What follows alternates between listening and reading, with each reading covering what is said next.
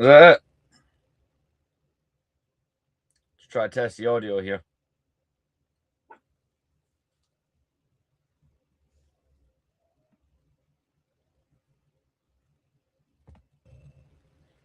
I'm just cycling through the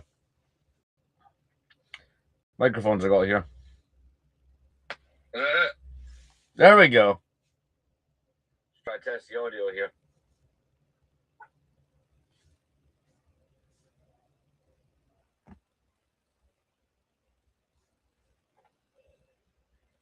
I'm just cycling through the microphones I got here. Right.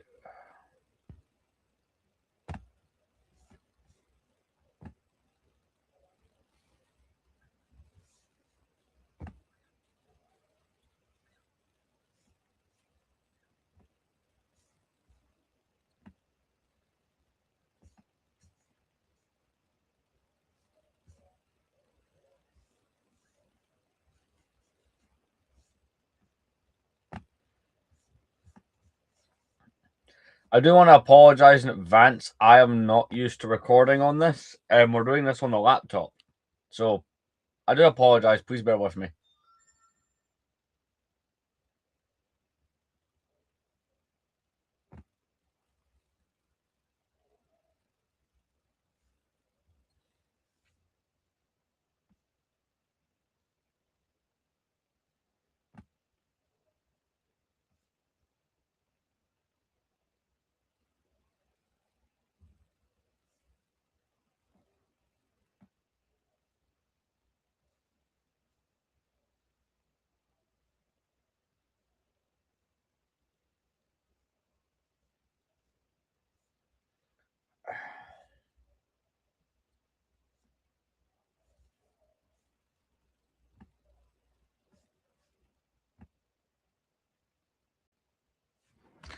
Right, that should be us. We are live on stream. I have the comments can appear at the side.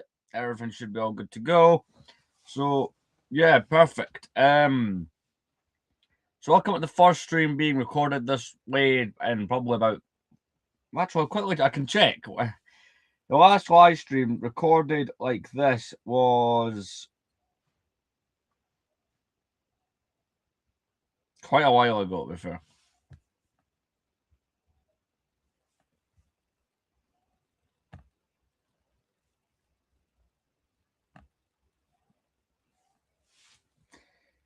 So the last stream that came out that was done this way was recorded. Let's get it up here. Streaming building the Lego. That was loud. The 2nd of August, and it was building said UCS Falcon behind me. Was the last one we had that was done that way.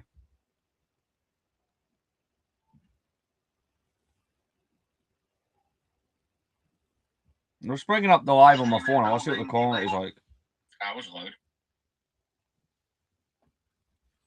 The live is inside the live. Building said UCS. Oh, that's weird.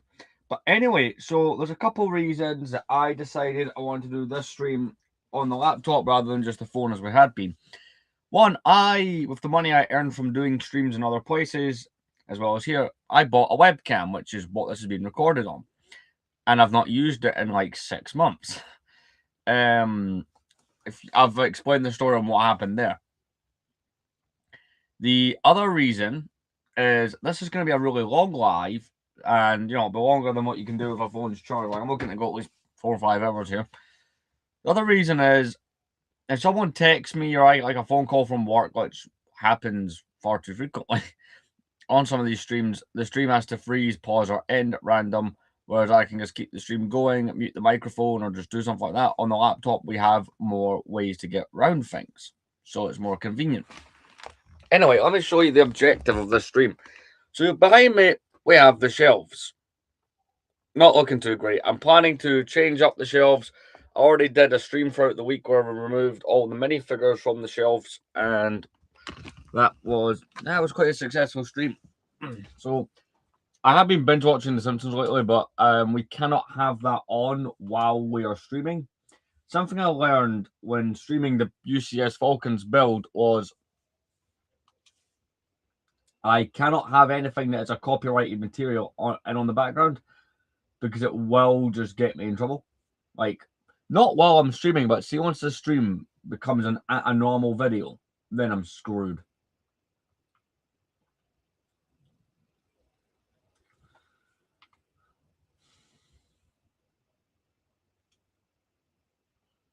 I don't have anything that is a copyrighted material on the background.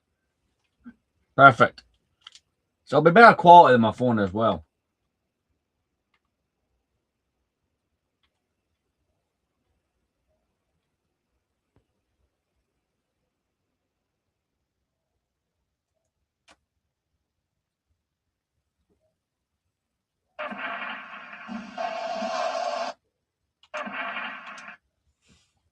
But yeah, I'm gonna quickly bring something up on my phone and then we're gonna get started. So giving people time to get into the stream, not to mention me being me, I had to figure out the audio.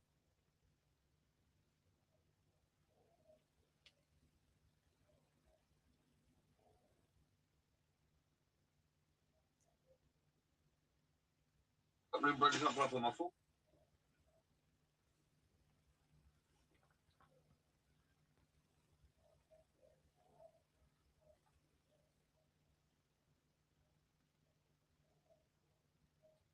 I'm just doing a date thing for the live stream. It's the 27th.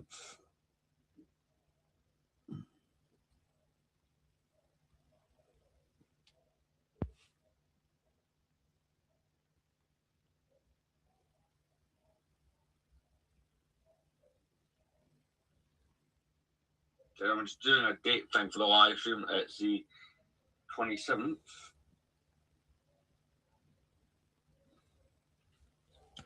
But yeah, I have no idea how well this one will do. It's really just dependent. I just did an unboxing video as well. That's why the live stream was delayed as well. Got this guy in the mail finally. Ordered this a little while ago. It's Hans Moleman from the Lego Simpson. Oh wait, did that? I tried to focus in there. There we go. Perfect. So I will be back in a moment. Genghis people time to join and whatnot, and we will get started on the shelves.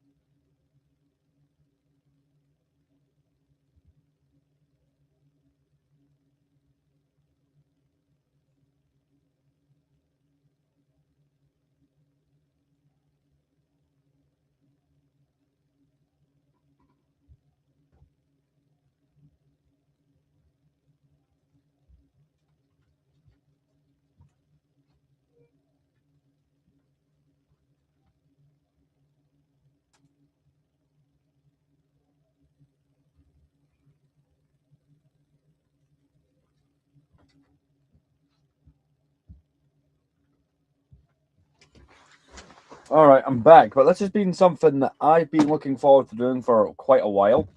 I gotta plug the laptop in, of course. Yay!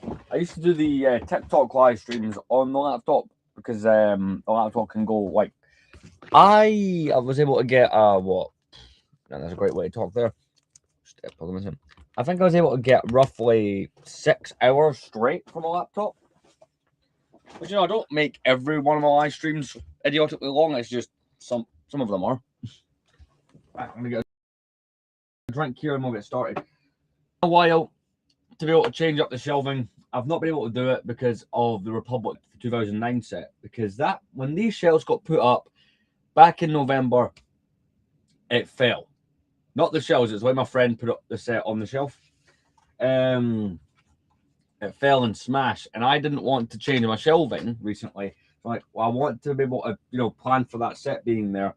I want to be able to, work the spacing and stuff out. I'm just pouring a drink. While that is there, basically just so that it's not an afterthought. And when I do, comes like if I do that, I'll do the shelves, I'll fix them up, I'll sort it out, I'll be great. And then, being an idiot, I'll build the dropship, and I'm like, oh crap, I need to redo shelves again. So I don't like to redo these constantly. I used to do them a lot more, but it has become something I've started to do a bit less. For instance, the display that's currently on is a bit of a mess, but I've kept that display since the end of December last year.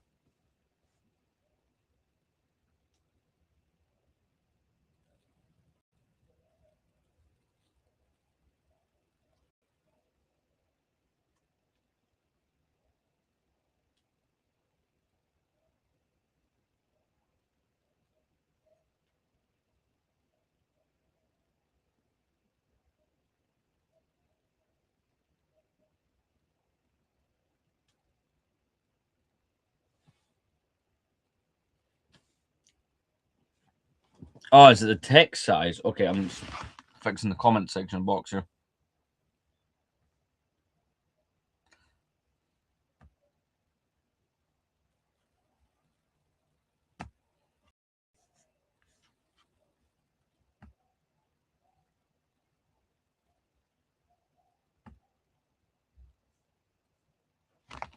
I was putting a comment in the boxes to test. All right. It's all good.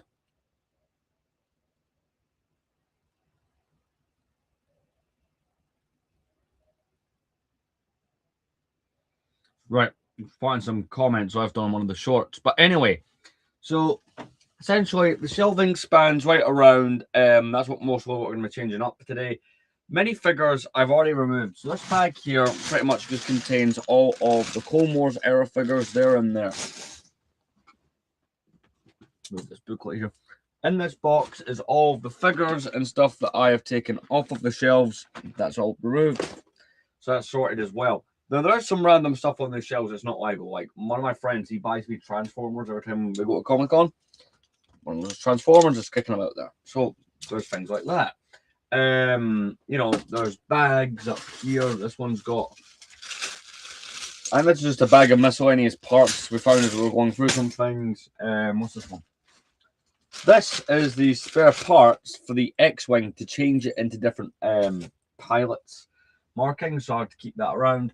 Got more Transformer there, stuff like that.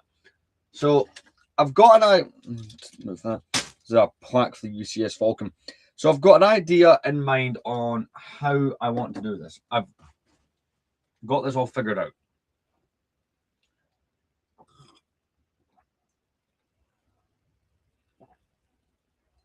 Essentially, one of the best looks I had on the shelf was. I'll pull off the camera up this. Wait, I can bring the camera. Yeah, that's professionalism. So the best looks I had this is the 2011 Superstar Destroyer. I had that up on the top shelf, and that, when I did it that way, looked really, really good. Now, obviously, you can see I've kind of went for more movie accuracy, like scenes and stuff like that. Hoth, you got the asteroid field and the Superstar Destroyer. You got Cloud City over there. The top's like Endor and stuff like that. A New Hope stuff. Granted, Cad Bane speeders randomly been inserted into the original trilogy, but things happen. And we've got the UCS Falcon over here, which I have been repairing, hence why this canopy piece has been removed. And I'm going to stop streaming like this because it is weird, at least for now anyway. And also I keep the TV center in the middle so you can kind of see where we're going with this and roughly what the vision is.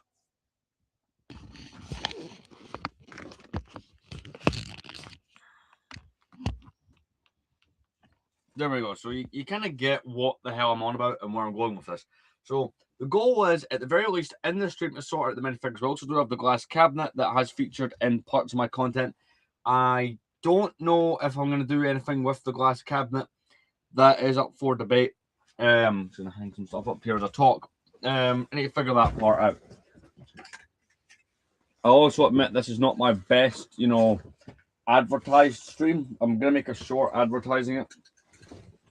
As soon as I hang my co-op, I went out and grabbed some things before streaming. Scott, I anticipate that I'll be streaming for quite a while. I don't know if the laptop way of doing this with the webcam will appear necessarily in the gaming streams. I've not quite figured that out. That's something that needs to be tested. When I have absolutely no goddamn idea. Like, I've only recently started to do the gaming streams, maybe in the last kind of month or two, so I'm still figuring out ways to do those streams that work for me, because I'm not the most technological person, if anyone's gathered that from watching my content. If you're a long-time viewer. So, finding new ways to do things. I'll just put it in the bag because a few things I'm going to pack up as I'm doing it. Figuring out new ways to do things would be great. So I will be looking at some of that. I'll be right back, and we're going to start removing things from the shelves, which is going to be the more difficult end of the stream.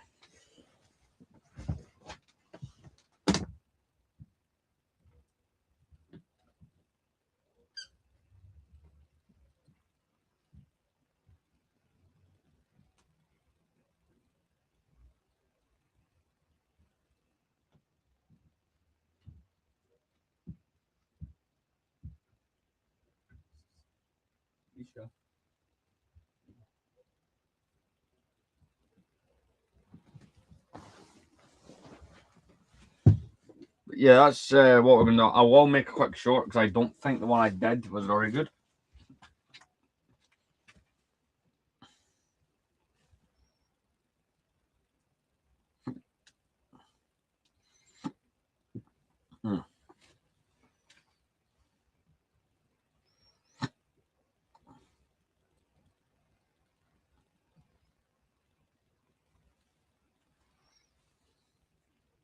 All right, so I'm back.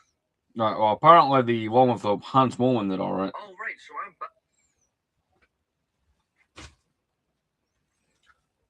All right, so I'm here to let you guys know that I'm currently live. Yes, I'm doing this short while I'm live because I'm doing the stream via a laptop, and I've just blinded any audience members who are there. But yeah, it's going to be a really long live, 5 hours minimum. My plan is to change up all of the shelving, get it all looking better, add the minifigures possibly, who knows. But I'll see you guys there. I'm currently live right now, if you're watching this. But yeah, see you. Not my best work in terms of shorts, no. But I'm going to upload it just now.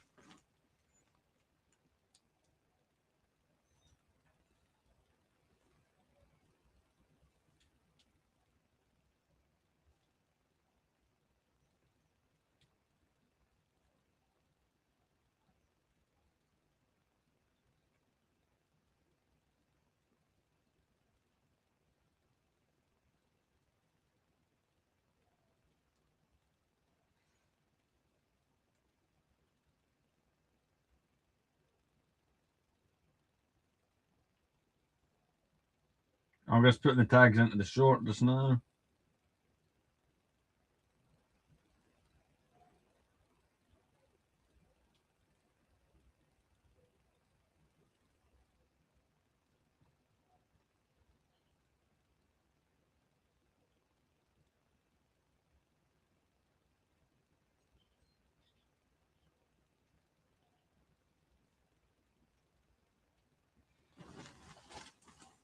Well, I'm just getting this checked out, sorted.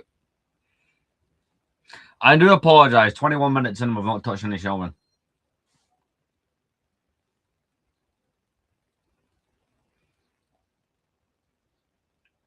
In fact, I have actually made a choice. I'm going to utilise a cabinet in this stream. I've just figured out a way that I'd like to do that.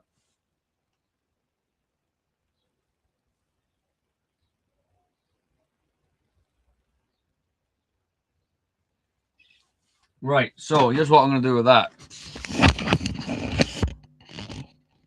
See the Haunted Mansion set that's in there? That's going in the glass cabinet with the other Monster Fighter sets. That's something I'm going to do. I'm also going to adjust the position of the laptop to kind of show the room in its entirety, which is what I did. No, granted, the room's layout was different last time I did it with a laptop.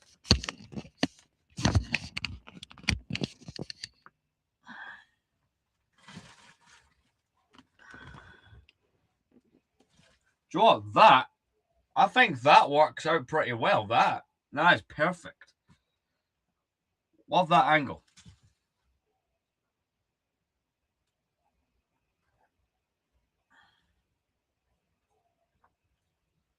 Right.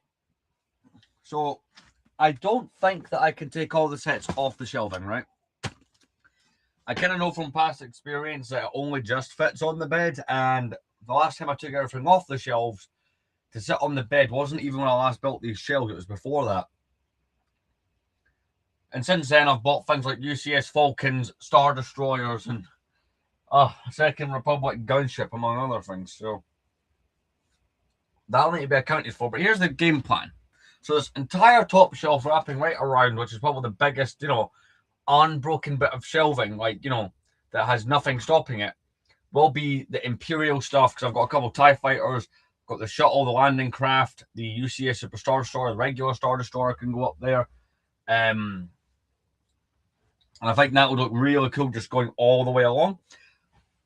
This level here will just be for Republic gunships, turbo tanks. I've got a couple of each. The attack shuttle, V-19 Torrent, just the T-6 Jedi shuttle, the Y-Wing. And then we'll look at what's left and plan from there, which will just like Rebellion stuff, Separatist, things like, there'll be the oddities like Jabba's Palace, the Pod Racers, Gungan Sub, Jango Fett, Slave One, all that kind of stuff they'll need dealing with.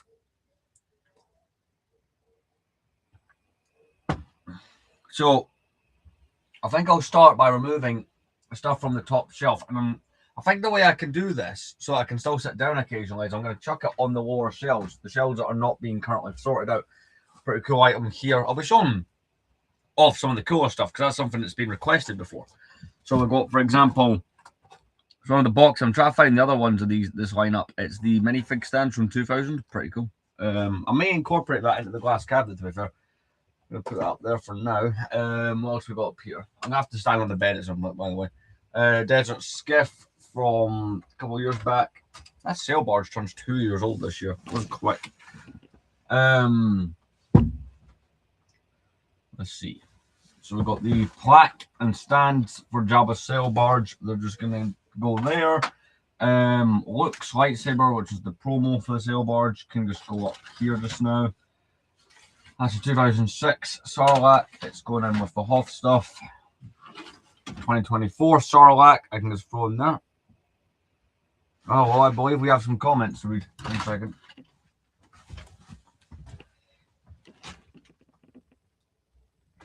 Look, man, that's all right. We're doing this on the laptop with the webcam. It's going pretty damn well, if you ask me.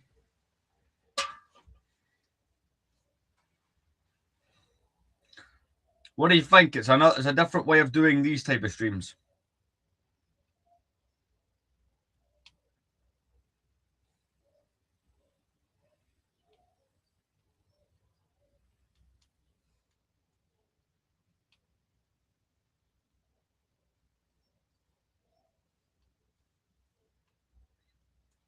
Anyway, so we've got to take some of these sets. I cannot just throw on other shelves, but I'll try. We've got the home one with the A-Wing. That's just going to go in there for now. We'll try and use these other shelves, actually. I don't want to block in the Star Destroyer. This is a set we're just gonna put on the bed. We got the home one from 2009. That can just go there. We've got the Bush Leia helmet. There's some sets that won't work with my idea. To be fair, you know, of doing it by faction, but we're gonna make it work. But the top two shells will be Republic and Empire, and it will look really good. I've wanted to change them up for about a month, but like I said, the reality of that would be I'd have to rebuild the dropship, and I just hadn't found the time to do that. We've got the skiff here from 2006, but they came on that sail barge. Hopefully it's not, but I think they may have found their first problem set, and these sets have not moved up the top of here since last December, so I am willing to bet that these are very dusty.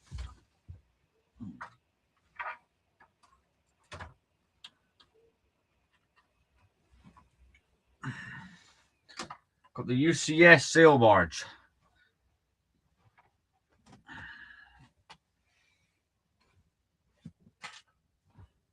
Oh, and by the way, I'll be making plenty of shorts content when the Lego's on the bed, because it's kind of cool to get some shots of that stuff, or so I'm told from viewers. Yeah. So, what else is up here? Jabba's Palace and the Rancor pit. So let's take the guard tower from Jabba's Palace, and I'm going to put it over here. That's problem solved. The half shelf is where most of the things are just going to go temporarily. I'll have to split the Palace and the Rancor pit from each other, which is simple because they're just held together by slotting in. There's no actual bricks holding these builds together, so that can go there. Oh, and see, I'm putting the sets back on. I will be dusting and cleaning them because, trust me, some of these are going to need. Like, this one's a prime example of one that needs it.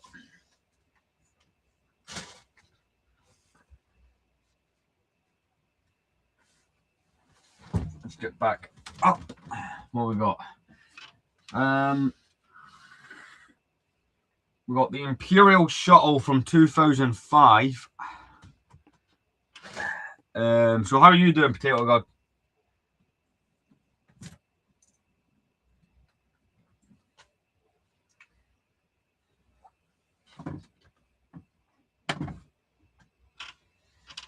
We've got the original sail barge back here from 2006.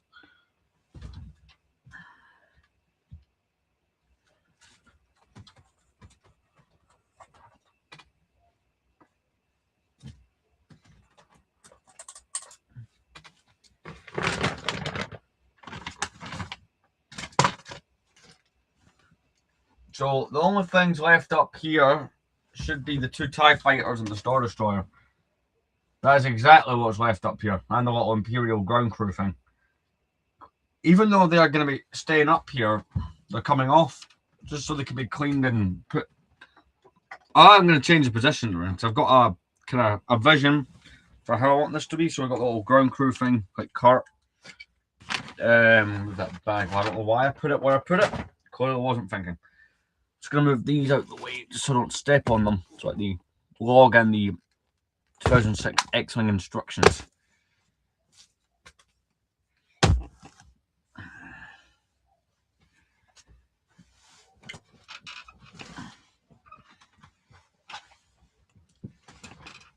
Right. So the other part, that little build to grab. We're just going to put that down and move like that. Got both TIE fighters to move. So got the one from 2012. Can go there.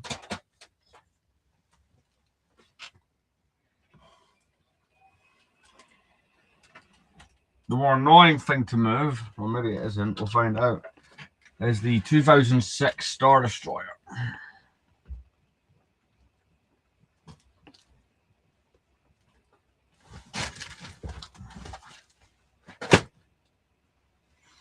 There we go. Huge model.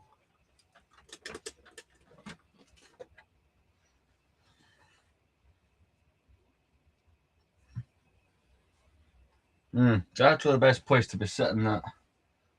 I don't think I've got an alternative. If I was wondering what we're going to be cleaning them with, it's just one of these.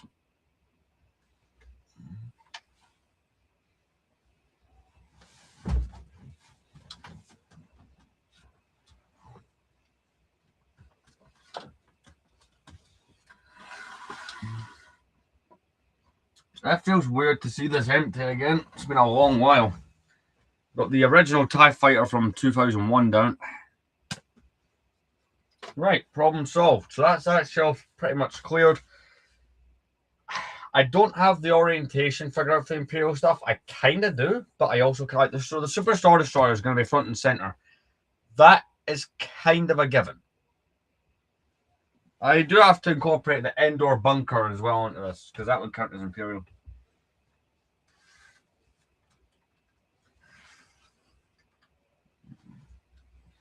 Which is this set here from 2009.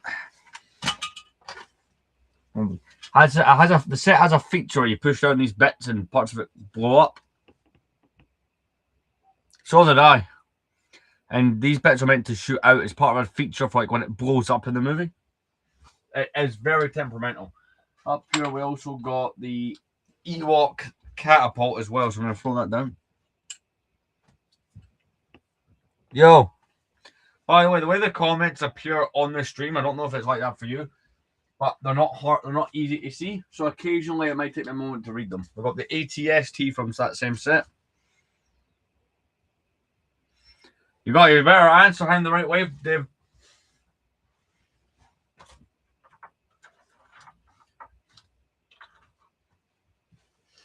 Luke Skywalker and a biker scout up there.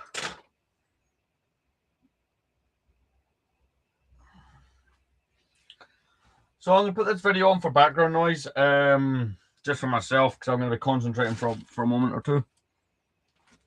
Which would be nice if I knew where I had put the remote 2 seconds ago when I was probably holding it.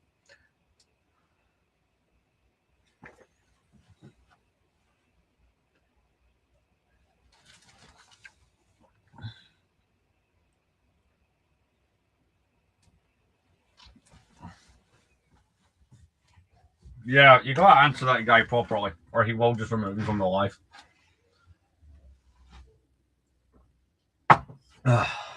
Right.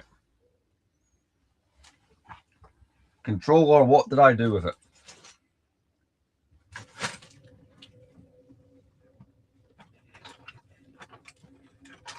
Oh, it's here behind the Star Destroyer.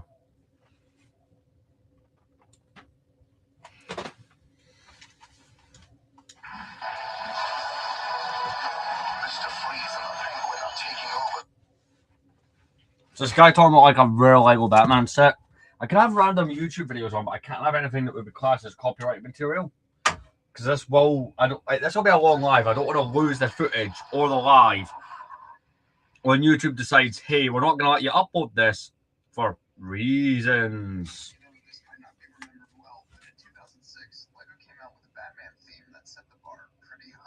I was 10 years old whenever Lego Batman first went live, and I can tell you it was something great. But unfortunately, during its original run, I only ever owned 3 of these sets: 7780, 7785, and 7884. Like many, I was enamored by the idea of this set here, 7783. For years, I considered this my white whale. I'd see it on this dope poster and just freak out over the idea of it being real. Luckily, I was able to pick this setup used for a pretty good deal many years ago. Trust me, I got lucky. And I still consider it to be the best all-time Batcave ever designed. This set has always just been very special. But what if I told you that it was not the only 2006 Lego Batcave? That sounds crazy, I know. But a great account on Instagram called Lego Batman Archive posted this alternate build of the UCS Batmobile. Yeah, he will wait. He's not joking. As a child. This is the first of 2 alternate builds. Back when Lego did alternate builds, they were nice to other kids that didn't just make a single purpose set. Oh, right, this Batcave. The verticality was always very intriguing, and the way they used these pieces really made it feel closer to an official Lego set, and not just an alt build. I even tried to recreate this with the pieces I had in my own collection when I was 12. and first getting into stop motion animation. You know, I wish I could tell you that those videos still existed, but maybe it's a good thing that they don't. Got the Imperial Landing Craft here from 2007. I'm gonna have to fix this set before I put it back on. But I am determined to build this right here today.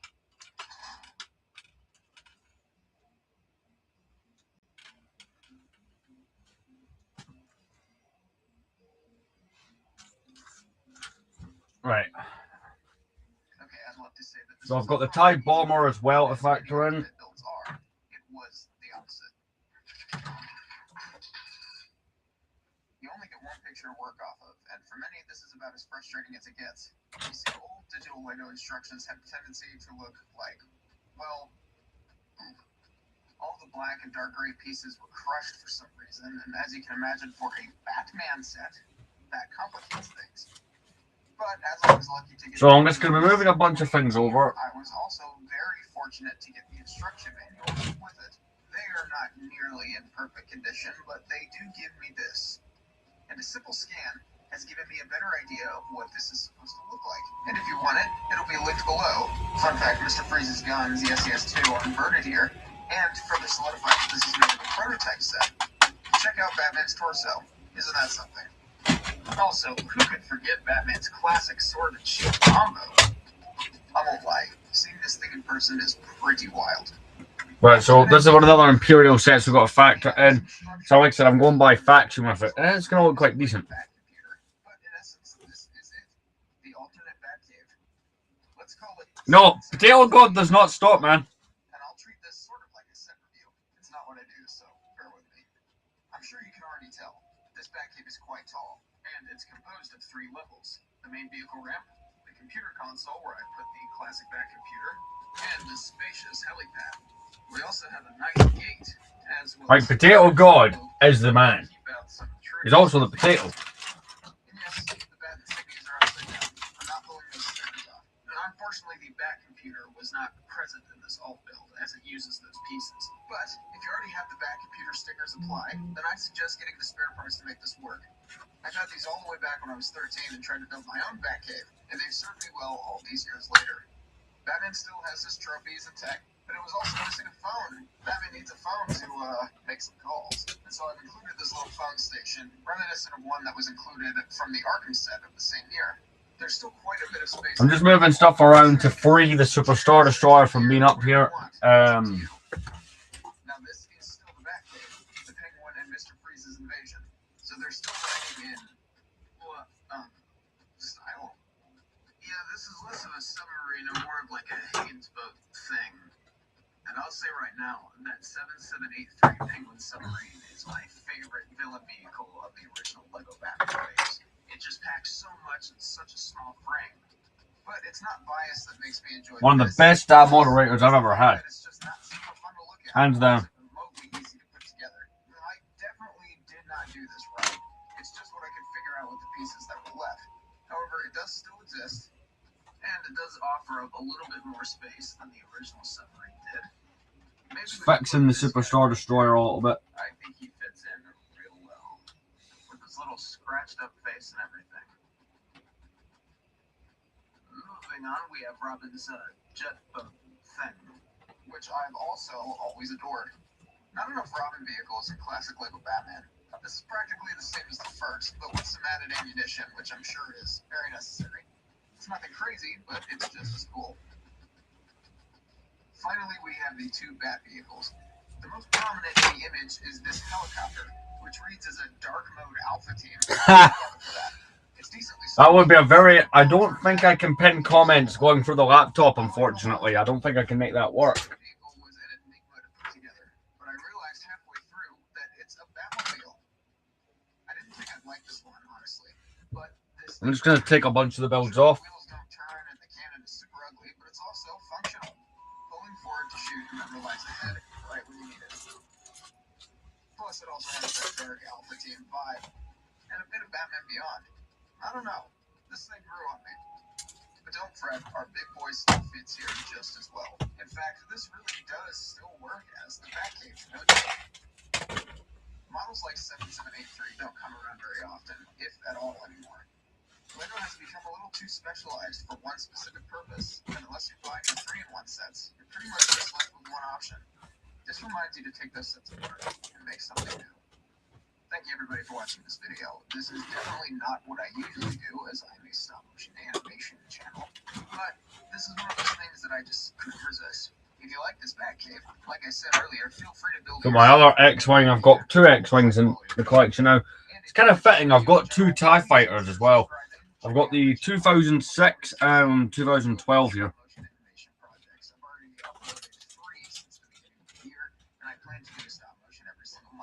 My most recent video, Robin Hood, actually did a lot better than I was expecting, so please check that out if you haven't. I'd love to know what you think. Take care.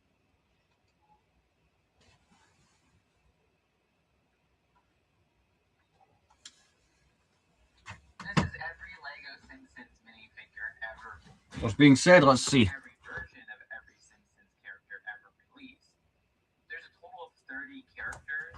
31. You did, you gave me a name. It's a crazy one, but you gave me a name. 35. Right, we've got a Droid Escape Pod here. What else we got? 48 minifigures are on display here, or 51 if you count the pets. The Tantive. By variant of release, we have the Series 1 releases that were only one copy found in those series. Same with Series 2. Then we have the direct-to-consumer releases, where we have an exclusive main character from the Quickie Mart, the 3 from the Krusty Burger. Then we have variants that came in CMF series as well as D2Cs. That's all of them except for Millhouse, because Millhouse is a character who only came in 2 CMF series. The other duplicate characters are a mix of characters who came in direct-to-consumer sets and CMF series.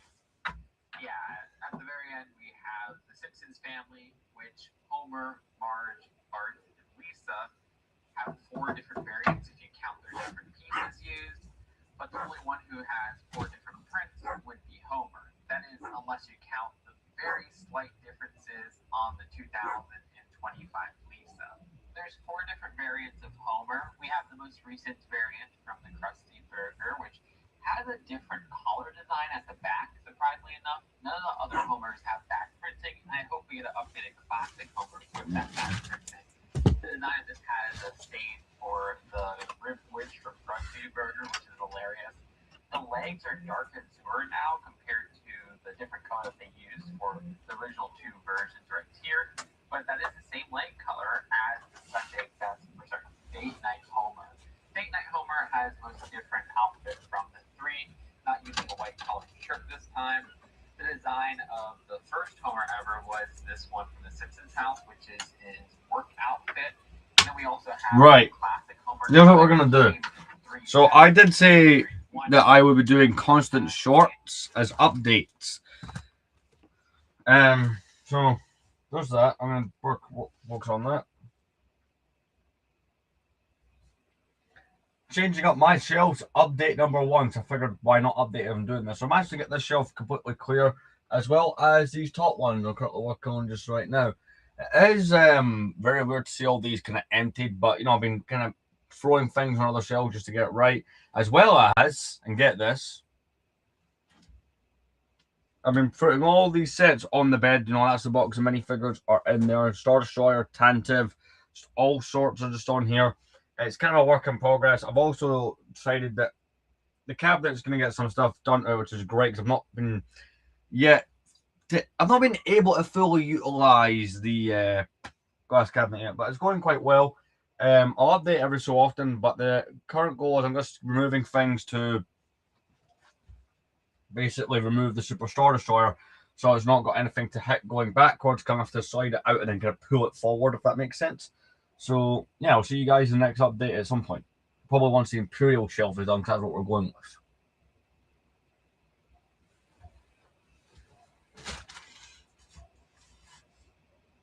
And the Lego Quickie Mart. If you haven't caught on, the design of the white bases are ones from the actual sets, while the black bases are from CMF series. So our first part was the one with the eye design looking to the side. This was from the Simpsons house in January 2014. This has no printing at the back torso, because the one from later in 2014 for Simpsons Series 1 had an exclusive print on the back torso torso and short legs. That looks fantastic. Also note that Lisa and Bart from the Simpsons house set were some of the first minifigures to have the dual molded short leg, along with dual molded arms right there, which we also got with Homer from the house set at the time.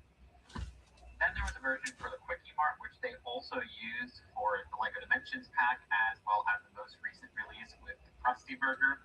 This one has no printing whatsoever, but we do have the same eye design from Series 1. And then we have this Bartman variant, which is a design that has a really cool dual molding with this purple up here. Well, I'm not even entirely sure it's dual molding. It seems like it could also be some... There we go, the shorts up. Top there. Whatever it is, it works excellently, but I am a sucker for the color purple.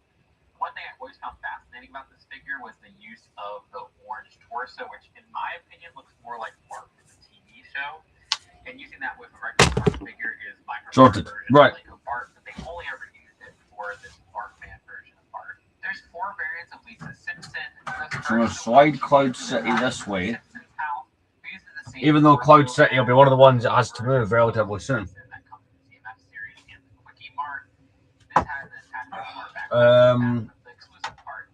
Also, I'll need to clean Superstar Destroyer as well. Right, we're going to try and move it. Slide back the way, pull the nose out. Yeah, there's not too much going on there. The third design is a different version from CMF Series 2 of Simpsons in 2015. This has her Sunday best outfit, and you can also notice a little ribbon at the top there.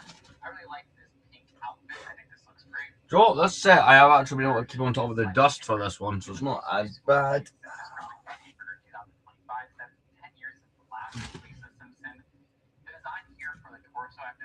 I'm going to turn it around to clean it. That's not the only difference. It seems like the eyelashes, if it's not just my copy, go over the eye this time around. Again, that might just be my copy having an error. But the biggest difference is one thing I didn't even notice in my Krusty Burger review, but I had a friend point out. The design for the skirt is a different skirt cloth piece. The other Lisa Simpson skirts have a 3-hole design, while this uses a 4-hole design. That makes it so that the skirt is fully enclosed all around, which, yeah, you know what? Now that I'm actually cleaning it, it is dustier than I thought. There's 4 versions of Bart. I've had this set for nearly 6 months. Brilliant set, 2011 Superstar Destroyer. Apron on, the design having a different torso print, a different skirt attachment, which has a little bit of that apron continuing there. I just don't really like how this lines up. I don't like the 3-hole skirt pieces, which you see with the original versions of the Simpsons figures. And her eye expression is different, where she looks like she's rolling her eyes. The second version is her most common version from Series 1 of The Simpsons. This is the same as the third version, which is the one from the Quickie Mart set. The only difference is that the hip piece for the leg piece underneath is white instead of... Right, let's show clean that. Got it. I don't know why that happened. That also happened with the version from the Simpsons house, so I guess that's just a part that they print easier in regular sets as opposed to CMF parts. But yeah, same exact version between these two for the front and back torso printing. Then the last version was Date Night Marge, a design that had a really nice orange color. Also a skirt piece that surrounds with a little bit of line going through it. I like the printing on there. I like the dual molded arms. While there's no new print, I'm going to adjust the laptop so you can see that, but it does look a lot better that way. I also want to point out that Marge has some interesting side earring printing, which is printed when we got molded earrings in Selma and Patty. So they didn't make a new headpiece for Marge, so that's why it looks a little bit weird with that printing right there. Honestly, looks like a neck tattoo. I will also say from this angle, the lipstick looks strange as well. I always found the top of this headpiece fascinating, where there's just this big hole top. I think that's to prevent this from being a choking hazard for small kids. Maybe I'm wrong there, though. Moving on to characters with only 2 variants. Yeah, there's no characters with 3 variants. We have Maggie Simpson. The first version was from the Simpsons house set, which would later be reused in Simpsons Series 2. If you don't know how the Maggie Simpsons figure works, there's this very interesting torso piece that hasn't been used since this design. I always found that fascinating. Nowadays, we'd probably get like a tiny baby Lego piece for Maggie, which I can't wait to see if they do that for the next Simpsons set. But yeah, this makes picture almost as tall as Bart and Lisa. It's such a strange choice, but I do think it works in some ways. But you do have that folded head, which was used once again for Simpsons Series 1, which is the only other variant of Maggie out there, where she has a face looking to the side right there. And you can see no back torso printing or anything like that. There's two versions of Krusty. We have the version that was from Simpsons Series 1 in 2014, but also the 2015 Dimensions pack. And then the Mother Nature Burger Krusty, which just came out in the Krusty Burger from 2025. This is the only character to get a completely different headpiece for the second variant. Very interesting change up between the two, but dang, do I wish we had a Krusty who had a closed mouth expression or frowny expression. The classic outfit is translated perfectly in Lego form in my opinion. That looks pretty nice up there. What do you think? Design. You can see some back torso printing on the newer version, and no, you can't remove this hat up top. Damn, someone's happy about that. One from Simpsons Series 1 Well, text message. and one from the Quickie Mart in 2015. The differences being that the one from the Quickie Mart has these slight donut stains on there. I always love that design on the torso, and then the difference is the little headpiece right there. That just looks great. But yeah, there's not a difference with the rest of the figure here. Same side arm printing and same lack of torso printing at the back. You can see how there's also side arm printing on the Yeah, it's Potato Greg, as you keep calling him. one of which came out in January 2014 with the Simpsons house, where the difference between this one and the one that came in the Simpsons Series 1 variant from May 2014 would be the apron, which has Hail to the Chef on it. That continues on to the leg printing. But yeah, no difference in the eye designs, which I was always sad that out of all the characters in the Simpsons outfit, Ned Flanders didn't get any variants in the eyes from his Simpsons Series 1 version. You can see no torso printing at the back of the Simpsons Series 1 version, but you do get some torso printing for the apron. Right, so that's just got some progress. We have the Millhouse variants, that is if you count Fallout Boy as a Millhouse variant. The design of the Star Destroyer. But I'm thinking we get the regular Lego Star Destroyer up there. No, we're almost an hour into the stream already. That's insane. Right, let's get this one cleaned.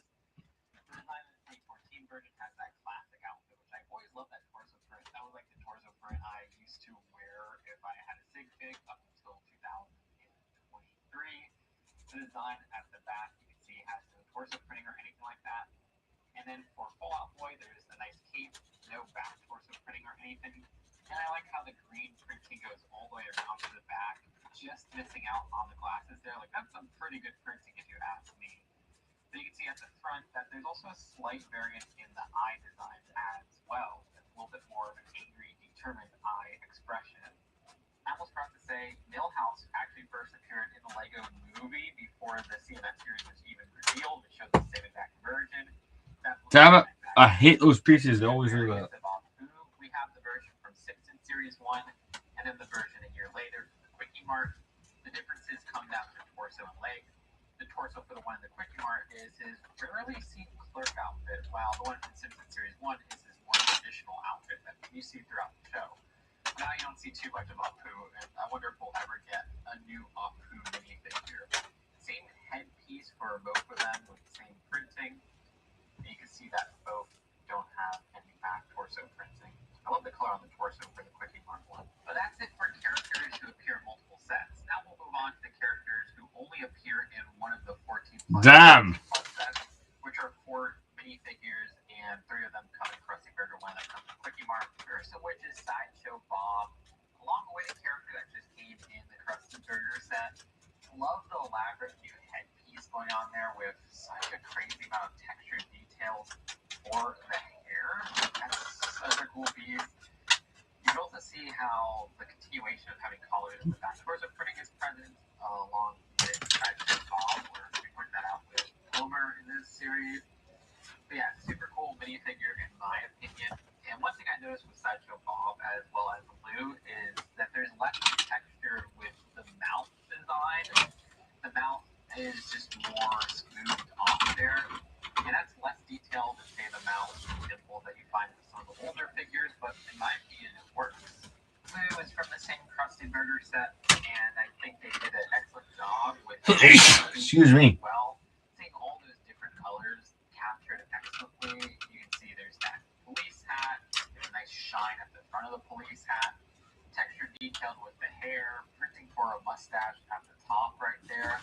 Great design, and it continues to the back of the figure. Nice job. I just smashed the front of the UCS Falcon with my hand. Printing too, where you can see the continuation of the belt and a bit of a collar going on there. I also like the dual molded arms too. Squeaky Voice Teen has another fantastic molded head that's exclusive. There it is. Love the detailing down to The guy in the background, he's talking about Lego Simpsons, right? Yeah, that would be annoying. I have dropped the Lego set, the drop ship back there. He's talking about Lego Simpsons. I only own one Simpsons minifigure currently. And it's Hans Moleman. Just a really funny design. It has some wrinkles at the back as well. I like how they continue the printing pretty smoothly from that leg piece.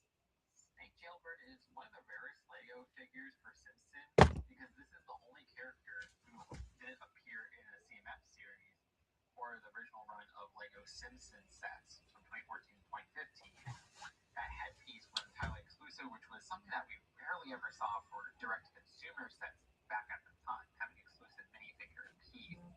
But I really love the sculpting there. I'm thinking, because next up we like the TIE Fighters, the indoor bunker and stuff like that. Coloring for the earring as well. A great tattoo, printed dual molded arm. It's one of the better minifigures from Lego Simpsons. Great sculpting with the hair as well, which continues to the back right there. But yeah, I wish more people could get Snake Jailbird, but it did give some more exclusivity to the Quickie Line set. So we'll go through the Simpsons minifigure series characters, working backwards, starting with series. No. 2015. I've never had something like that happen. Minifigure probably from that series, which is Comic Book Guy. This is far from a perfect Lego minifigure. Right, I'm gonna. Oh, there's a minifigure inside this one. All right. Doesn't go for a 3D design for his more overweight look in the show. Rather, they capture that as printing on a 2D torso. So I was kind of hoping for a bomb or some similar piece to be used with this character.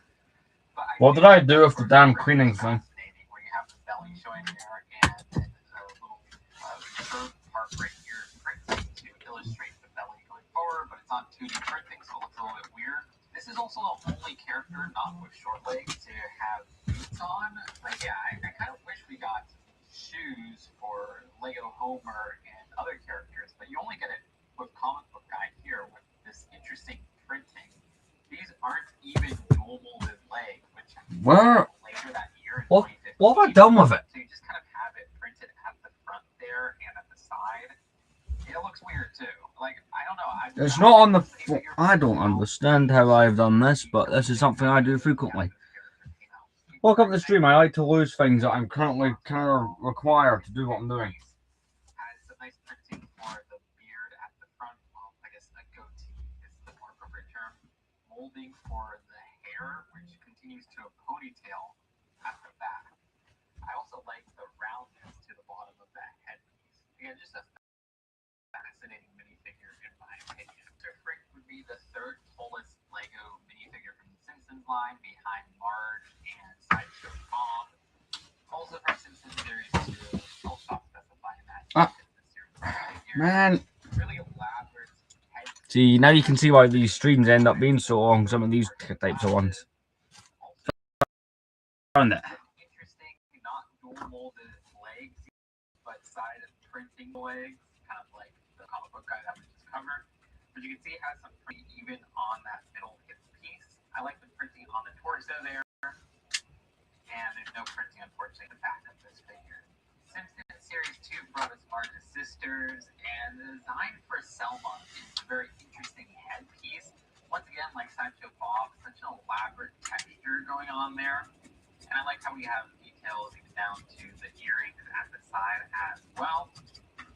And there's some printing for the torso, which looks neat. I like how she also has not the full open eye expression, but more of her signature, like lazy eyes, I guess you could say. Really frustrated eyes. And she uses a skirt piece like Marge's, which you can see has a little bit of an opening right there. Again, this uses a three-fold design. There's a minifigure for Patty. design also having a really cool hair addition to that molded head. And once again, molded earrings. Probably about that, maybe longer. We're already an hour in, and I've not even completed the top shelf. And those lazy / frustrated or annoyed eyes. Miss Krabappel also has those lazy or frustrated eyes, which captures her annoyed character in the show. If you miss this character, the design having fun torture print, very elaborate headpiece as well, which has slight earring molding too, which looks great. Love the detailing with the hair. See some ridges at the back right there. Got the Imperial AT-ST up there. Springfield Elementary set. I'm not sure they'll include her since she passed away in the show. We'll probably get Bart's new teacher in that set. And once again, a 3-hole skirt piece, which leaves that little gap right there. I'm glad that we got that new version of Lisa to prevent that gap. Groundskeeper Willie is one of those fan favorite characters, also appearing in Series 2. I stop saying that. The headpiece reminds me a bit of Animal's headpiece from the Muppets series. I like seeing the detailing of even having those teeth right there, which are a little bit molded. Looks like they're printed, but no, they do have a slight raise in the beard design. I also Right, where's the TIE bomber? Here it is. For the arm hair right here, that works excellently. And you can see. No, that's one of the longest streams I've done in a while. Like, if you think my normal streams are long, this one will surprise you. The Springfield Elementary set that I'm bringing up right here. Please be a 2026 release. Dr. Hibbert came out in 2015 as well. The design of the character having a forced-on grin there, which honestly works for the character. Like, yeah, that fits the character more than Krusty the Clown. This design having a great torso. I'm trying to think, is there any, I'm just making sure I don't have any other Imperial stuff to put on the shelves other than what I've already put on the bed and picked out. I want to be completely sure of this.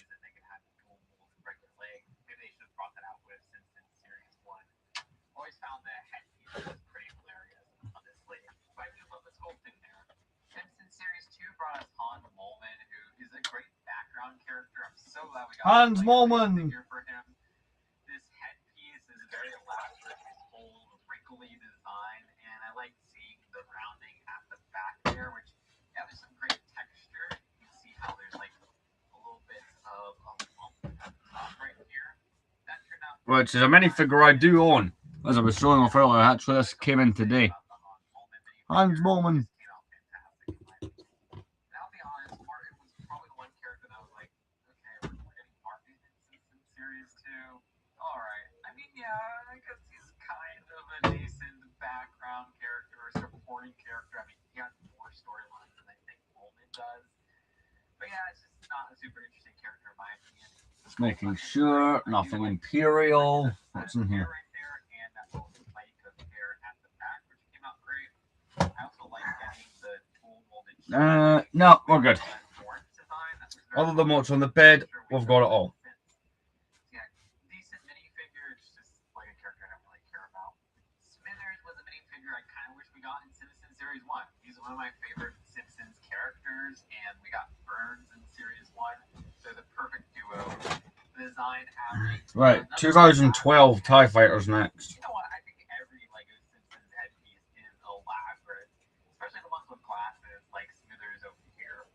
I like seeing that hair part as well, which reminds me of some Lego hair pieces that we got later on, like the Zane Ninjago movie one, or earlier on, like that one spiky hair. So it's cool seeing this as a molded minifigure part for a specific character's headpiece. Yeah, great minifigure, and I also loved his accessory of the Melbourne Stacy doll. That was fantastic. And moving on to Simpsons Series 1, I'm noticing that there's only 6 characters who didn't appear in any other set from Simpsons Series 1. I just have to fix the Tantive. I'm just moving it for now. This is the old piece of the world, which I absolutely love. This is Part of its frame is a little bit dodgy for that back bit. the Looney Tunes series for Sylvester. I love the headpiece as well, which was one of the few Simpsons headpieces to be rubbery. This isn't a hard plastic, but it works great. The tongue sticking out is fantastic. I was still amazed that they had Itchy and Scratchy Lego work because they're such violent characters, but we got quite a few allusions to Itchy and Scratchy, like with the Simpsons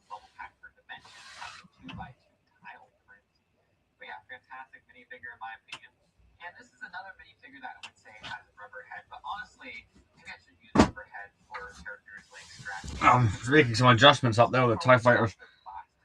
Right, I'm going to want the 2001 TIE Fighter, which, see, like me, if you grew up with the Lego Star Wars Complete Saga, right? Now, obviously, this X-Wing goes with that TIE Fighter that's already on the shelf.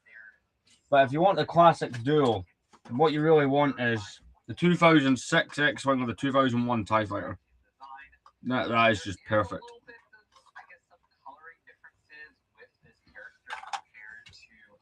So this one has a little refueling stand, which we've got over here. So I'm going to quickly clean up the set before it goes anywhere.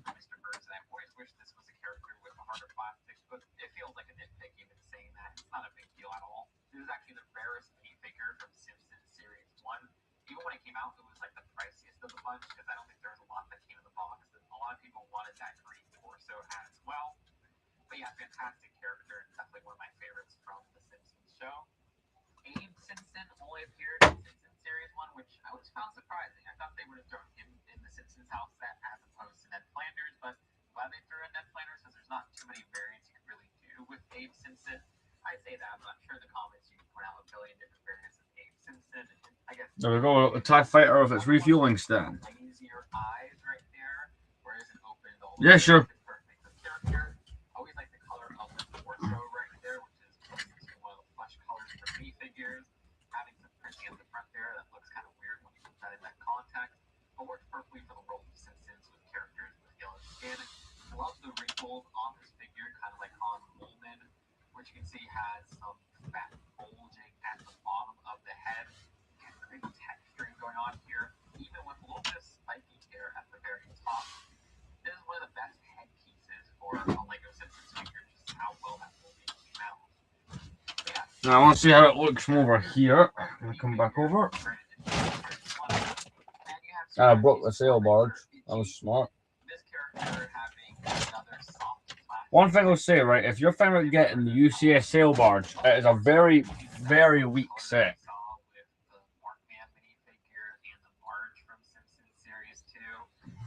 I saw that on more minifigures.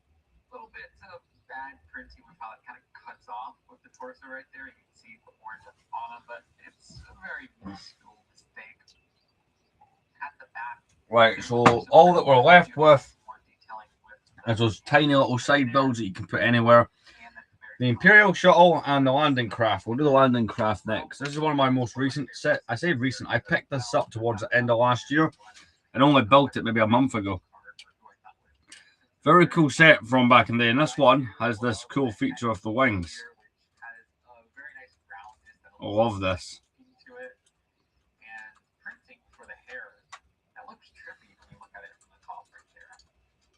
Very simple torso design, and I think he's the only child character from Simpsons Series 1 that doesn't have dual-molded legs. That fits the character. And our final Simpsons figure is my least favorite, Nelson Muntz. The design of Nelson is just so off compared to the character. There's a lot of mistakes that were made here. I don't think this headpiece captures the character's look from the show really well. And then the sizing for the character, and one that's definitely mid-legs. The mid-legs would come out until what, 2018? This was a 2014 series. So, yeah, the short legs just do not work for this character. It looks very out of proportion. I like Nelson in the show, but I just don't think the figure translated well. Let's get the shuttle ready. Honestly, the head design looks more like Eddie's face, sans the hair, than it does Nelson from the show. I mean, look how small he is compared to Bart. If we do get a Springfield Elementary, I'd love to see an update for Nelson. And I might as well mention the 3 animals that we got in the Lego Simpsons minifigure series. Of that next to the Landing Craft. From Simpsons Series 2. This came with the Lisa Simpson minifigure of the series. There's Santa's Little Helper from the first episode of The Simpsons Ever. This came with the Maggie minifigure from Simpsons Series 2. And then we have Blinky the Three-Eyed Fish, who's printed on a minifigure head. This came with the Mr. Burns minifigure from Simpsons Series 1. That is every physical minifigure of characters from Lego Simpsons. However, there are some non-physical minifigures that appeared in the Brick Like Me Simpsons episode many to list that I won't even go over those. There are some that appear in LEGO Dimensions, which would be Mayor Quimby. And then in the files of LEGO Dimensions, there was Barney, but that never made it into the final game. And then if you want to go as far as to include minifigures who were regulated to stickers, there's a bunch of characters who appeared in photo frames that were prints or stickers for different products in the universe. But then there's Jasper, who was frozen in a freezer, who is a physical character in universe. It's just that he doesn't have a minifigure. He has a sticker design illustrating his frozen state. That's very clever by LEGO. I would have preferred if this was a minifigure stuck in the fridge there, but I like the reference to the joke in universe. And it's weird to get a character who's regulated to a sticker despite being a physical appearance of that character. Right, the Imperial shelf is looking great. Minifigures. Let me know which of these are your favorites. Hans Woman, right. That I've expressed briefly in this video. Subscribe here for more LEGO Simpsons.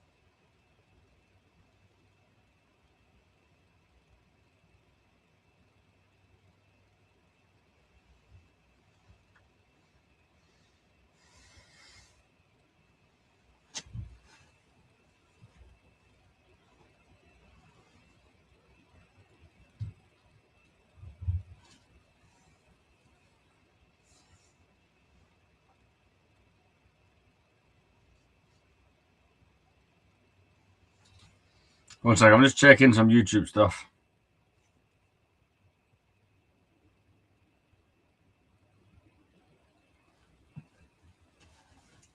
And I'm going to film a short, obviously.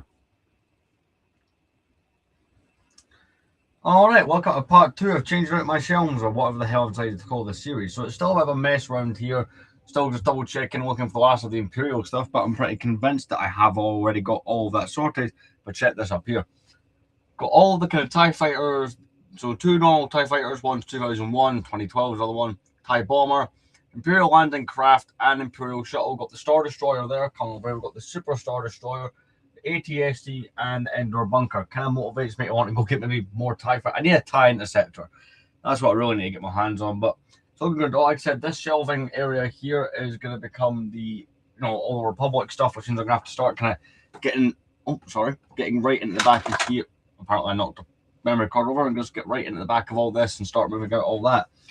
So I'll update you guys if that's in that. I think I got all that done within 20 minutes, so hopefully it doesn't take me as long, but I'm going to have to completely strip what's on this shelf. The plan, hopefully, is to take all this and move it over to be where those Republic vehicles are, since those are the ones that are going to be moving. Keep in mind, it is taking a while, I'm dusting and cleaning all these sets as I go. And I'm still currently alive, which I'll continue to update whether I am or not. So, see you.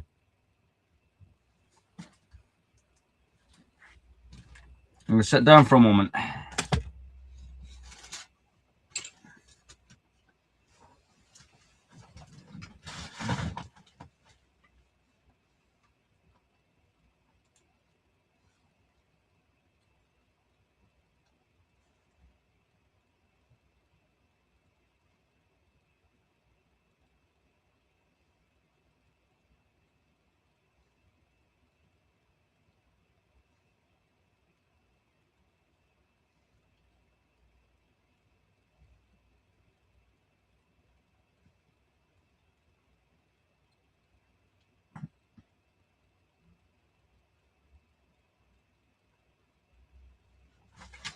There we go. That's been all sorted.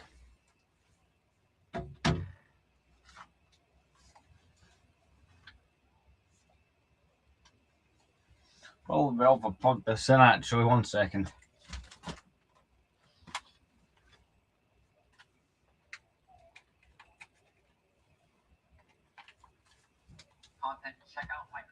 Denver.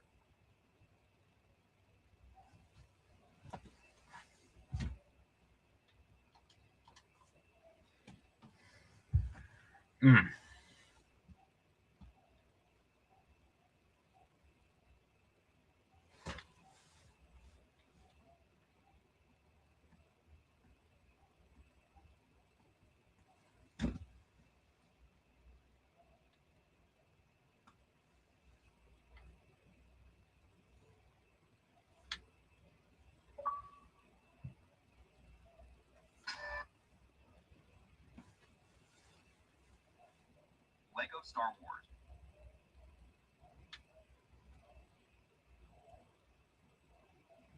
I'm in the London borough of Bromley, and beneath my feet is something that's often described as a cave system.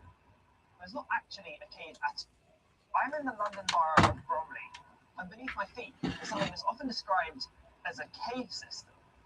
But it's not actually a cave at all. It's 22 miles of underground tunnels that at one point became home to around 15,000 people. Night after So we need to start prioritizing getting all the Republic stuff ready to go. So I'm going to start moving all the non-Republic stuff onto other shows. Granted, this will be a pain because I think the Republic is the stuff I have, or Clone Army, whatever you want to call it.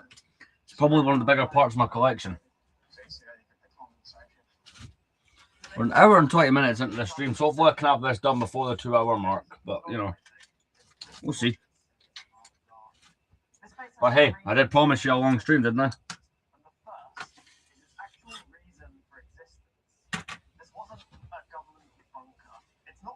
Tube, and it was not dug for more.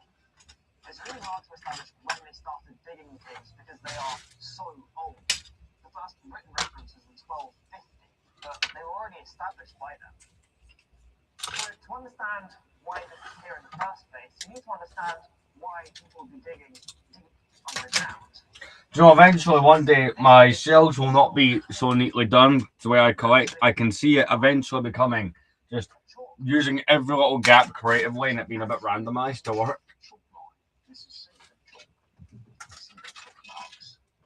Over the years, how people dug them out with different tools. We can tell a lot of the age by the type of picks that are being used. We have a lovely map. 3 large sections, chalk being dug out from it's believed to be over 3,000 years ago in Celtic and Druid. The Celtics and maybe even the Druids. The Hoth stuff, got to and apparently drop the turret is the way to go. Sorry, I caught it on my knee. And the Saxons used it for both agriculture and construction. The Victorians were the last to be digging, and looking around, you can see some evidence of them keeping things, well, propped up. See how it's got like an indentation to it? Anytime they have an open, large area, they would put pillars in like this to give this pillar. Hoth Wampa Cave. You know, I said I'd show some of the stuff we're taking off. There's a lot of compaction of us. Got a couple of stone speeders here. I'm trying. So this one would be 2013. Over the years, these caves grew and grew.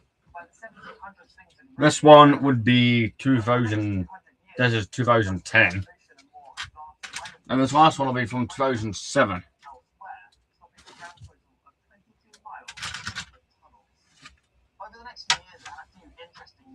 This is part of the Tauntaun skeleton from the Wampa Cave. I'll get that sorted soon. And this is a set that I'm dreading to pick up because me and this set have a history of it falling apart and me getting pretty annoyed about it. People saw another major use for this secure underground facility. But speaking of security, if you're interested in online security, you might be interested in using a VPN, maybe specifically ExpressVPN, the sponsor of this video. There's a lot of spiel about VPNs, so I'm going to be straight with you about what they do and don't do. They don't make you entirely anonymous online, and they don't protect you from viruses, so those are on you. What they actually do is give you privacy from whoever runs your internet connection. So your ISP can view all of The the 2011 Hoth base, the bigger one. Crap, can I fit in there? No. I'll move it there for now. I'm going to start throwing Republic stuff up there. It's not staying in those exact positions. It's just so I know what I've got for playing to play with this. Does that make any sense? VPNs also allow you to travel virtually. So last year I went on a 2-month trip around Europe, and I used the VPN in order to stream shows that I was watching at home whilst I was on my trip. You can also do the opposite and travel to another country if something is blocked in your home country. ExpressVPN is one of the top-rated VPN servers. And once I've got all the Republic stuff off these shelves, I can then just throw the Hoth stuff on one of those. Invisible Hand. The last time we done a really long stream, as long as this one might end up, maybe not as long as this end up. I don't know if I've got enough content to go that long on a stream. But I had to stay up. I'll pause this and talk. I had to stay up to get myself in like a night shift sleep routine. This is probably about almost a year ago. And I decided just to stream on the laptop on YouTube because my TikTok account, which I've kind of given up streaming with them for the most part because they ban you for anything and everything. See the posters that you saw at the start of the stream, the Empire Strikes Back posters with the Japanese writing? They banned me for putting those up. Apparently, I'd done something just wrong. That's a Republic thing. But the original, even I say that, I was up to say how good the set is. The original, it sometimes questionably falls apart, but it's still better than anything they've done recently. 2005 Turbo Tank. But good, I'll be able to see that set again. Because I'll admit, some of the best sets in my collection are the Republic and Imperial stuff. Probably there's some cool stuff in other ones, like Cloud City, for example. But this is kind of where the cooler stuff is.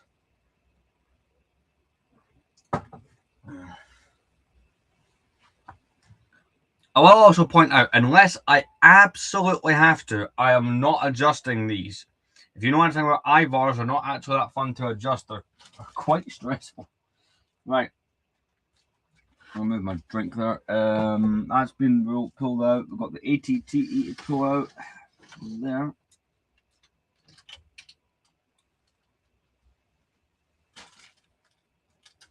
There's a shelf of Republic, 2 shelves of Republic stuff over there that I'll need to move. I don't know what's going to end up on those, but probably like stuff that just doesn't fit in with the rest of the shelving. So maybe like some location stuff, things like pod racers, just, you know, all that kind of thing. I also think I finally found a way to hold that set that makes some sense. Right, okay, so I'm going to move the pirate tank and apparently ram it into that. I need the acclimator. It's one of my favourite sets I've done recently. I was at one point trying to collect all the Starship Series stuff. I think I've fallen off from doing that, to be completely honest. I have not bought one of the sets from that lineup in quite a while. And lo and behold, I've misplaced the goddamn cleaning brush stick thingamajig. Yes, I know it's a makeup brush before someone comments and tells me what the hell I'm using.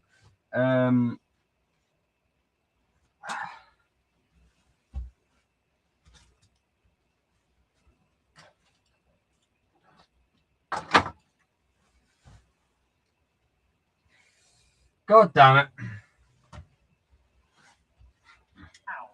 So it made sense that when things went wrong above ground, people moved Found it. below to places like the London Underground. But the problem with the London Underground is that by the time the train started up, people had to be out. Rather than here, people could bring their stuff, move in, and have a sort of home away from home. With this underground tower, 15,000 people at its peak. For context, 15,000 people is about as many people as live in Windsor. No one was ever turned away. In the very beginning, it was small amounts of people. But once the bombing started, I'm thinking how I do this. see these markings on the walls. You would have found a bed. One underneath, 3-tier for the people to sleep in during the war. As more and more people moved in, they set up essentials from above ground in the tunnels. Need advice? There's a Citizens Advice Bureau, there's a post office, a hospital, a dentist, public spaces like this. Yeah, I need to get into another shelf that has some Republic stuff in it. So I'm moving all this stuff over a bit just so I can get some access. No water source. Water had to be fucking in. The toilets would have been in Yeah, and there would have been like a curtain across the top. You even had a board across that. The Elson 7 bit, there would have been little curtains across. Moving some of the smaller stuff over here for now. Know their neighbour at the time, but in short periods, it became like a family. Going to work and going to school is normal. But down here, a very Something that isn't Republic but is on top of my turbo tanks. I don't know why the hell I put it there. The Republic Striker class starfighter from the Old Republic. The Old Republic will probably end up on that bit of shelving.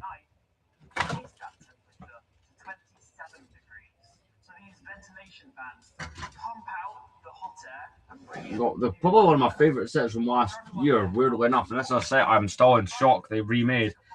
Got the V19 Torrent from last year. It's not a bad build, that.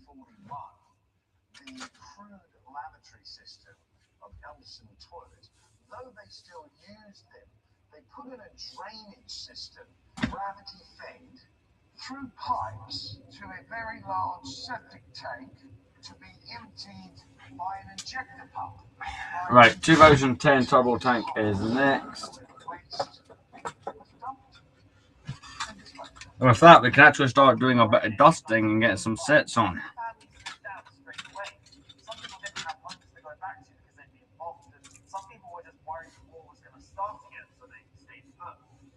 The last families didn't actually move out until early 1947. When the war ended, people were left with the same question: what do we do with all of these empty tunnels? More storage, more mushroom farming? Well, in the 1950s, someone realized this place is true calling. Music. Roughly around 1955, jazz bands started to show up. All the jazz clubs. But in the early 1960s, Radio Caroline, a private radio station, hired out the caves. You had the Who, the Yardbirds, the Kinks, the Trolls, the Herd, T-Rex, Black Sabbath, Iron Maiden, Susie Quattro, Susie Sue and the Banshees, David Bowie. Right, I'll be back in a moment, but the vision is coming together and I love how different it looks. It's starting to look really good. Twice, and then in '74, Led Zeppelin launched their record label, Swan Song, on this stage. The biggest music venue then at a tragic halt in the millennium. Modern society, along with the beloved health and safety, closed it all down. Nowadays, the space is open as a museum. You can come down and walk around and see how people used to live underground. It's incredible to think how different life would have been with the Blitz going on up there and people living in a community down underground.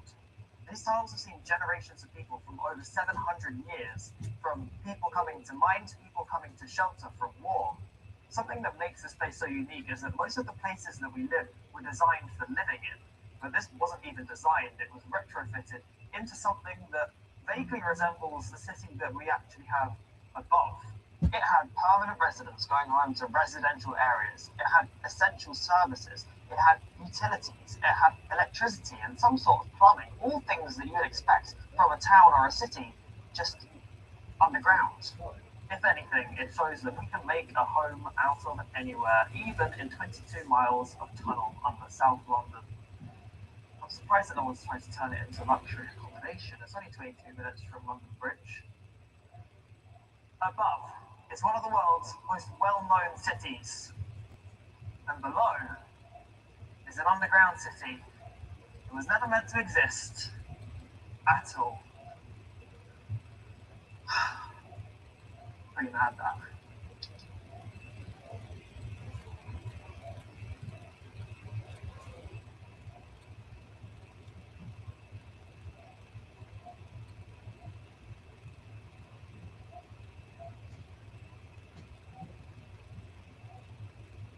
Back in Series 1, we were actually locked down. We couldn't get into our location today.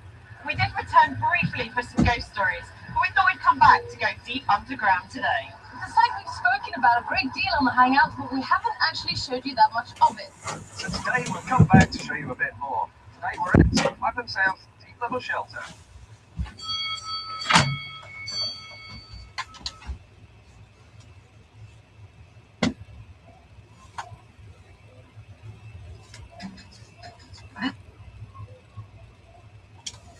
When people walk through Westminster, stand beside some doors,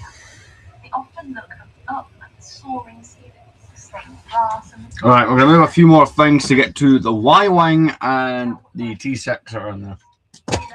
And apparently dropped some of those things. We're moving.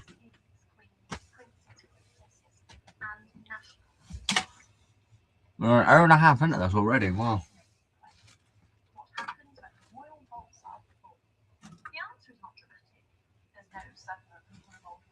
There's no secret dump around. Instead, there has been a slow and practical process of adaptation. There has been a slow and practical process of adaptation. Oh! You know what? In all fairness, that wing, or engine rather, was looking a bit loose. We need to look at how royal bearing developed over time. For centuries, English and native British monarchs were buried in Westminster Abbey. After the Norman conquest in 1066, the abbey became the main royal church. Kings such as Edward the Confessor were buried there, but over time it became the sacred royal mausoleum. Medieval monarchs were often placed in elaborate tombs above ground, but beneath these monuments were vaults containing coffins. As centuries passed, Give this one a good clean. two the monarchs were buried there. I'll just put it there temporarily. I don't think I'll have to use that shelf. Hopefully I don't. I like to be one sprawling shelf of Republic stuff. Above them is a grand tomb, whilst Mary's burial is marked more modesty below. I've got to move a few other things. I've got to take Cloud City and the Falcon off.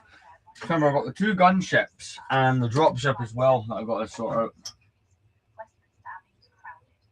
Not only monarchs, but poets, scientists, generals. Oh, good. That disconnected itself. That's handy. The Royal Cemetery was a national one. Coffins were placed on the floors. Inside the chapels, Got the iconic Cloud City set. That's just gonna. I'll put it in here for now. And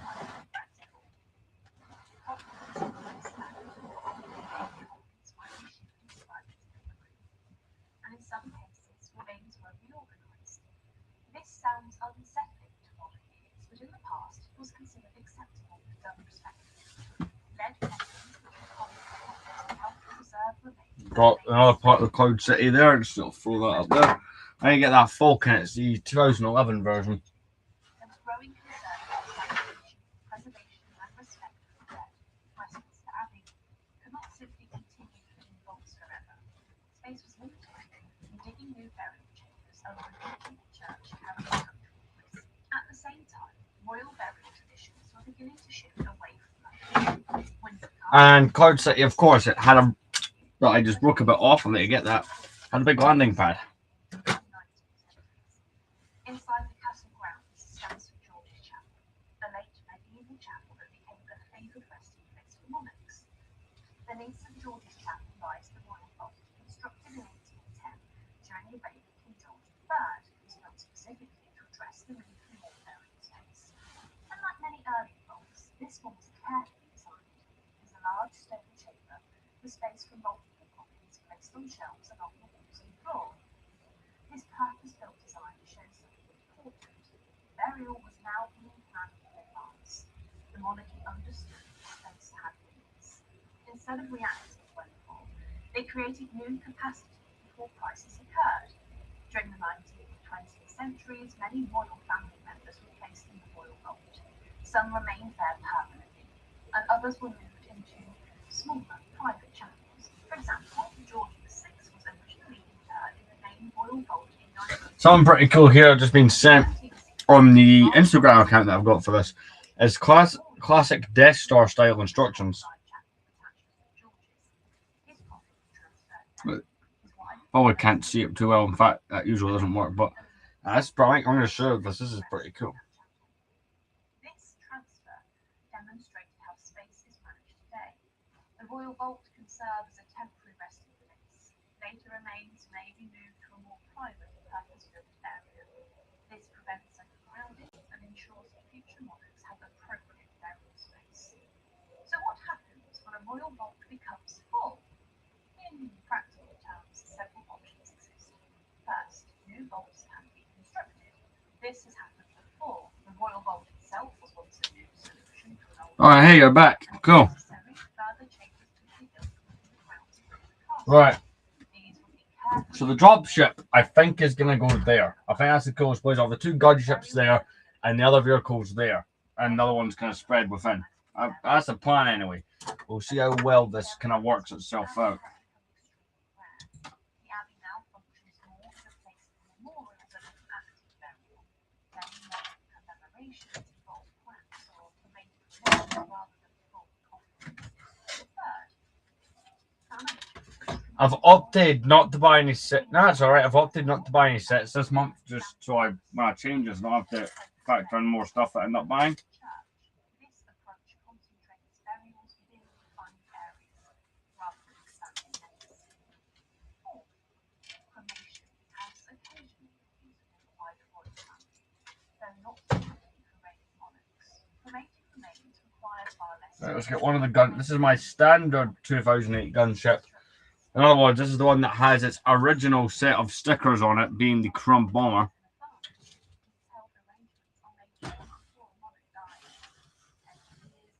And I've got another one. So this is the one that I bought a few months ago. I probably owned this for about 4 or 5 months, to be fair. And this is the one that I did a vote with on TikTok to change the stickers to be the Count Dooku ones that are custom made. It's a pretty cool set, this. And I have debated buying a third gunship because I am that irresponsible.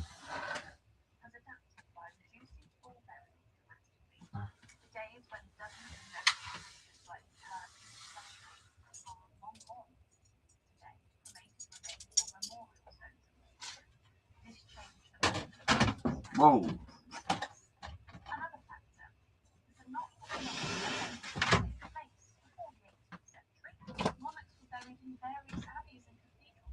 Well, so this is the set that made me put off redoing my shelving, and it's the one I told you fell.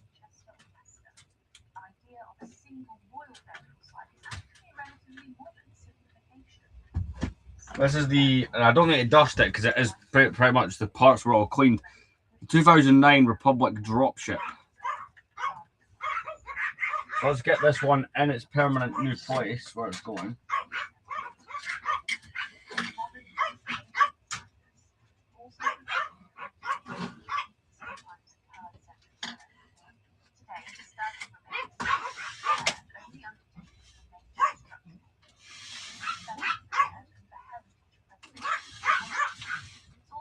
So I'm going to keep the dropship there. It just works really nicely there. I may put the AT-OT underneath it, actually. That might be some, I probably should take that out, actually. That actually will require some stuff moved.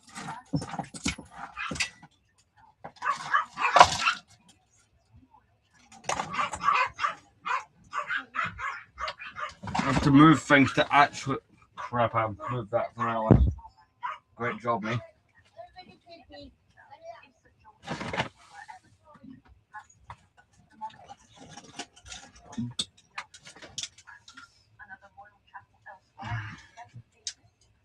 They're damaged.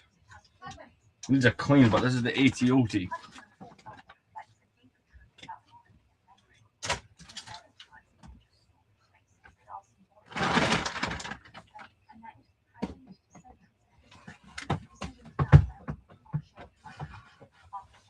And I found a figure that was trapped under its leg that must have fallen. 2013 501st Clone Trooper.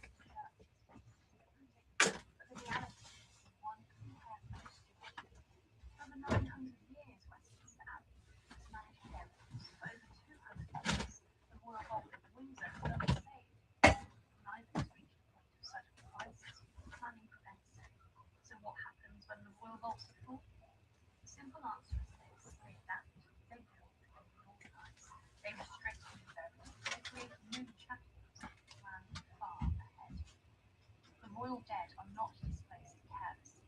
They remain where history has placed them, protected beneath stone floors and carved monuments. Space is finite, but tradition is flexible. Right, I'm going to clean this before we get it on there. Not through endless expansion, but through careful management of memory, architecture, and respect. In the quiet darkness beneath St George's Chapel in Westminster Abbey, past rests undisturbed.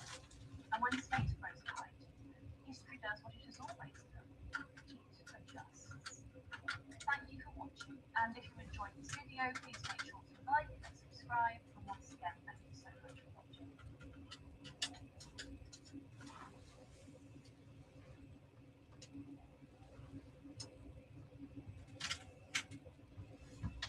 There's a gun that has popped off. I'll have to look for that. So I'm going to add to it and move some things around. I'm adding a set in there that I think would look cool there. There's something I'll find out whether or not I'm going to have to adjust the shelf. Either way, I will adjust the shelf if it means I can have the space and make it work.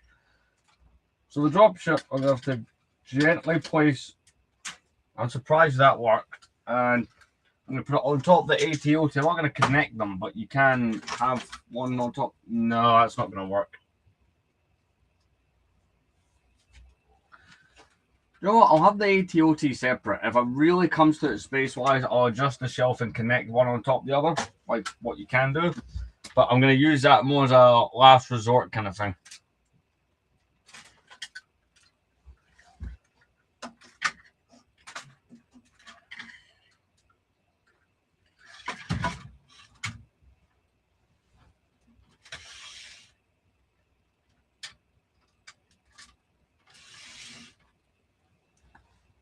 Yeah, that's probably what's going to work best. I've got all the Republic stuff in front of me, minus the Jedi Starfighters. I'm not going to focus on those too much right now.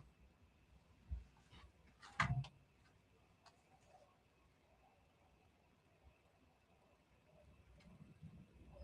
guys, Jonathan here, and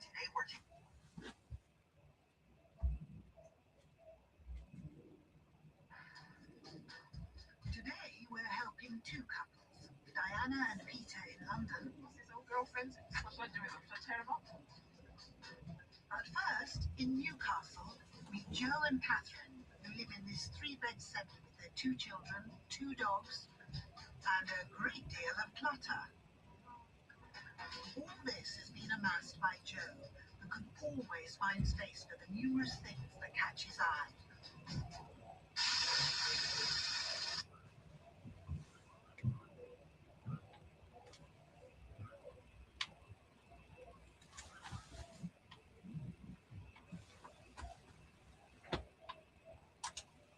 By 1945, Germany's police were not just police, they were killers. Right, okay. Here's what I'm thinking. So we're going to take, where is the... It's over here. So I'm going to dust and clean the sets as I go. That's part of the reason this does take a while, but... Deportation trains, hunted Jews in hiding, and carried out mass shootings across occupied Europe. One single reserve police battalion. It'll look even cooler by this. You know, start adding like all the Republic minifigures and stuff like the Clone Troopers, Admiral Yularen, and stuff like that. It'll look even better. Responsible for the shooting deaths of at least 38,000 Jews in the deportation. And yes, I'm aware that an engine has popped off. I have a small list in my head of things that have just popped off, but I know where they are, so we're fine. To understand what happened after 1945, you have to understand what Germany's police had become.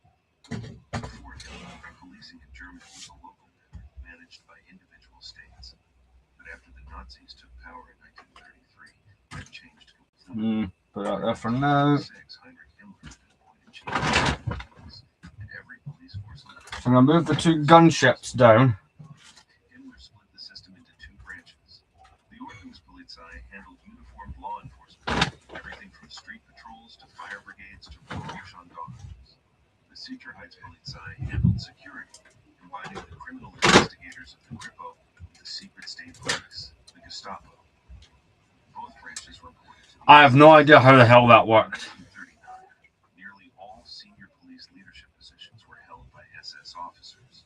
The Order Police alone numbered over 240,000 men by 1940.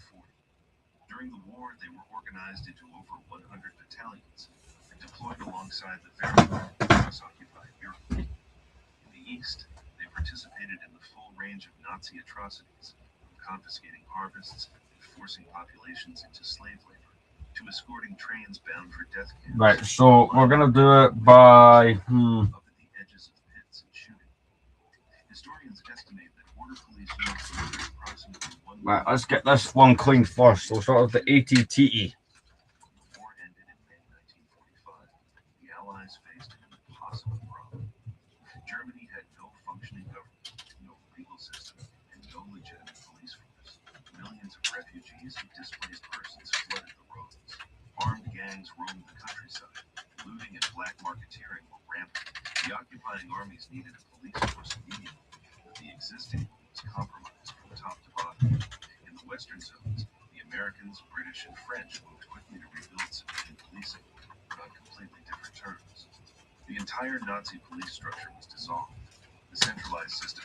This is a set, right, that turns 4 years old this year. I still remember getting all the hype for this one coming out. That's crazy. Three principles: decentralize, demilitarize, and democratize. New police forces were established at the local and state level. I'm gonna put the attack shuttle here. This meant city and county forces in the British zone, constabulary-style departments. Each zone developed its own uniforms, rank structures, and procedures, deliberately breaking the Nazi. Well, let's do the 2005 turbo tank next. Officers were removed through denazification. Gestapo and SD personnel were classified as members of criminal organizations by the Nuremberg Tribunal and were subject to automatic arrest. Thousands were detained. Questionnaires called the Fragebook were used to assess the political background of every officer. Those found to have been active Nazi Party members, or SS men, were dismissed. But here is where the story takes a darker turn. Denazification was never designed to last. As the Cold War intensified, the Western Allies shifted their priorities from punishing the past to maintaining the Soviet Union. In 1951, West Germany passed Article 31 of the Basic Law, a provision that allowed former civil servants who had been dismissed under denazification to be rehired into public service. This included police officers. But it'll be a bit later in the stream that we do the glass cabinet. By the late 1950s, the majority of senior police administrators in West Germany had previously served under the Nazi regime. A study commissioned by the Bundeskriminalamt, the Federal Criminal Police Office. This is what people consider to be the best turbo tank ever made. The new one's not great. This is, however, this is the peak design, as some of you have put it. Many of these men had trained at Reinhard Heydrich's Führer School for Police Leadership. Some had served in the Einsatzgruppe. Some had overseen deportations. Now they were running West Germany's most important criminal investigation agency.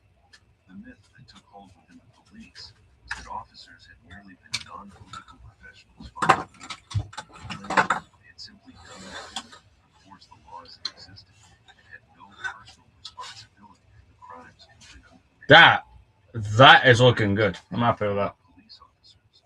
This self-exoneration became part of the public narrative. For decades, the police's role in the Holocaust went largely unexamined in West Germany. Meanwhile, in the East, the Soviets took an entirely different approach. They did not reform the police. They replaced The In ATOT. the Soviet occupation zone, the existing police force was dissolved and rebuilt almost from scratch. By 1947, over 90% of the members of the new Volkspolizei, People's Police, were people from outside the profession with no prior police experience. Only about 6% had worked in the police before 1945. Former Nazi Party members were purged. In their place, the Soviets recruited politically reliable communists, many of them former Wehrmacht prisoners of war who had been converted to the communist cause in Soviet camps. The Volkspolizei was placed under the Right, I'll clean the ARC 170 before it loads up and fix its wing, apparently. military drill, and rigid political indoctrination. Its purpose was not just to maintain order, but to enforce the socialist state. Within the Volkspolizei, a specialized unit called Commissariat 5 was created to handle internal security, rooting out political dissidents and suspected Nazi holdovers. In February 1950, this unit became the foundation for something far more powerful: the Ministerium für Staatssicherheit, better known as the Stasi, East Germany's notorious secret police, which would grow into one of the most pervasive surveillance organizations in history. The Volkspolizei also gave birth to East Germany's military, Paramilitary units known as the Kasernierte Volkspolizei. Right, I'm gonna move these walkers over here because I need to incorporate the gunships. Once the gunships are in, this will be easier. And I am just spotting a vehicle I wish I'd already done. I'd already brought over. We'll do it now quickly. The T6 Jedi shuttle. Yeah, I'm kind of the same. Back in the West, the question of what the police had done during the war was not seriously confronted until decades later. The men of Reserve Police Battalion 101, who had murdered tens of thousands of Jews in Poland, went home to Hamburg after the war. Their commander, Major Wilhelm Trapp, was captured by the British, tried by a Polish court, and executed in 1948. But the rank and file were never prosecuted. They returned to civilian life. Some went back to police work. An investigation was opened in the 1960s, and over 200 former members were interrogated, but no convictions followed. The historian Christopher... Right, let's get those gunships up. Hopefully I can incorporate the Y-Wing, and I've still got the attack shuttle as well to throw in. I could use that shelf there above the TV, but I'm trying to avoid using that one. At least for the Republic stuff, anyway. It was not until the 2000s and the 2010s that German institutions began systematically examining the Nazi past of their police forces.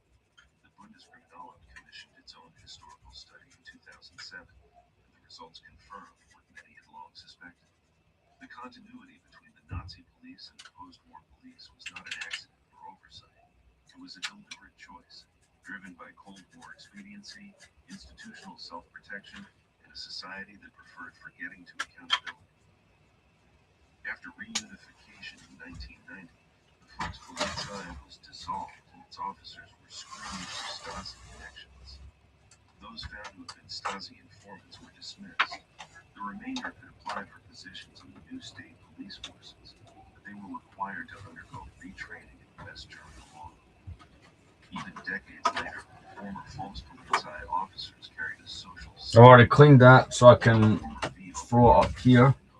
...meant being associated with the wrong side of history. Today, Germany's police is organized along federal lines, with 16 state forces and a federal police agency, the Bundespolizei. The deliberate decentralization, the separation of powers, the constitutional limits on surveillance, all of these are direct responses to what the police became under the Nazis. The lesson Germany drew from its own history was that a centralized, militarized police force answering to a single authority was one of the most dangerous tools a dictatorship could possess. Right, other gunship. I do really like how this one turned out, you know, adding them custom stickers to it. Was definitely worth doing. If you found this video insightful, subscribe and hit the bell for more after history. Thanks for watching.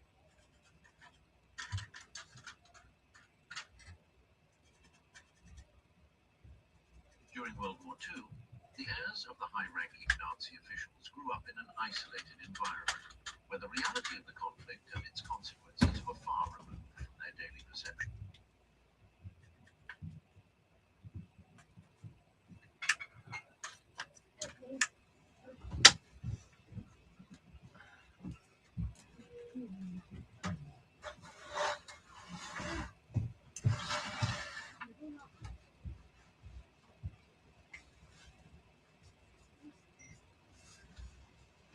Right, let's get the attack shuttle. I'll quickly find something to put on first.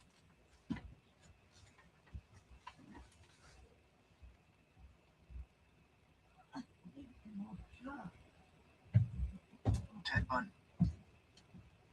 High on the moors above Gloucester. Ted Bundy, one of the worst serial killers, doing what he did best, manipulate.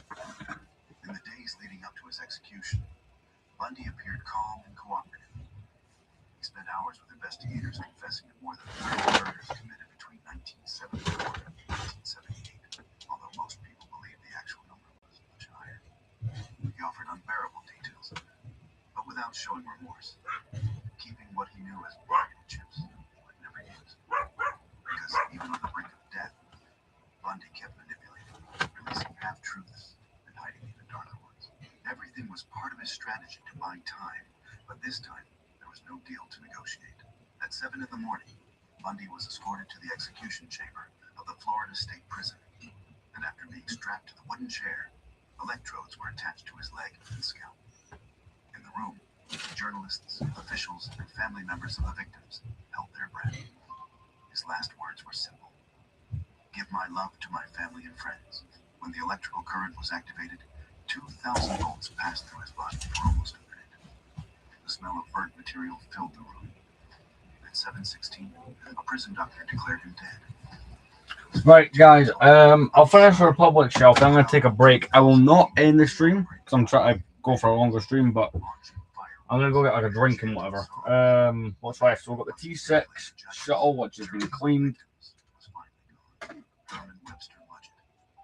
When the rope was placed around his neck, the trapdoor opened beneath his feet. The crowd thought it was all over, but it wasn't. Herman had spent years deceiving and swindling anyone who crossed his path. But what made him a macabre legend was not just his crimes, but the setting where he committed them. During the World's Fair in Chicago, in the year 1893, Holmes built a 3-story building that would later be nicknamed the Castle of Horror. From the outside, it looked like a regular hotel. Inside, it hid a maze with corridors that led nowhere. Soundproof secret rooms, chutes to dispose of bodies, disguised gas chambers, and a basement equipped with a dissection table. Herman admitted to killing 27 people, although it is suspected that there could have been more than 200. Finally, he was caught for killing a business partner during an insurance scam. On the morning of his execution, he ate eggs and dry toast and thanked the guards for their courtesy. When asked if he had any last words, I gotta say, this has turned out really well so far. I'm quite happy with this. I'll be back in a moment. 5-10 minute break from doing this, and then we will figure out the rest of this. Because obviously, all the Republic and Imperial stuff, this looks nice. Really happy, but obviously, I've got to figure out the bits. How long has my stream been? We're just clicking over to 2 hours. he just hung there motionless, as if he were waiting for something. Almost 20 minutes.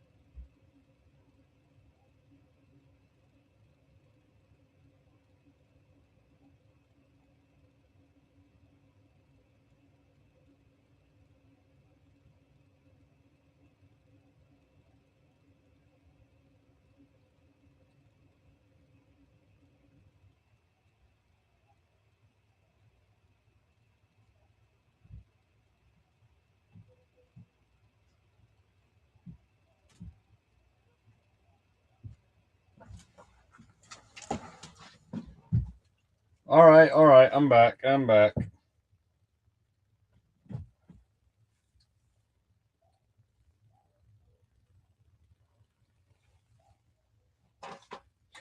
I just love how everyone I've had before Potato God, right? When someone comes into live, people would say hello, how are you, or whatever.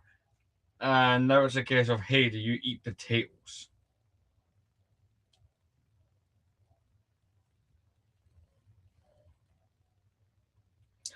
I do find that quite funny, to be fair.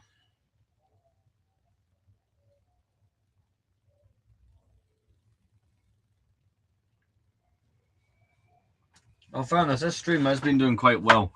Like, despite, I have found though, right, when I start these later in the day, they do tend to do a bit better. But I'm going to try and come in figuring out a game plan because this Republic shelf looks nice. I think the sail barge is going to have to go in that kind of case on the side.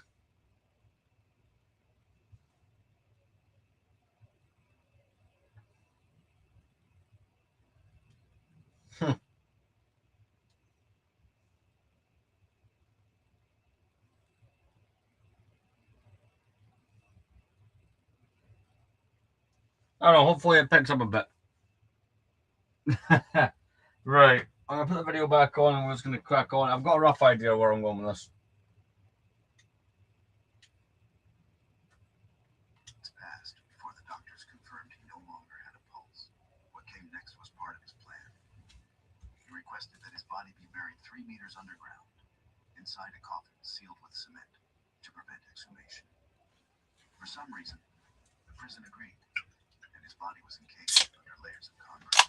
When his tomb was exhumed over a century later for DNA testing, his mustache was still intact. Jeffrey Dahmer was serving 16 life sentences at the Columbia Correctional Institution. Right. I'm thinking this will be for. What no one imagined was that his death would be even more brutal than his own crimes. We're going to remove Cloud City, right? This is where it gets a little bit jumbled as to what the hell I'm going to do, or how I'm going to do it. We're going to remove the Cloud City, right? On November 28th of that year, Dahmer was assigned to clean the gym's bathroom with 2 other inmates, Jesse Anderson and Christopher Scarver. There were no cameras or guards, just a 10-minute routine. So I think the UCS sail barge is an awkward set, but I think I found the best place for it. I do like the set, despite the fact that I've considered selling it quite a few times. I've kind of come to the conclusion I'm not going to. He claimed that God had ordered him to do it. Dahmer was moved to a hospital, but died an hour later from blunt trauma at only 34 years old. His body was cremated as he had requested. But there was one final detail that sparked the last fight between his parents. Dahmer's brain had been preserved for scientific study. I'll look at what you're saying in a second, Matt. Destroyed forever at the request of his parents. The one whose brain they could study was John Wayne, also as Polo the Clown. Casey's execution was planned. There was a problem with the intravenous line. His end lasted much longer than expected. He spent the day praying with a Catholic priest. For his last meal, he ordered a bucket of fried chicken from KFC, fries, breaded sugar, strawberries, and a Diet Coke. Not even in his last moments did he want to risk sugar. It was May 1994, and outside the prison, large crowds gathered to celebrate the end of a man who had murdered 33 young people and children. Shortly after midnight, Gacy was strapped to a gurney in the execution chamber. Yeah. He seemed calm and joked with the guards. His last words were, "Kiss my ass." 2 intravenous lines were inserted to administer a sequence of substances to be convicted. Is that even going to go in? But at the crucial moment, something went wrong. One of the intravenous lines got blocked. What was supposed to last a few minutes turned into a wait of 18 interminable minutes. With technicians sweating, Crap! It doesn't work. while Gacy remained awake, paralyzed, and unconscious. Witnesses described the scene as tense and awkward. Some journalists labeled it as a failed execution, comparing it to amateur surgery. The flow resumed. He closed his eyes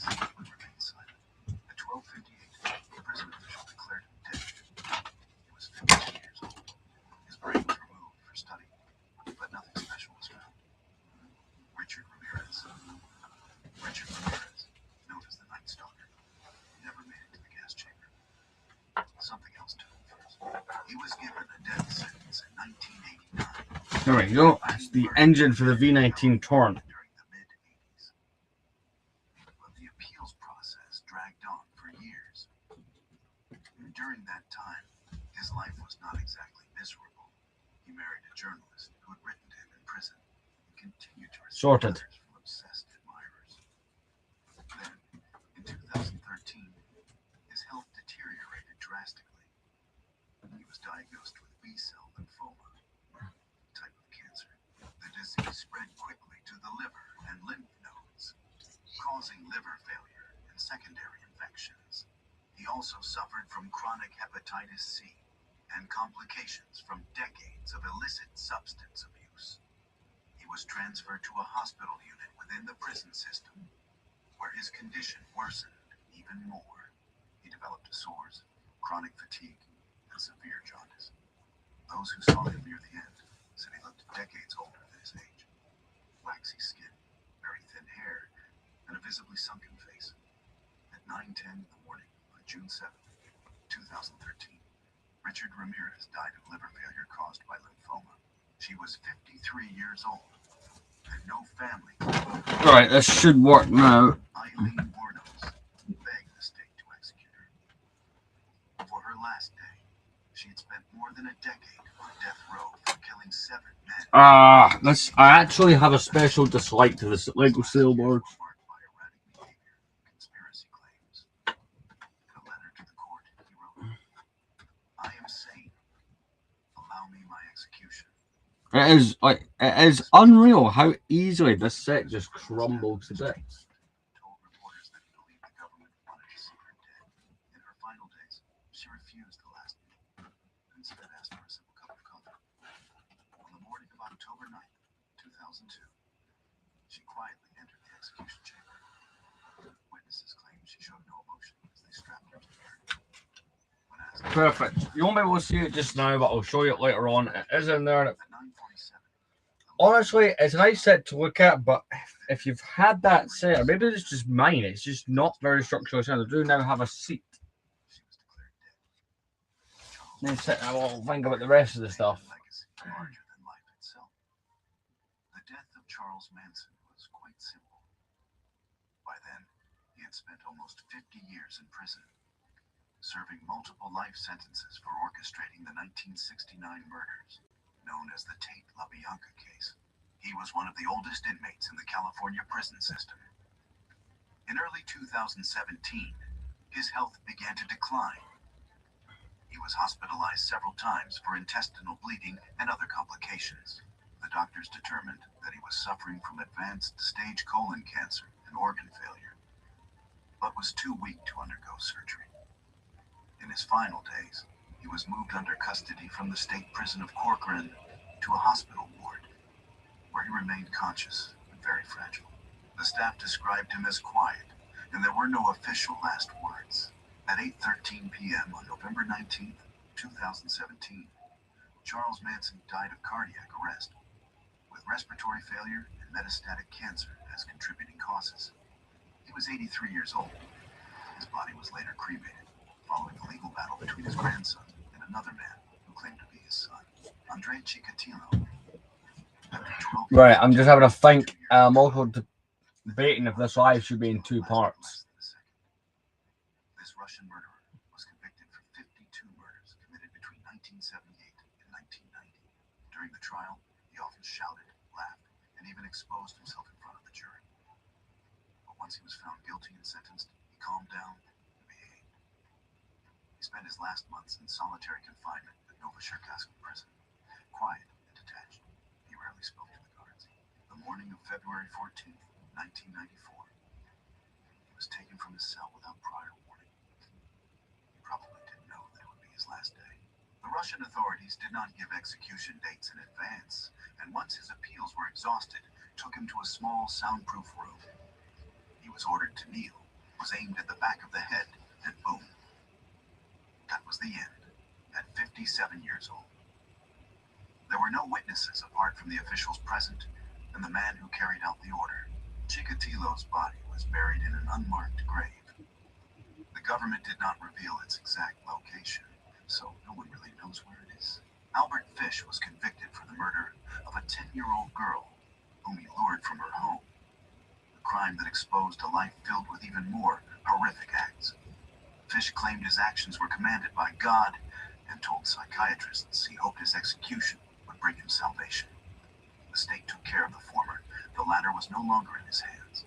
On his last night alive in Sing Sing Prison in Ossining, New York, on January 16th, 1936, he was calm as the guards led him to the electric chair. Sorry, I'm just texting us. There's some stuff here that I am selling from the collection, and it's just someone getting back to me on that. When asked if he had any last words, he supposedly said, "I don't even know why I'm here." Although, of course, for everyone present, the reason was quite clear. At 11 o'clock and 6 minutes in the evening, the first electric shock was applied. The current passed in several cycles of between 30 and 60 seconds and was repeated. 3 minutes later, he was no longer alive. It was said that the execution required 2 discharges, although the authorities never confirmed whether it was due to technical problems or the resistance of his body. The doctor who examined him stated that his death was instantaneous, although some witnesses believed it lasted longer than usual. His body was buried in Potter's Field on Hart Island, New York, as it was not claimed by anyone. Harold Shipman was a highly respected I think I may have figured out where we're going to put some things. That's also been part of this, because I'm doing this in a way I've not yet tried. When he was arrested in 1998, investigators believed he had killed more than 200 of his patients, making him one of the most notorious killers in modern history. He used his position as a doctor to administer lethal doses of painkillers, signing many of the death certificates himself. He was convicted in the year 2000 for the murder of 15 people and sentenced to life imprisonment without the possibility of release in Wakefield Prison on the morning of January 13th, 2004. The guards found him lying in his cell. He'd used a sheet which he tied to the bars of the window. He was 57 years old and left no note. According to the prison staff, he showed no signs of distress or psychosis issues. Some speculated that he chose the timing of his death to prevent his wife from losing her pension, which could have been revoked if he lived past the age of 60 years. Elizabeth Bathory. When the guards finally checked Elizabeth Bathory's cell on the 21st of August, 1614, they found her lying on the floor, cold and lifeless. After 4 years of isolation, not even her jailers were sure when she had stopped breathing. Known in legends as the Blood Countess, Bathory was accused of committing heinous acts against dozens of young women in her castle in Hungary between the years 1590 and 1610. The exact number of victims remains uncertain. Official records mention about 80, but some later accounts talk of hundreds. In 1610, King Matthias II ordered her arrest. Unlike her accomplices, who were executed, she was never put on trial. She was sentenced to life imprisonment, confined within a set of sealed-off rooms in the castle of Chotticha. The food was passed her through a small opening. Over time, her health deteriorated. It was said that she complained about her confinement, worsened by the cold, isolation, and darkness. By the year 1614, she could no longer stand. One morning, she told a guard that she felt sick. The next day, she was dead. She was buried on the castle grounds, but later her body was secretly moved to a family crypt. Right, I've come up with some ideas. So I think the UCS Falcon will have to stay where it is. It's the only place that really makes sense for it, unfortunately. So we'll continue with that. Cloud City is going to go underneath it on that shelf. Over here will be a Tatooine shelf. Come on, the Jabba's Palace, the pod racers, and all that kind of the smaller cell bars together. I do need to move that on the Republic shelf. We've got the Acclimator. Including skulls used as bowls and furniture made of humans. He was declared legally insane and sent to the Central State Hospital for Criminals with Mental Illnesses in Walpole, Wisconsin. He was later transferred to the Mendota Mental Health Institute. I'm thinking this shelf will have X-Wings on it. X-Wings in the tire. This will be a Rebel shelf. After experiencing respiratory problems and weight loss, the doctors diagnosed him with advanced lung cancer. His condition worsened quickly. For several weeks, he remained under observation, frequently sedated and drifting in and out of consciousness. The nurses described him as polite, but almost always silent, murmuring brief responses when spoken to. He passed away on July 26, 1984, at the age of 77, due to respiratory failure secondary to cancer. For once, Ed Gein was buried normally. He was laid to rest in Plainsfield Cemetery next to his mother. His tombstone was stolen and vandalized several times until it was finally removed permanently. Don't forget to support this type of content by subscribing and watching this other very interesting video that you will love. Blackbeard became a legendary figure because of the way he died before his ultimate demise. And I can even have the plaque of the sail barge. Could not be happier. Works out really well. That terror made him so incredibly famous that nothing was ever the same, but his very appearance amplified that terror even further. Merchants fled, sailors actively avoided him, and the authorities began to view him as a serious problem that absolutely had to disappear. A story documented. So this is the one shelf that cannot be changed just due to like, the height of the TV, and if it went up a bit pointless. So put some Rebel stuff there. But what no one imagined was that his The 1072 X-Wings will look cool though. on a typical November day in the year 1719, they were waiting. Teach's ship was anchored just off Ocracoke Island in North Carolina. The governor of Virginia dispatched Lieutenant Robert Maynard to a sailing vessel unburdened by heavy cannons, yet brimming with experienced sailors and skilled musketeers. They've got to make some repairs to this set. To capture any pirate of that era. However, what they failed to realize was that Edward Teach was considerably more formidable and resilient than all the others. Teach, observing their approach, immediately prepared his entire crew for the inevitable combat. He fired his cannons, and the first shots killed several of Maynard's men. Maynard then ordered his crew to hide below deck, feigning defeat. Teach took the bait and boarded the ship. As Edward and his men boarded the enemy vessel, Maynard's hidden sailors What on earth did I do that thing for cleaning the sets? Did I lose that before I took the little break, or was that why I took the break? God damn it. Shot each other at point-blank range. Blackbeard was hit, but he kept on fighting. This was not what ultimately finished him off. Blackbeard then drew his cutlass and struck Maynard, completely shattering his sword. He was just about to deliver the final decisive blow when one of Maynard's own men cut him across the throat from behind. And so, Blackbeard continued. One sec. Surrounded by sailors who shot at him and repeatedly stabbed him with their swords. He reportedly took about 5 musket balls and 20 sword wounds before he finally collapsed. Blackbeard died right there on the deck. Maynard cut off his head and then he hung it from the bowsprit of his ship as a trophy. Teach's headless body was unceremoniously thrown into the sea in Ocracoke Inlet, and his head was then transported to Virginia, where it was impaled in the harbor as a grim warning. John Rackham was known for something that was considered scandalous. My friend's getting a tattoo. He wanted to know where mine He were. had 2 women in his crew, Anne Bonny and Mary Red, who fought with the same fierce intensity as any man. Rackham was also the creator of one of the most iconic pirate flags, featuring a skull with 2 crossed swords beneath it. This design is often confused with the traditional Jolly Roger, but it was, in fact, his very own unique creation. The story all began with his capture in October of 1720, when a Jamaican naval vessel cornered his ship right off the coast. The majority of his crew, including himself, was quite intoxicated below deck. Only Anne and Mary put up any real resistance to the warning.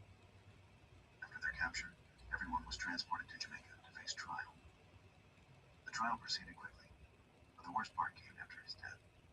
Before his execution, Anne Bonny supposedly visited him in his cell and scornfully told him, "If you had fought like a man, you wouldn't be dying like a dog." On the day of his execution, Rackham was led to the gallows of Port Royal. A large crowd gathered to witness the colorful pirate's death.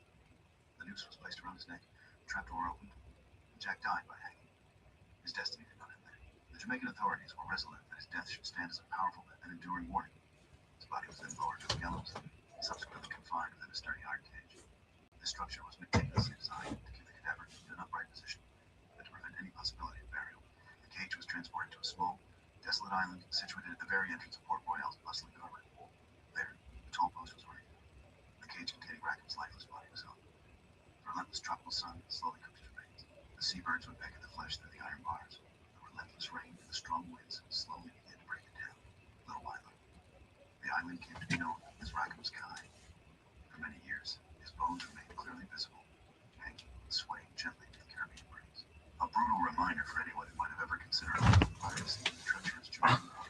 Captain William Kidd, for example, famously died not just once, but twice. On the 23rd of May in the year 1701, William Kidd, a man of 56 years, stood upon the execution. Right.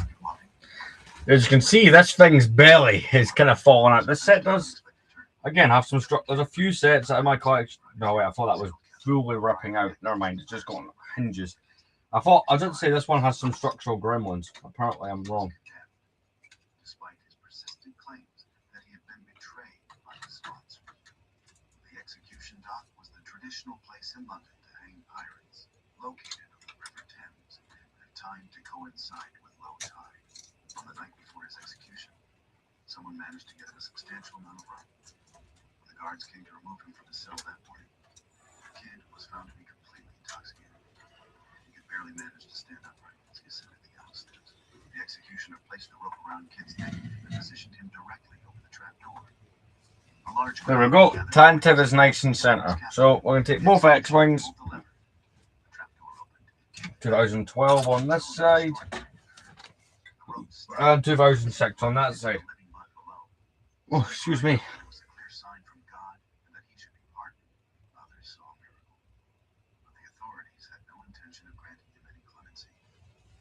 Once again dragged the dazed and drunken Kidd back up to the gallows platform. A new rope was placed around his neck once more.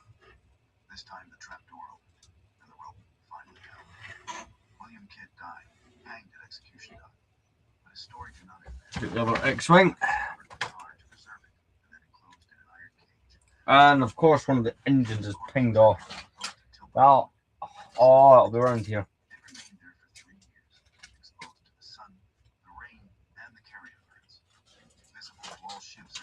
Oh crap, I don't see it. Oh no, it was there. The message was clear. Whoever dared to become a pirate would end up hanged, chained, and decomposed before the eyes of the world. Benjamin Hornigold. In the early 18th century, Benjamin Hornigold was one of the most active pirates. He was feared for his swift attacks, his knowledge of trade routes between the Bahamas and the British colonies. Unlike other pirates, Hornigold had a peculiar code. He wouldn't attack British ships. He said he was still loyal to the crown, though he lived by plunder. This put him in conflict with his crew, who viewed that rule as an absurd limitation. One of his own trusted officers eventually rebelled against him and successfully deposed him from his position. That particular officer was none other than Edward Teach, who would later become the infamous Blackbeard. Hornigold himself then disappeared from the world of piracy shortly thereafter, in 1718. King George offered a royal pardon to all pirates who would surrender. Hornigold accepted. But this is where the story takes a curious turn. Instead of quietly retiring, he was hired by the very governor of the Bahamas to hunt pirates, among them his former companions. For 2 long years, he dedicated himself to tracking, capturing, and delivering to the gallows those with whom he had once sailed. His end was not on the gallows, nor in combat, nor imprisoned in a cage. In 1719, his ship was shipwrecked off the coast of Cuba during a powerful storm. There is no conclusive evidence as to whether he died in the wreck or survived and was lost to anonymity. The fate of Anne Bonny is one of the most enigmatic throughout all of pirate history. After her capture in October of 1720, alongside Mary Read and the rest of Jack Rackham's crew, Anne was put on trial in Jamaica for the crime of piracy. During the proceedings, she pleaded guilty, and the verdict was clear. She was to die by hanging, but she had a strategy. However, just like Mary, Anne announced that she was pregnant. According to English law, this suspended her execution until after the baby was born. She was then imprisoned in Spanish Town, while her condition was verified. During her trial, Anne Bonny was described by the witnesses as a truly fierce, formidable fighter. She would actively fight on the ship's decks, wielding both saber and pistol. And she did so with such a raw, untamed fury that it intimidated even the most hardened men. One of the sailors reportedly stated that neither the heavy shackles nor a flowing skirt could make her seem any less dangerous. While this isn't known with absolute certainty, what is undeniably true is that her striking figure quickly became Anne Bonny herself truly transformed into the enduring symbol of a fiercely independent pirate woman, one who boldly defied all societal gender norms and lived entirely by her very own rules. However, unlike Mary Read, there are no official records of Anne Bonny's execution.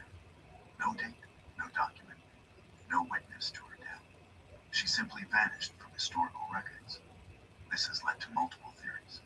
Some believe she was freed due to her father, an influential merchant in South Carolina. Others say he escaped from the prison with the help of sympathizers. There's also the possibility that he died in prison and his death was not recorded.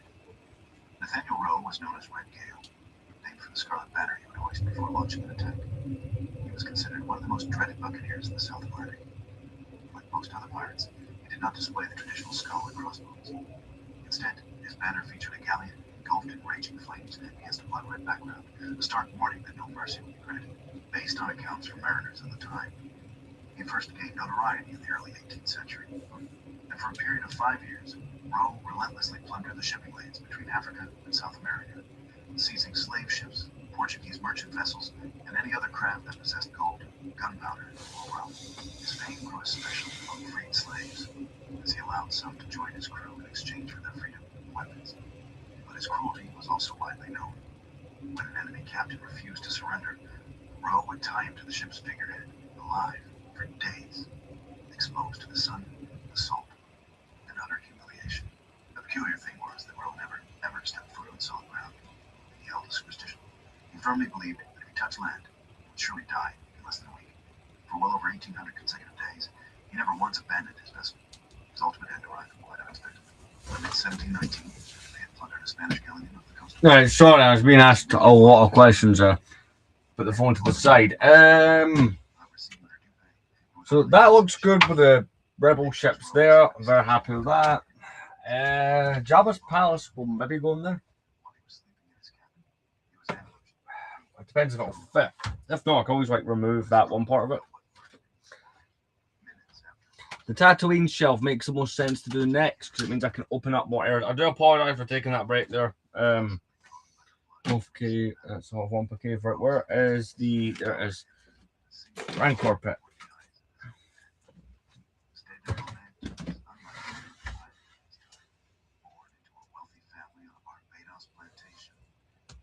He abandoned it all to become a pirate, earning the moniker the Gentleman Pirate. His short career as a pirate was largely a failure. He was captured after attempting to negotiate a pardon that never arrived. On December the 10th, in the year 1718, 30-year-old Stede Bonnet found himself in Charlestown, South Carolina, on the very verge of execution. Morning of his impending execution, Bonnet adorned himself in his very finest clothes, as if he were attending a grand social event rather than facing his own imminent death. He was clad in elegant attire, truly befitting his aristocratic background and noble origin. He even held a small coffee. There we go. That's already looking good. Where did I put the tower for the palace? That'll be it.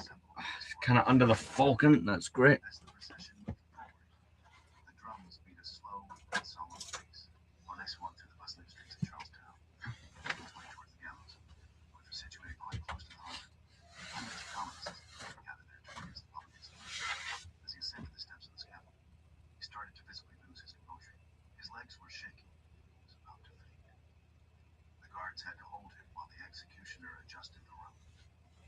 Bonnet was placed on a cart under the beam of the gallows. The rope was pulled taut. Um, The executioner lashed the horse. you get back to me. Sorry, this is Bonnet dropped. unexpected distraction. I'm gonna quickly use the toilet and I'll be right back. But it's looking great. This is turning out better than I thought it would. However, the authorities in Charlestown were determined that Bonnet should not become a martyr or a legendary figure. So, after cutting him down from the gallows, his lifeless body was transported to the desolate marshes, far beyond the reach of the high tide line. He was cast into the briny mud, with relentless tides of What? slowly but surely obliterate all traces of his existence. The precise location of his final resting place Look after them in the toilet. He had no desire for his burial site to ever transform into a revered sanctuary, or for his notorious tale to serve as an inspiration for any future generations of pirates. Bartholomew Black Bart Roberts was the most successful pirate of all time. But he met his end in less than a minute without even managing to give a single order. On February 10th, 1722, off the coast of West Africa, the pirate ship Royal Fortune was navigating, with a portion of its crew still intoxicated from a celebration held the previous night. On board was Bartholomew Roberts, famously known as Black Bart, a man of 40 years, boasting a formidable record of more than 400 captured vessels. He was certainly no ordinary pirate, but a figure of considerable renown. He wore fine clothes, gold chains, drank tea instead of rum, and forbade gambling, fighting, and harassment of women. His ship followed a strict code, even with set sleeping hours. But that morning, all of that ceased to matter. On the horizon appeared the HMS Swallow, a British warship. Roberts decided not to flee. While his crew was still recovering from their hangovers, the Royal Fortune moved in to engage. It was a fatal mistake. The Swallow fired a volley of grape shot, iron balls designed to kill men, not to sink ships. One of them went right through his throat, and Roberts died instantly. He fell onto the deck, still dressed in his crimson jacket and his gold chain around his neck. His crew went into a panic. They knew that if his body fell into British hands, they would display it as a trophy. But Roberts had been clear. He didn't want to end up hanged. Quickly, his men bound the body with heavy chains and then cast it into the sea. Minutes later, without a leader, the Royal Fortune was completely overwhelmed. Most of the pirates were captured and subsequently executed. But Black Bart's body was never recovered. He died in mere seconds and sank within minutes. And because they couldn't hang him, his legend grew more than the rest. Charles Vane had been one of the most violent and stubborn pirates of his time. Unlike others who accepted royal pardons to save their own skin, he repeatedly refused. He mercilessly attacked other pirates, merchants, and fishermen, but his downfall began in a most unexpected way. His very own crew pitted against him. After Vane had refused to engage a French warship, considering it to be far too dangerous, his crew, under the leadership of Jack Rackham, deposed him from his command as captain and marooned him on a small, desolate island. Months later, he was shipwrecked during a hurricane. He survived alone on a deserted island for many weeks until he was eventually rescued by a passing ship whose captain recognized him. Vane was then taken to Jamaica, where he was promptly imprisoned and subsequently tried for acts of piracy. The outcome of the trial was, of course, entirely inevitable. Throughout the entire legal process, Vane displayed no remorse whatsoever, nor did he offer any form of defense. He was destined to die as he had lived, with defiance. The morning of his execution, the guards removed him from his cell and escorted him to the gallows in Port Royal. A large crowd had gathered to witness the feared pirate's death. Vane walked to the gallows with the very same arrogance he always displayed at sea. Witnesses of the era wrote that he uttered no plea and maintained a defiant gaze until the very end. Charles was hanged, but authorities wanted to ensure his infamy would endure. They lowered his body, covered it with tar to preserve it, wrapped it in chains, and hung it from a post in a public place. For weeks, his corpse swayed off the coast, visible to settlers, sailors, and future pirates. Finally, the body was reduced to bones, but even then, his remains stayed exposed. Mary Red had lived an extraordinary life. From a very young age, she disguised herself as a man to enlist as a soldier, and later became one of the few recognized female pirates in all of history. She was a part of Jack Rackham's crew and fought bravely side by side with Anne Bonny, another truly legendary pirate. During the boarding that led to Rackham's capture in 1720, many of the men were drunk and offered little resistance. But Mary and Anne fought with ferocity, confronting the sailors who were coming aboard. Witnesses stated they fought with greater courage than the majority of men. During the trial, when it was revealed that Mary Red was a woman, some members of the court believed it was impossible for a woman to have fought as she did. But her companions testified that she fought like a demon, just like Anne Bonny. Mary also declared that she was pregnant. Under English law, pregnant women could not be executed until after childbirth in order to protect the child. This gave them time, and in Anne's case, something more. She was in prison. I'm back. The conditions in the prison were brutal. Filth, spoiled food, and no medical attention. In April of 1721, Mary Red developed a high fever. Some believe it was a complication of her pregnancy, while others simply attributed it to the unsanitary conditions of the cell. Prison fever. Right, let's get the original sail barge in there as well, because like I said, I'm going for a Tatooine themed shelf. I might try and do a couple of shelves like that are planet themed.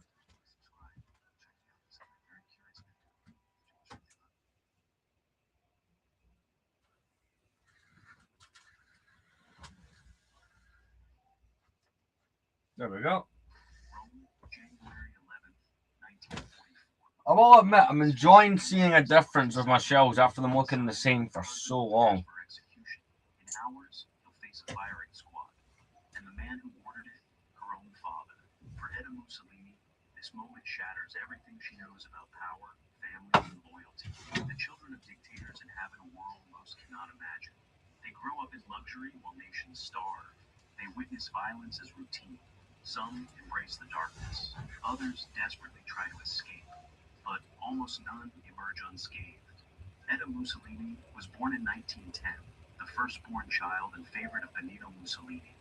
From childhood, she knew nothing but privilege. When her father seized power in 1922, she became royalty in all but name. She was rebellious even then, opinionated and outspoken in ways that worried those around her. Her powerful father made normal relationships difficult. Most young men feared approaching her, knowing that they could bring the dictator's wrath. She lived with her mother in Sicily and Milan, while her father consolidated his grip on Italy, moving to Rome only in 1929 when she was nearly 19. By age 19, she married Count Galeazzo Ciano, the son of one of her father's most loyal supporters. The wedding in April 1930 drew 4,000 guests from across Europe. Diplomats, nobility, and senior fascists filled the ceremony. It was designed to showcase fascist power and Italian greatness. The couple left for their honeymoon in Etta's white Alfa Romeo, driving at breakneck speed with servants and bodyguards following in additional cars. But when they noticed a fourth car trailing them, they discovered Mussolini himself, unwilling to let his favorite daughter go, even on her wedding day. That moment captured the suffocating nature of their relationship. Her father's presence loomed over everything. The early years seemed golden. Ciano was appointed Italian consul in Shanghai, and Etta discovered a world far from her father's control. In that corrupt cosmopolitan city of the 1930s, she gambled at mahjong tables, developed a taste for gin, and moved through high society with a freedom she had never known in Rome. Shanghai in the 30s was a city of extremes and contradictions. Western businessmen and diplomats mixed with Chinese warlords and gangsters. The international settlement operated under foreign law, creating a bubble of Western culture in the heart of China. Jazz clubs stayed open until dawn. Opium dens operated openly alongside legitimate businesses. Etta threw herself into this world with abandon. She played high-stakes poker at exclusive clubs where fortunes changed hands nightly, losing significant sums that she tried desperately to hide from her husband. The debts mounted. She borrowed from friends and acquaintances, always promising to repay from her next allowance from Rome. She had an affair with Chinese warlord Zhang Shuiliang, a powerful military leader who controlled vast territories in northeastern China. Zhang was known for his modern outlook and Western education, but also for his ruthlessness in battle. Their relationship was passionate and dangerous, conducted in secret meetings and stolen moments. Right. The city itself, Pod racers. contrasts. So this is a set that I picked up towards the end of last year, and I still think that this is one of the coolest Lego Star Wars sets. It's fine, one of the coolest Lego Star Wars sets that not enough people talk about. Because a lot of people talk about the one from the 90s, 1999, where you got both the pod racers and a third one, but I think this is the cooler of those two. Apart from when it does that. Now I'm mad. This set is structural. It has structural issues. Severe ones. Right as I was praising you. Yeah, you break when I'm praising you. Wow. That is unreal. In fairness, I've had this set about 6 months and all it's done is fall apart. It's the nicest looking pod racer, but when it does that, I want to smash it off the wall violently, just for doing that.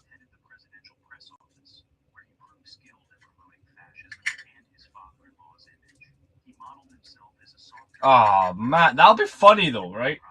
On the stream. By 1936, at just 33 years old, he became Italy's foreign minister, replacing Mussolini himself in the role. The port in Albania was renamed Porto Etta in his honor after Italy's successful invasion of that country in 1939. Journalists called her the most dangerous woman in Europe. She had long private conversations with her father about matters of state. She appeared on the cover Time magazine in July 1939 in a feature entitled Lady of the Axis. The world watched this father-daughter relationship with fascination and concern.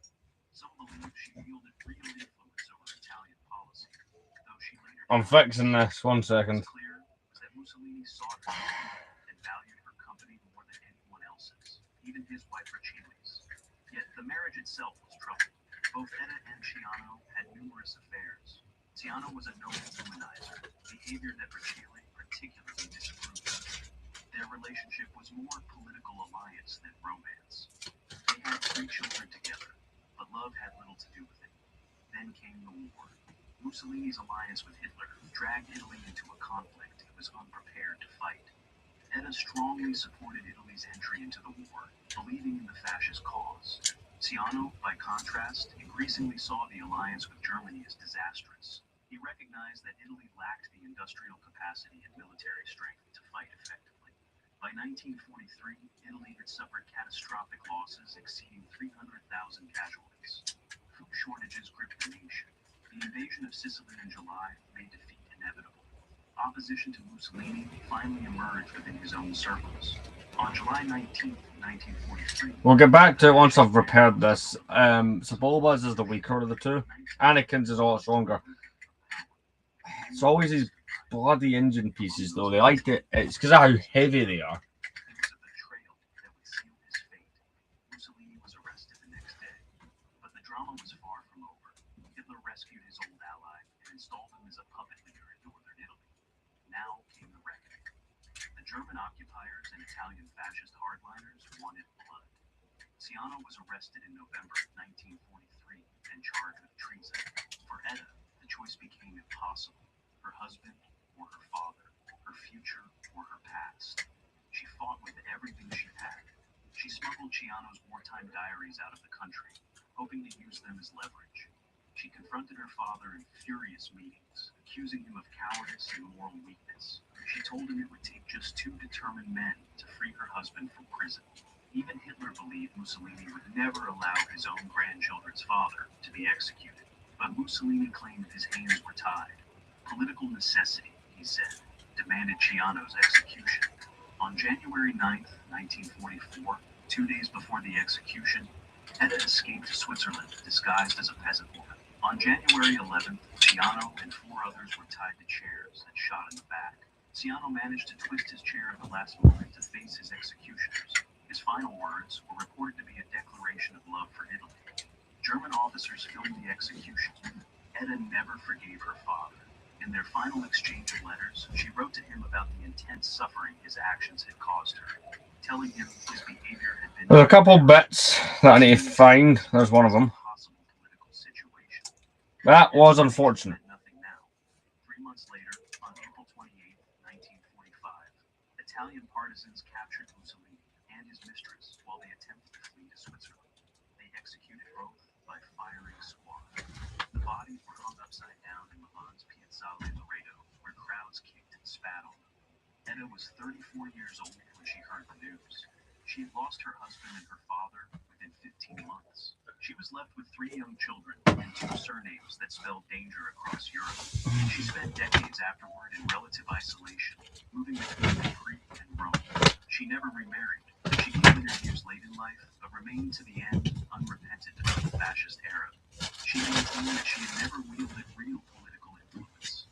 She died in 1995 at age 84, having lived 15 years as a widow. Right. Hopefully this one doesn't shatter, but we have Anakin's as well. But there's another story of a dictator's daughter that took a completely different path. One that shows how some children choose to break free entirely, no matter the cost. Svetlana Stalin stood at the American embassy in New Delhi on the evening of March 6th, 1967. She carried only a small... What else do I have that is Tatooine related? She was scheduled to return to Moscow. Instead, The Mos Eisley Cantina from 04 would be a good example.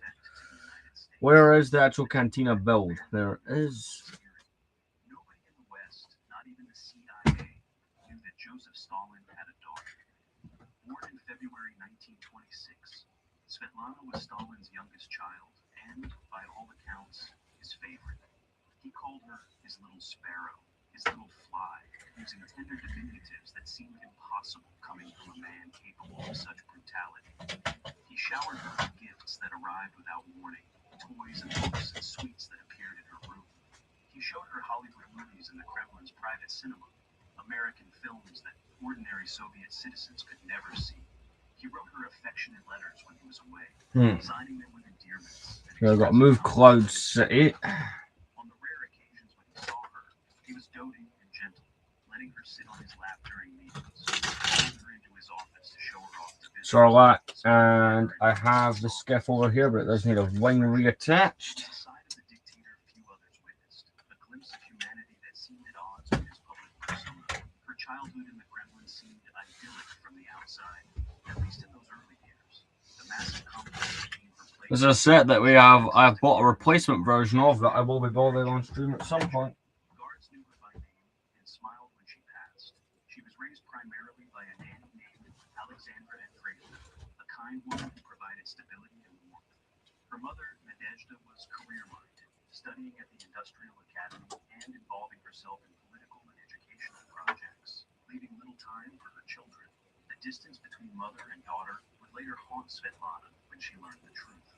Then, at age 6, everything changed.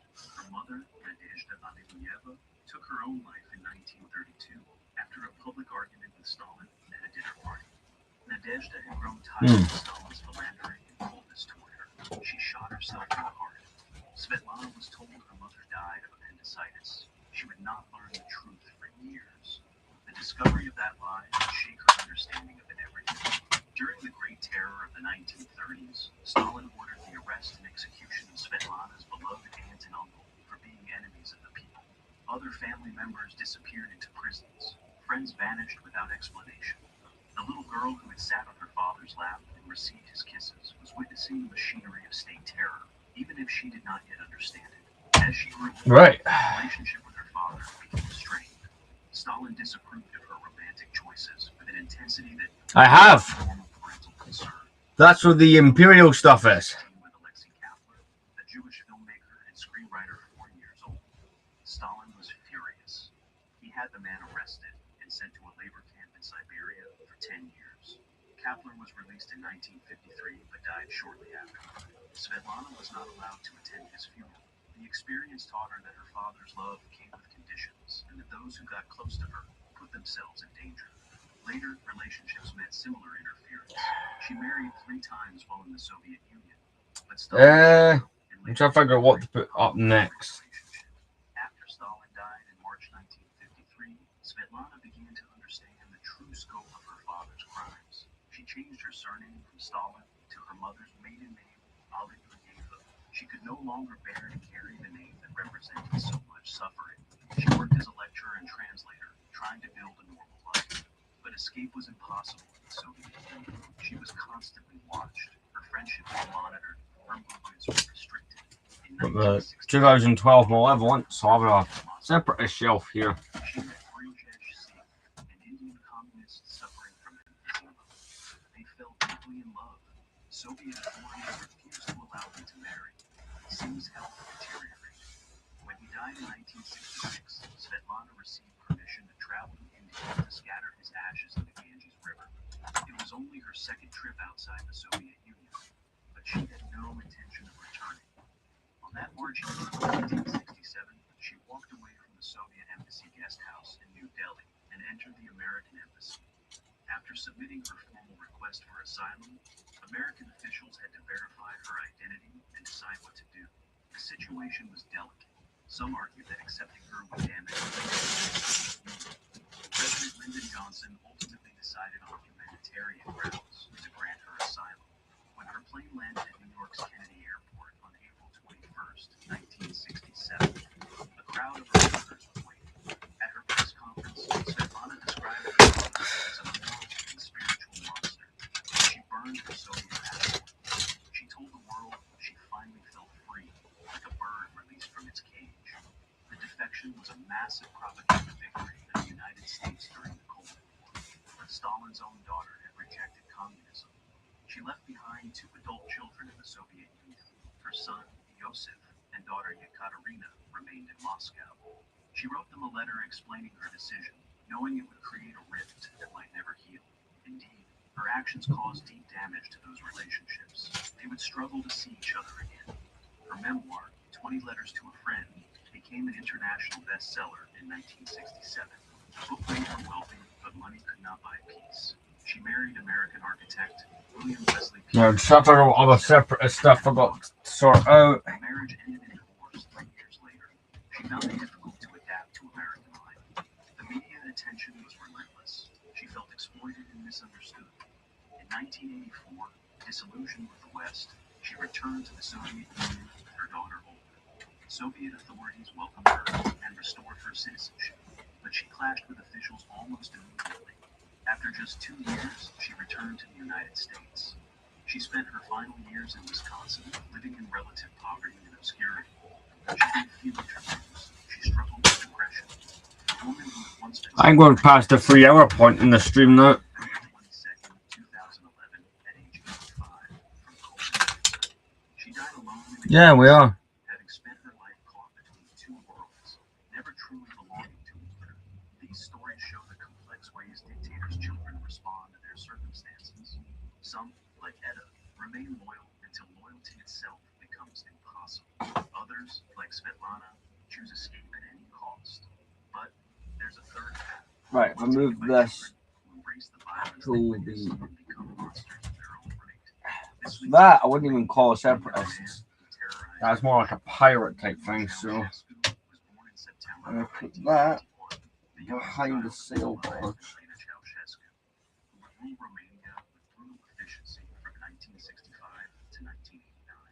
His father had risen through the Communist Party ranks through a combination of political cunning and ruthlessness. By the time Nicu was a teenager, his father had consolidated absolute power over Romania. From his earliest years, Nicu enjoyed privileges that ordinary Romanians could not imagine.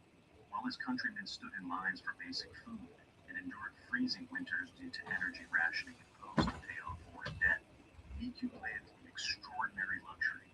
He owned multiple imported Western cars, including several that were unavailable to anyone else in Romania.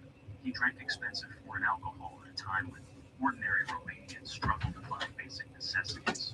I don't know, look there, one of the main suppliers I buy custom minifigs for is on a launch, but it's Lego Batman 1 stuff. It's not that I don't like it, but it's just not what I'm looking for right now in terms of projects. I'm keeping the money for the any complete saga stuff because it does kind of a lot of that.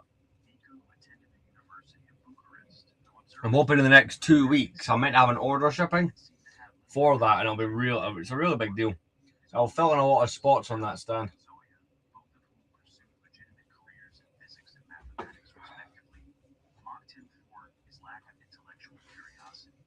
Right, so I think these are the last 2 separatist bit. There's 3. Sorry, separatist builds we've got to account for. No, there's more than 3. Of course there's. Oh my god, I'm an idiot. Right. Despite this, he was given increasingly important political positions. He became first secretary of the Union of Communist Party, then minister of officials. By 1987, he was appointed leader of Sibiu County in Transylvania. Right, so there's. Yeah, I have a lot more separatist stuff than I kind of assumed I did. Romania's next dictator. But what truly defined him was his behavior. From high school onward, he developed a reputation for heavy drinking. The pattern only intensified as he grew older.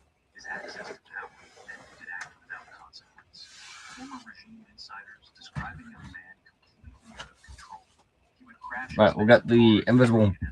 Oh, excuse me, the invisible hand in there as well. Bystanders were injured in these accidents. At least one young woman lost her life. His treatment of women became notorious across Romania. He would see someone he found attractive and order his guards to bring her to him, often snatching people directly from the streets. Resistance was futile. Those who complained risked their own lives and the lives of their families. The forced encounters became an open secret. Alright, okay, never mind. This is going better than I kind of thought it would. Even celebrated figures were not safe. Olympic gymnast Nadia Comaneci, Romania's national hero, became an unwilling part of his circle. Her mother later spoke about threats he made. The violence extended beyond personal crimes. As party boss in Sibiu, Nicu maintained the same ruthless control his father exercised nationally. He lived in a private prison beneath the Olympic Committee building, where athletes who failed to meet expectations were held. The stories emerging from that building were horrifying. Those who witnessed his actions described someone who seemed to take pleasure in the suffering of others. In December 1989, So I've got that. I've got the smaller tanks to deal with. All right, this is I'm actually kind of shocked I'm actually able to fit all this where I'm putting it. Killing many demonstrators. The violence spread rapidly across the country. Within days, the regime was collapsing.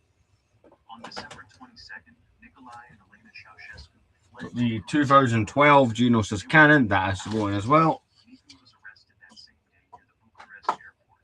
While being pushed into a bus with his hands in handcuffs, someone stabbed him in the belly with a knife.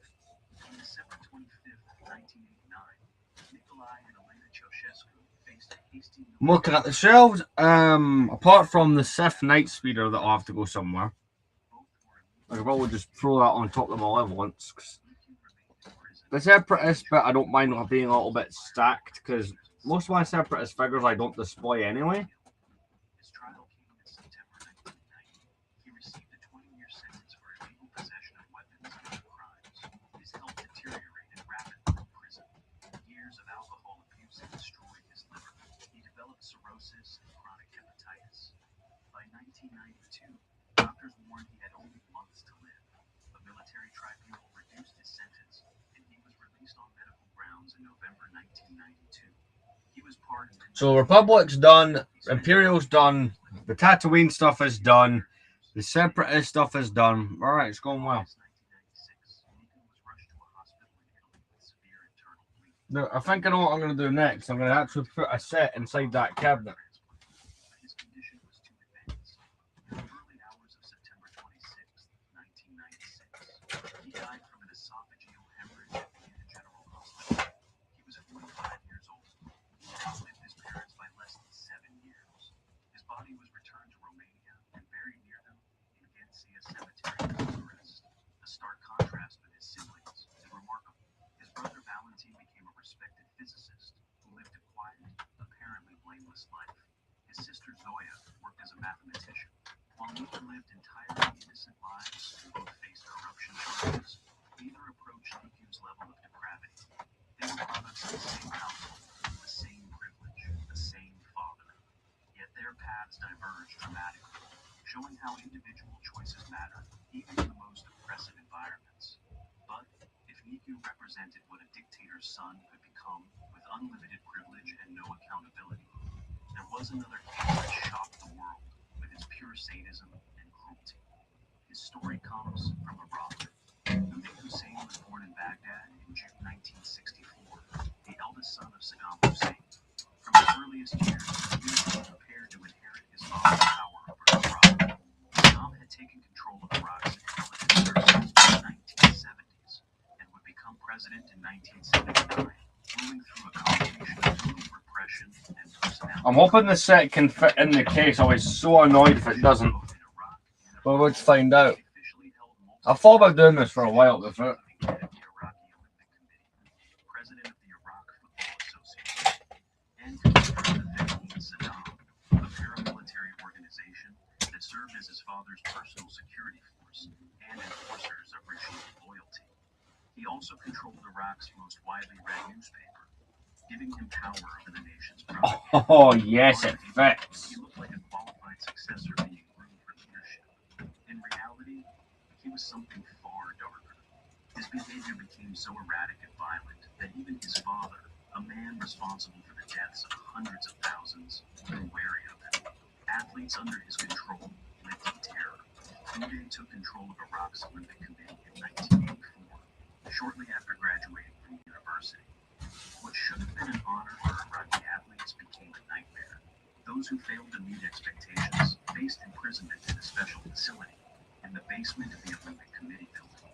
The existence of this private prison was confirmed by multiple witnesses after the fall of Baghdad. The torture methods were... Oh man, that is what I was envisioning, and I'm happy. Cables that hung from the walls and were named after snakes. Others were confined in isolation cells for tired and for days on end. One defendant, the 1991 were forced to kick concrete balls, destroying their feet. Athletes were sometimes caned on the soles of their feet until they could not walk. Others described being dragged across freshly poured asphalt while being beaten, the hot surface tearing their skin. Some were thrown off bridges as punishment. Reports even mentioned torture devices like iron cages and acid baths. The psychological damage was as severe as Finally, I finally feel like I'm utilising this glass display case a bit better. That looks good. Oh, I see you've got some comments. One reporter, too frightened to give his name, even years after Saddam's fall. Oh, we're getting some questions. The message was clear. He controlled not just sports, but the narrative around sports. Failure was not an option. Criticism was treason. But his treatment of athletes was only part of his reign of terror. His behavior toward women became infamous throughout Iraq. His guards would patrol streets looking for young women he found attractive. When he saw someone he wanted, his guards would seize her and bring her to him, often from weddings, parties, or even just walking home. The encounters were violent. Women who tried to report what happened would be threatened.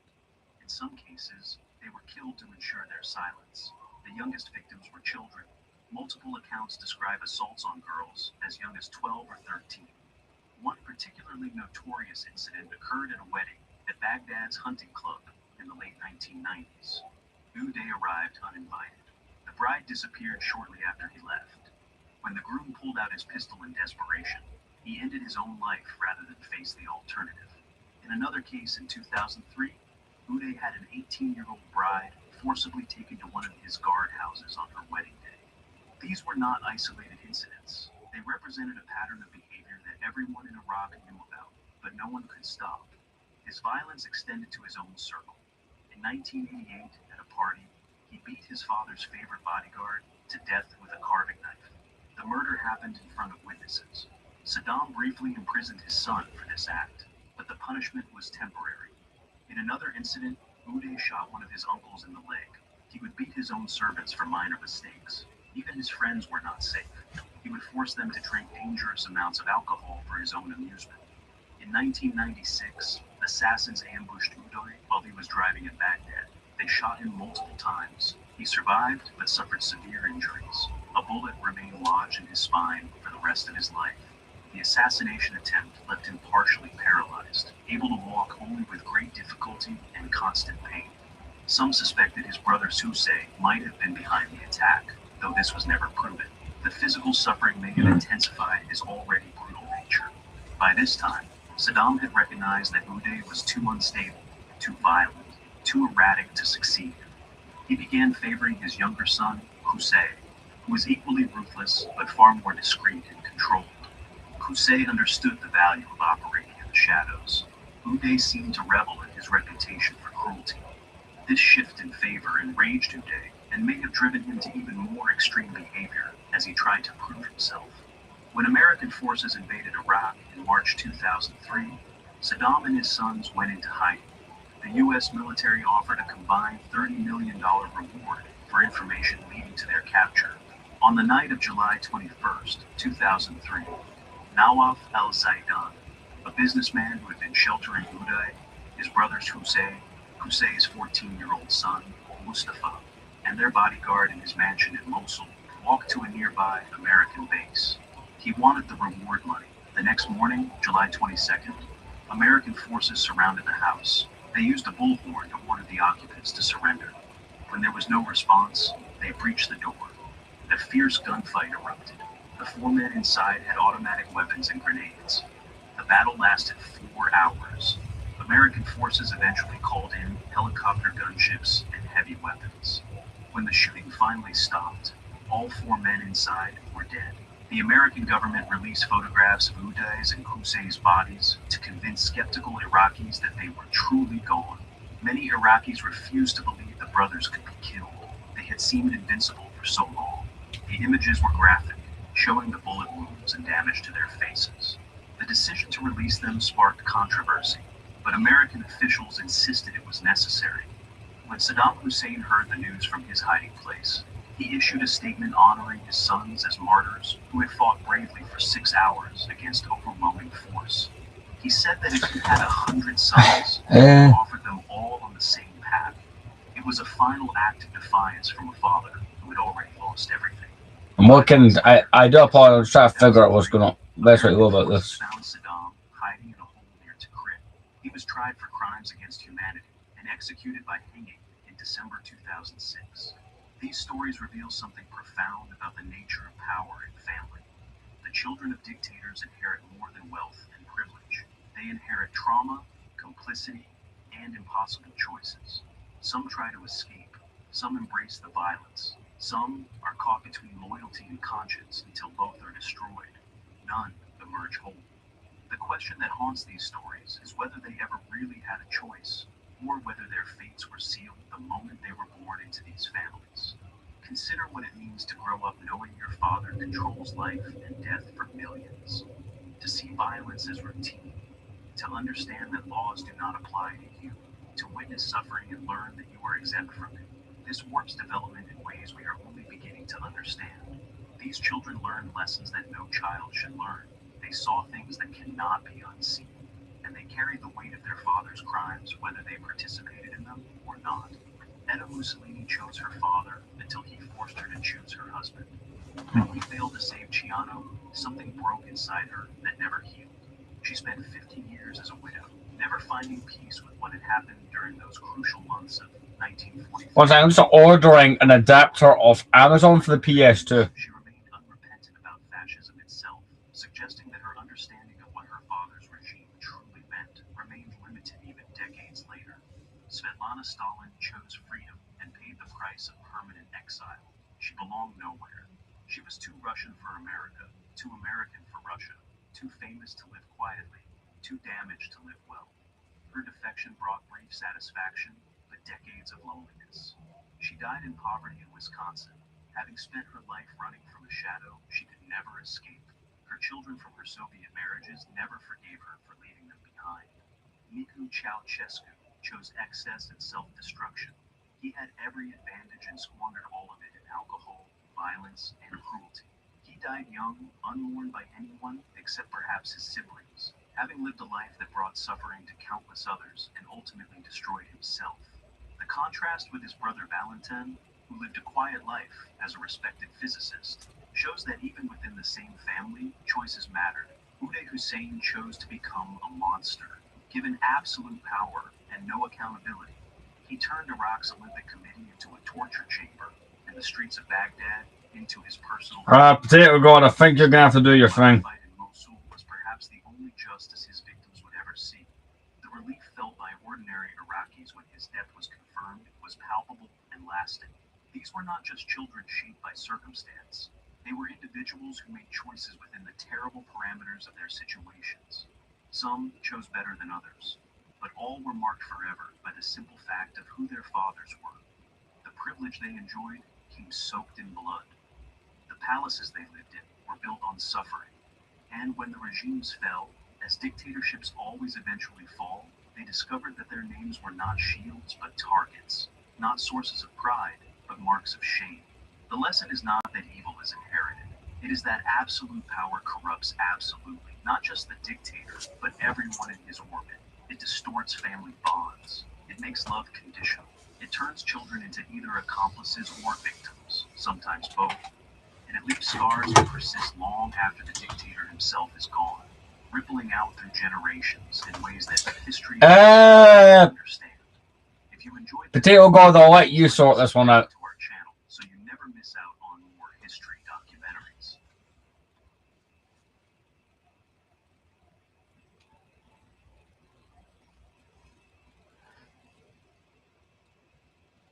Behind every dictator lies a trail of personal destruction that extends far beyond the battlefield. While history remembers Benito Mussolini as the architect of Italian fascism, few know the devastating price paid by the women who loved him. Their stories reveal a pattern of abandonment, betrayal, and tragedy that would span decades and claim multiple lives. These women trusted a man who would ultimately sacrifice everything and everyone for power, including those closest to him. What happened to them is a testament to how absolute power corrupts not just nations, but the most intimate human relationships. Today, we uncover the forgotten stories of 3 women whose lives were forever altered by their connection to one of history's most notorious leaders. Their fates would prove that loving a dictator comes with a price that extends far beyond the grave.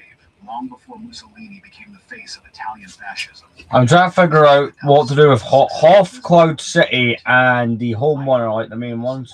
and possessed both financial independence and striking beauty. When she met the young socialist journalist Benito Mussolini in 1909, neither could have imagined how their passionate affair would end in institutional confinement and a systematic. Ida was immediately captivated by That's insane. and revolutionary fervor. Unlike many women of her era, she had her own money and could support his early political ambitions. When Mussolini struggled financially with his newspaper, Il Popolo d'Italia, Ida sold her salon and provided the funds that kept his publication alive. She believed in his vision and invested not just her money, but her entire future in the man she loved. In 1914, Ida gave birth to a son she named Benito Albino Mussolini. She claimed that she and Mussolini had married in a civil ceremony, though documentation of this union would later become a source of controversy. What cannot be disputed is that she lived as his wife and that he acknowledged the child as his son. For a brief period, they formed what appeared to be a genuine family unit. However, Mussolini's ambition soon outgrew his personal commitments. When World War I began, he enlisted in the military, leaving Ida and their infants. Did he get back to you? No? During his service, That's he nuts. began a relationship with Rachele Guidi, a woman from a more modest background who would suit his evolving political image. When he married Rachele in 1915, Ida's world Well, collapsed. well, Ida refused to I've ordered the adapter, so it should be good to go when that arrives. Mussolini's first wife and demanded recognition for their son. She appeared at political rallies, wrote letters to newspapers, and confronted Mussolini directly about his obligations to their family. Her persistence became an increasing embarrassment to Mussolini as his political star rose. As Mussolini consolidated power in the early You better interrogate him. We can't have people eat potatoes. You told me so. Right, so we're gonna have, I think, but will that look right if I combine those two scenes? I done that years ago on a shelf display. I don't know. could not afford to have an abandoned first family making public appeals for recognition. The state apparatus that Mussolini controlled would soon turn its attention. How long have we been streaming? In 1926, 3.5 hours. charges of disturbing the peace. Yeah, it's been my longest stream on YouTube in a long time. However, I do not think, however, that we're going to see the 10 hours that I once did. I don't know what will be the live stream that goes at for, excuse me. discredited her claims while removing her from public view. Her son Benito Albino was also institutionalized, despite showing no signs of mental illness. The conditions Ida faced in the asylum were deliberately harsh. She was kept in isolation, denied visiting. Got Palpatine's arrest here. Designed more to break her spirit than heal any supposed mental ailment. Guards were instructed to prevent any communication with the outside world.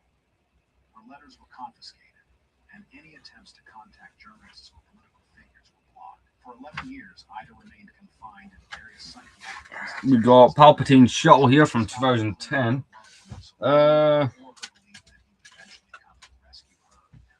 She maintained detailed journals documenting her treatment and continued to insist on her rightful place as his first wife. These writings would later provide historians with a chilling account of how the fascist state dealt with inconvenient personal relationships. In 1947, after more than a decade of confinement, Ida Dalser died in the San Clemente Psychiatric Hospital in Venice. The official cause was listed as brain hemorrhage, though the circumstances surrounding her death raised questions that were never properly investigated. She was buried in an unmarked grave, with no family members present and no public acknowledgement of her passing.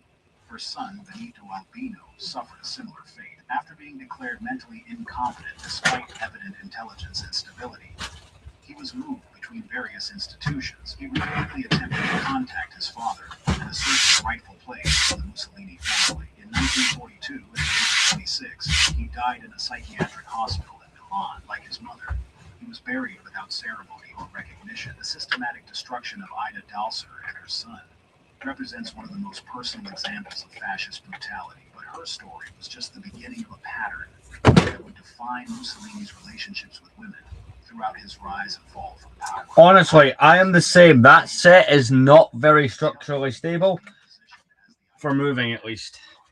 Born into a working-class family in Brabant, the same village as Mussolini, Riccielli represented the humble origins and traditional values that the fascist movement sought to promote. Her marriage to Mussolini in 1915 marked the beginning of a relationship that would span 3 decades and produce 5 children. Riccielli's early life was marked by hardship and limited education. She worked as a domestic servant before catching Mussolini's attention in her late teens. Unlike Ida, who brought financial resources and business acumen to the relationship, Riccielli I'm looking for something. 1 second. complete loyalty and an unwavering acceptance of her subordinate role in Mussolini's life. Their civil marriage ceremony in 1915 was a modest affair, reflecting their limited means at the time. Riccielli was pregnant with her first child. I'm looking for something. Well, I found the plaque for the UCS Falcon. I'm going to push that back slightly.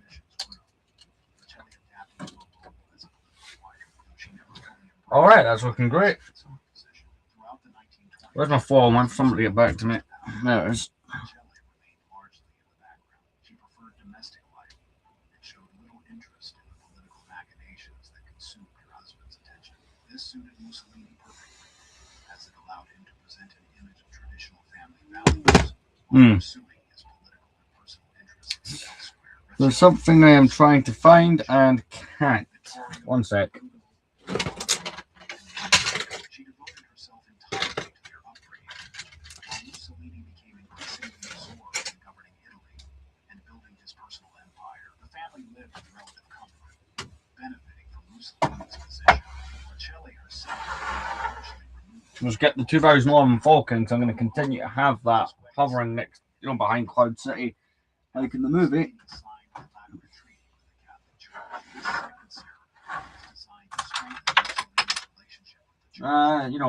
After I knock the carbonite brick off, that'd be smart. She remained aware of her husband's numerous extramarital affairs. Riccioli's knowledge of Mussolini's infidelities created a constant tension in their marriage. She was particularly aware of his relationship with Loretta Petacci, which began in the 1930s and would continue until his death. However, Riccioli's position as the official wife provided her with a certain security, even as she struggled with the emotional cost of her husband's betrayal. As World War II progressed and Mussolini's regime began to crumble, Riccielli found herself increasingly isolated. The comfortable life she had known for decades began to dissolve as military defeats mounted and public support for fascism collapsed. She watched her son with her son Henry die in a military aviation accident in 1941. The final years of Mussolini's regime brought particular hardship to Riccielli. As Allied forces advanced through Italy and opposition to Mussolini intensified, she faced the constant threat of capture or retaliation. The family was forced to move frequently, never knowing when they might need to flee again. When Mussolini was arrested in July 1943, Riccielli's world collapsed entirely. She was left to care for their remaining children, while her husband was imprisoned and then rescued by German forces. During the period of the Italian Social Republic, she lived in constant fear. I'm trying to figure out a way to move this. I am gonna. I'll be right back. I'm gonna use the toilet. I need to figure, and I'm also trying to figure out how the hell I want to do these last few sets. But I am loving the display quite a lot. It does look really nice, really well polished. And who knows, I might even game for a bit when we're done.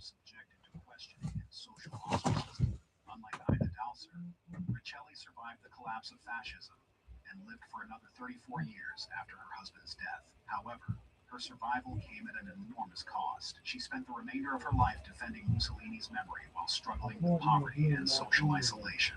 Former allies abandoned the family, and Riccielli found herself working as a restaurateur to support herself and her remaining children. In her later years, Riccielli wrote memoirs defending her husband and their life together. She consistently portrayed herself as a victim of circumstances beyond her control, while maintaining that Mussolini had been fundamentally good man led astray by others. These writings revealed a woman who never fully understood or accepted the true nature of the regime she had helped legitimize through her role as the dictator's wife. But even as Riccielli struggled to rebuild her life after fascism's fall, another woman's story was reaching its tragic conclusion alongside Mussolini himself. Clara Petacci, known as Claretta, entered Mussolini's life in 1932 when she was just 20 years old and he was 49. The daughter of a well-connected Roman physician, Claretta possessed youth, beauty, and an education that made her far different from either Ida or Riccielli. Her relationship with Mussolini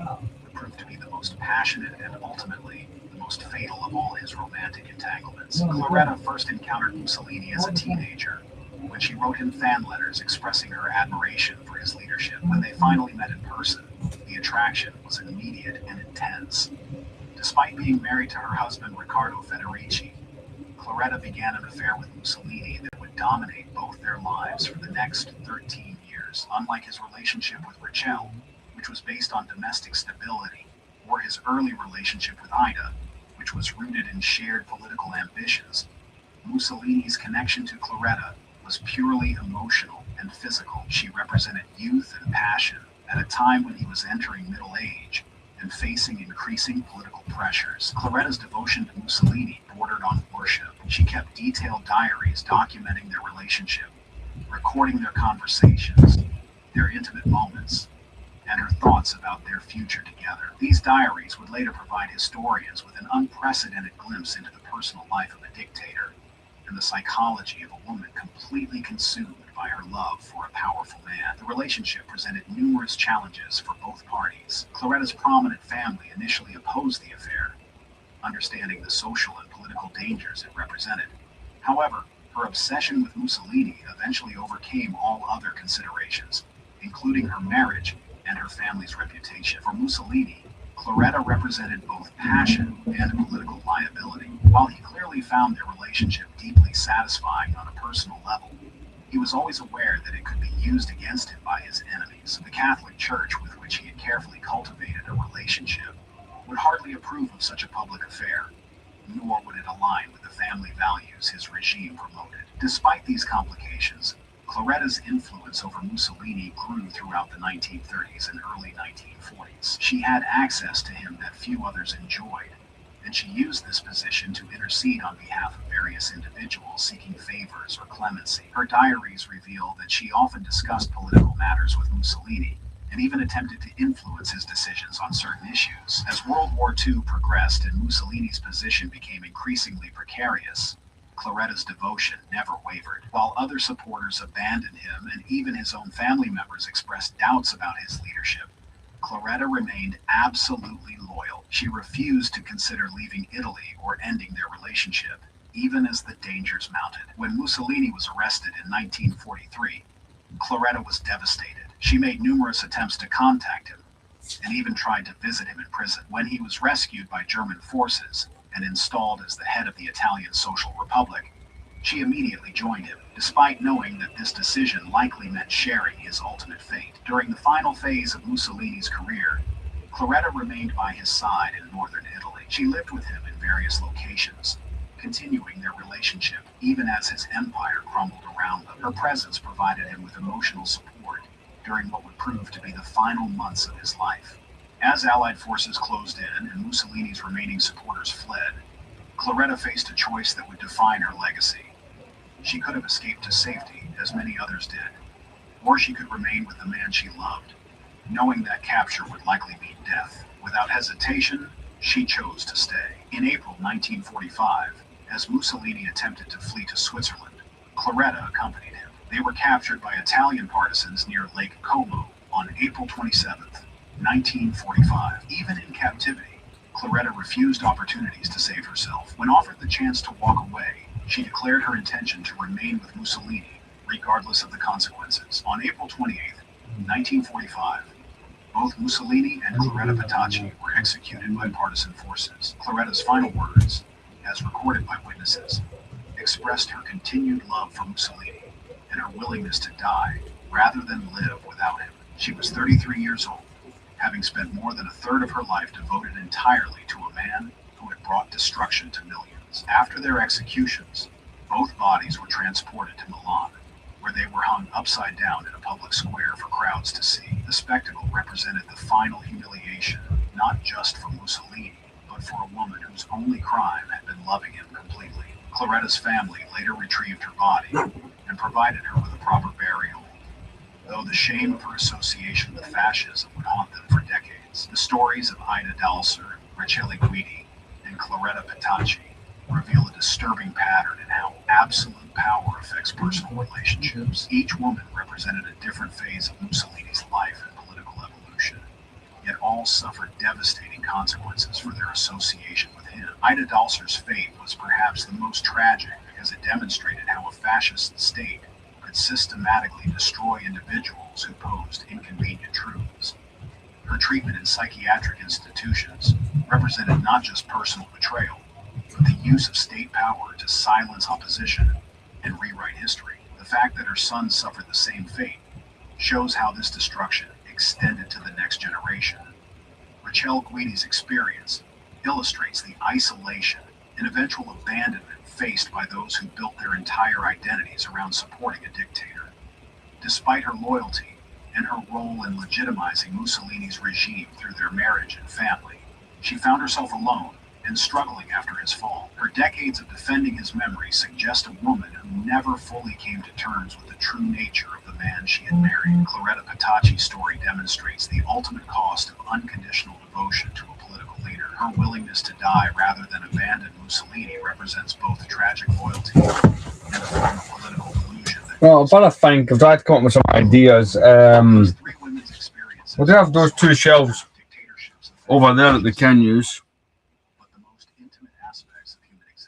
Mussolini's treatment of the women in his life reflected the same patterns of manipulation, abandonment, and destruction that characterized his political career. Their suffering serves as a reminder that the personal is indeed political, and that the cost of supporting authoritarian leadership extends far beyond the ballot box. The systematic erasure of I may try and put other builds in with the Cloud City. I don't know what, to be honest, but I feel that I'm not utilizing that shelf enough. all demonstrate how women associated with failed dictatorships become casualties, not just of political change, but of the very movements they supported or were connected to through love or marriage. Their stories also highlight the particular vulnerabilities faced by women in relationships with powerful men. Each woman sacrificed aspects of her own identity and independence for her connection to Mussolini. Yeah, I found the thing for cleaning the sets. Granted, it took a while, but there we go.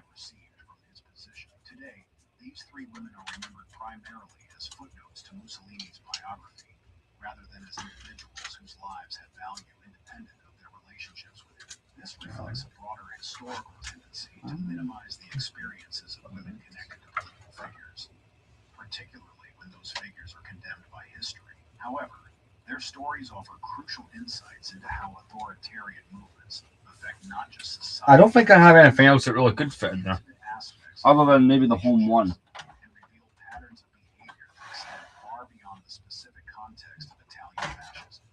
The decades-long effort to recover and understand these women's experiences represents an important shift in historical scholarship toward recognizing the personal costs of political extremism and acknowledging that the private sphere is never truly separate from political power. For much of the 20th century, historians focused primarily on political and military aspects of fascism, while largely ignoring the private suffering of individuals caught in its web, treating personal relationships as irrelevant to understanding how dictatorships function and maintain power. This Did I put that was thing? not accidental. No, I didn't. It's right here. Broader assumptions about what constituted legitimate historical inquiry. So I've been thinking, right? We could just end the stream Experiences of women and go straight to, connected was right, controversial figures and then be done. were But dismissed I'm gonna keep it going a little bit longer than that, rather than recognized as crucial because I'm thinking I don't get many opportunities to have streams this long. What was it? 3 hours and 50 minutes. Right. So I've not done a stream that long here since the building the UCS Falcon streams. So we're gonna throw in some gaming to tonight's live stream as well. Oh, this afternoon's is technically, yeah, we're still in the afternoon. Wow, about that. Right. traditional archival research inadequate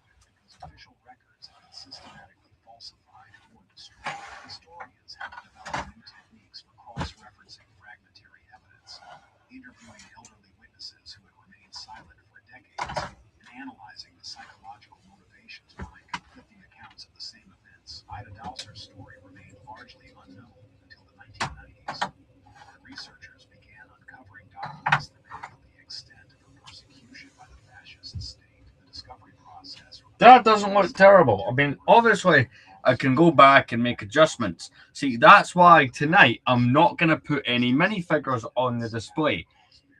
Here's my thinking behind that, right? If I don't do it tonight, it means that I can change the set orientation whenever I feel like. Truths and unwanted witnesses to the personal failures of their leaders. The breakthrough in understanding Ida's story came when researchers realized that the regime's own bureaucratic obsessions had created multiple paper trails that proved impossible to eliminate. Complete hospital transfer records, medication logs, and even laundry receipts provided evidence of her movement between institutions and the conditions of her confinement. More importantly, the discovery of coded references in government correspondence revealed that her persecution had been coordinated at the highest levels of the fascist state.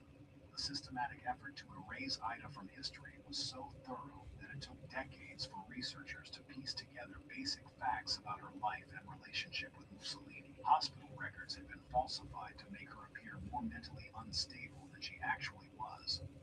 Legal documents supporting her claims about marriage had been destroyed or misfiled, and potential witnesses had been intimidated into silence through threats to their own families and livelihoods. This level of institutional coordination reveals how extensively the fascist state was willing to go to protect Mussolini's image and eliminate challenges to his authority. The technological capabilities available to researchers in the 1990s allowed for more sophisticated analysis of historical documents than had been possible in earlier decades. Computer databases made it possible to cross-reference thousands of documents quickly, while advances in forensic analysis allowed researchers to detect alterations and falsifications in historical records. These tools revealed the extent to which official histories had been manipulated and provided new methods for recovering suppressed information. The fact that Ida's son was also destroyed shows how political persecution was designed to extend across generations. Right, so what we're left with? We're left with a couple bits of Tatooine that I can't put in the main display. I'm left with the Hoth stuff and Palpatine's arrest. So it's of course Hoth is going to be its own shelf. The Jango Fett Slave 1 needs a good bloody clean. Sorry, allow me to use the politically correct term. Jango Fett's unpaid intern 1. The international dimensions of Ida's erasure also demonstrate how authoritarian regimes coordinate their efforts to control information across national boundaries. Austrian and Swiss authorities were pressured to deny events to remain silent about her marriage claims. Something's wrong. Access to relevant documentation. This international conspiracy Said something's going on with one side. I got my phone and shit. Yes. and reveals how thoroughly fascist influence had penetrated European institutions. Rachele Guidi lived long enough to tell her own story through memoirs and interviews conducted over several decades. But her accounts reveal a woman who never fully understood or acknowledged her role in legitimizing fascism. Her insistence on defending Mussolini's character, even decades Oh, hey, how's it going? after the revelation, For some reason, the chat won't pop up on the thing, so I want to read it from my phone. survival mechanism that prevented her from confronting the full reality of what she had supported through her marriage and public role. The evolution of Rachel's public statements over time provides fascinating insights. Individuals process complicit authoritarian regimes. In her earliest How you doing? she portrayed herself primarily a victim who had been ignorant of her husband's political activities. As more evidence emerged about fascist crimes, she shifted to defending mentions while criticizing his advisors and subordinates. In her final interviews, she returned to romantic narratives about their personal relationship while avoiding any discussion of political consequences. The psychological damage visible in Rachele's later writings demonstrates how completely dictatorships can corrupt even those who seem to benefit from their association with power. Her inability to acknowledge the reality of fascist crimes while simultaneously claiming to be a victim herself represents a cognitive dissonance that many supporters of authoritarian regimes experience when confronted with the consequences of their support. This psychological splitting allows individuals to maintain positive self-images while avoiding responsibility for their complicity in destructive political movements. Rachel's decades of poverty and social isolation after Mussolini's death also reveal how... Yeah, I can't see chat, so I'm going to have to keep them on my phone. Once they are no longer useful. Despite her 30 years of loyalty and her crucial role in providing legitimacy to the regime through her marriage... Never too sold for bricks. Yeah, never too for bricks. How you doing?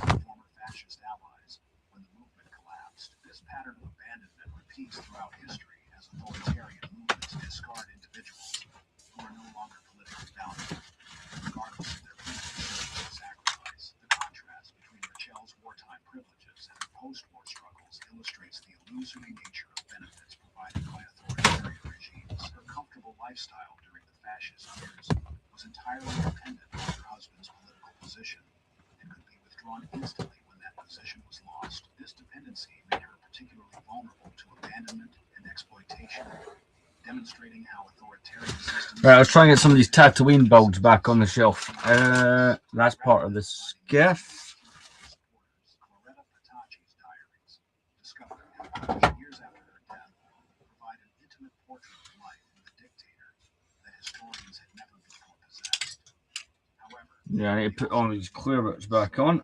consumed by her relationship, that she lost all perspective on the broader consequences of fascism and her role in supporting it. Her writings show no awareness of the suffering caused by Mussolini's regime, or any consideration of the moral implications of her association with him, suggesting a level of willful blindness that extended beyond mere political naivety. The diaries... I have misplaced it again. Wow. Brilliant. Have I? But also her observation of Italian politics, society, and culture. I also knocked a piece off Cloud City there. See? Professionalism. Filtered entirely through her emotional obsession with Mussolini, creating a distorted perspective that reveals more about the psychology of political fanaticism than about objective historical reality. The psychological profile that emerges from Cloretta's diaries has become a case study in the dangers of romantic obsession with powerful Right. figures. Where is the A-wing? Research into the psychology of political cults and authoritarian movements. Her complete surrender of independent judgment and moral reasoning to her emotional attachment to Mussolini represents an extreme example of how personal relationships with authoritarian leaders can corrupt individual conscience and moral clarity. Modern research into trauma bonding and Stockholm Syndrome has provided new frameworks for understanding Cloretta's psychological attachment to Mussolini. Her diaries document Contraption we tried using on one of the last streams. including idealization of her abuser, self-blame for relationship problems, and inability to recognize the harmful nature of the relationship. These psychological patterns help explain how intelligent, educated individuals can become completely dependent on destructive relationships with powerful figures. Her willingness to die for Mussolini has been interpreted both as tragic loyalty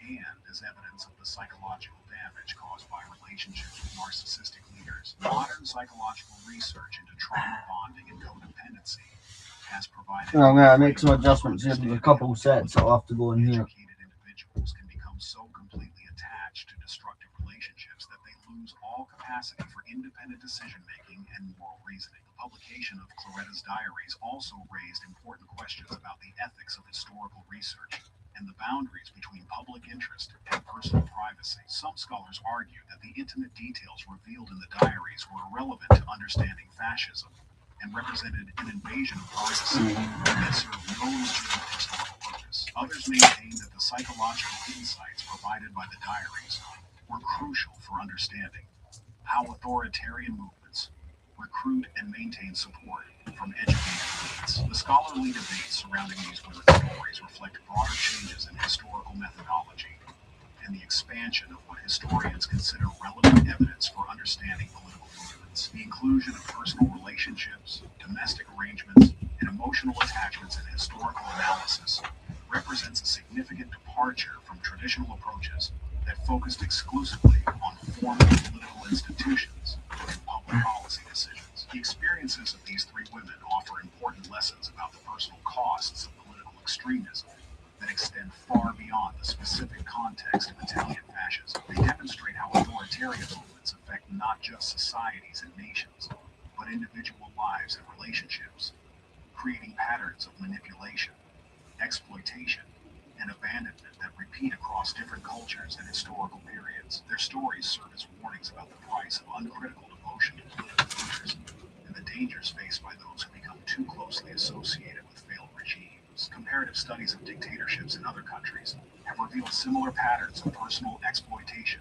and abandonment among the family members and intimate associates of authoritarian leaders. The wives of Stalin, Hitler, Mao, and other dictators experienced varying degrees of isolation, manipulation, and destruction, suggesting that these patterns represent fundamental characteristics of dictatorial behavior rather than unique features of Mussolini's personality or Italian culture. Moreover, their fates illustrate how women have historically been made to bear disproportionate costs for the political actions of the men in their lives.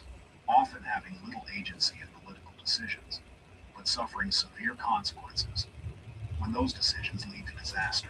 Whether through institutional persecution, social ostracism, or execution, all three women paid prices that went far beyond any role they may have had. Oh, apparently I've got another 10 subscribers to this, so that's cool.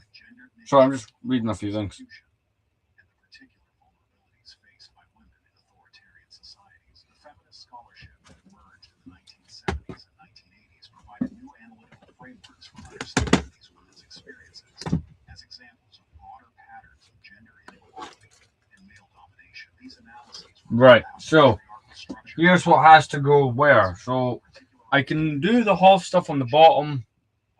That makes sense to me. And this shelf here will become a randomized shelf. There's going to be one or two bits that are going to have to be random. Whose lives are forever altered by the decisions of leaders and the consequences of historical change.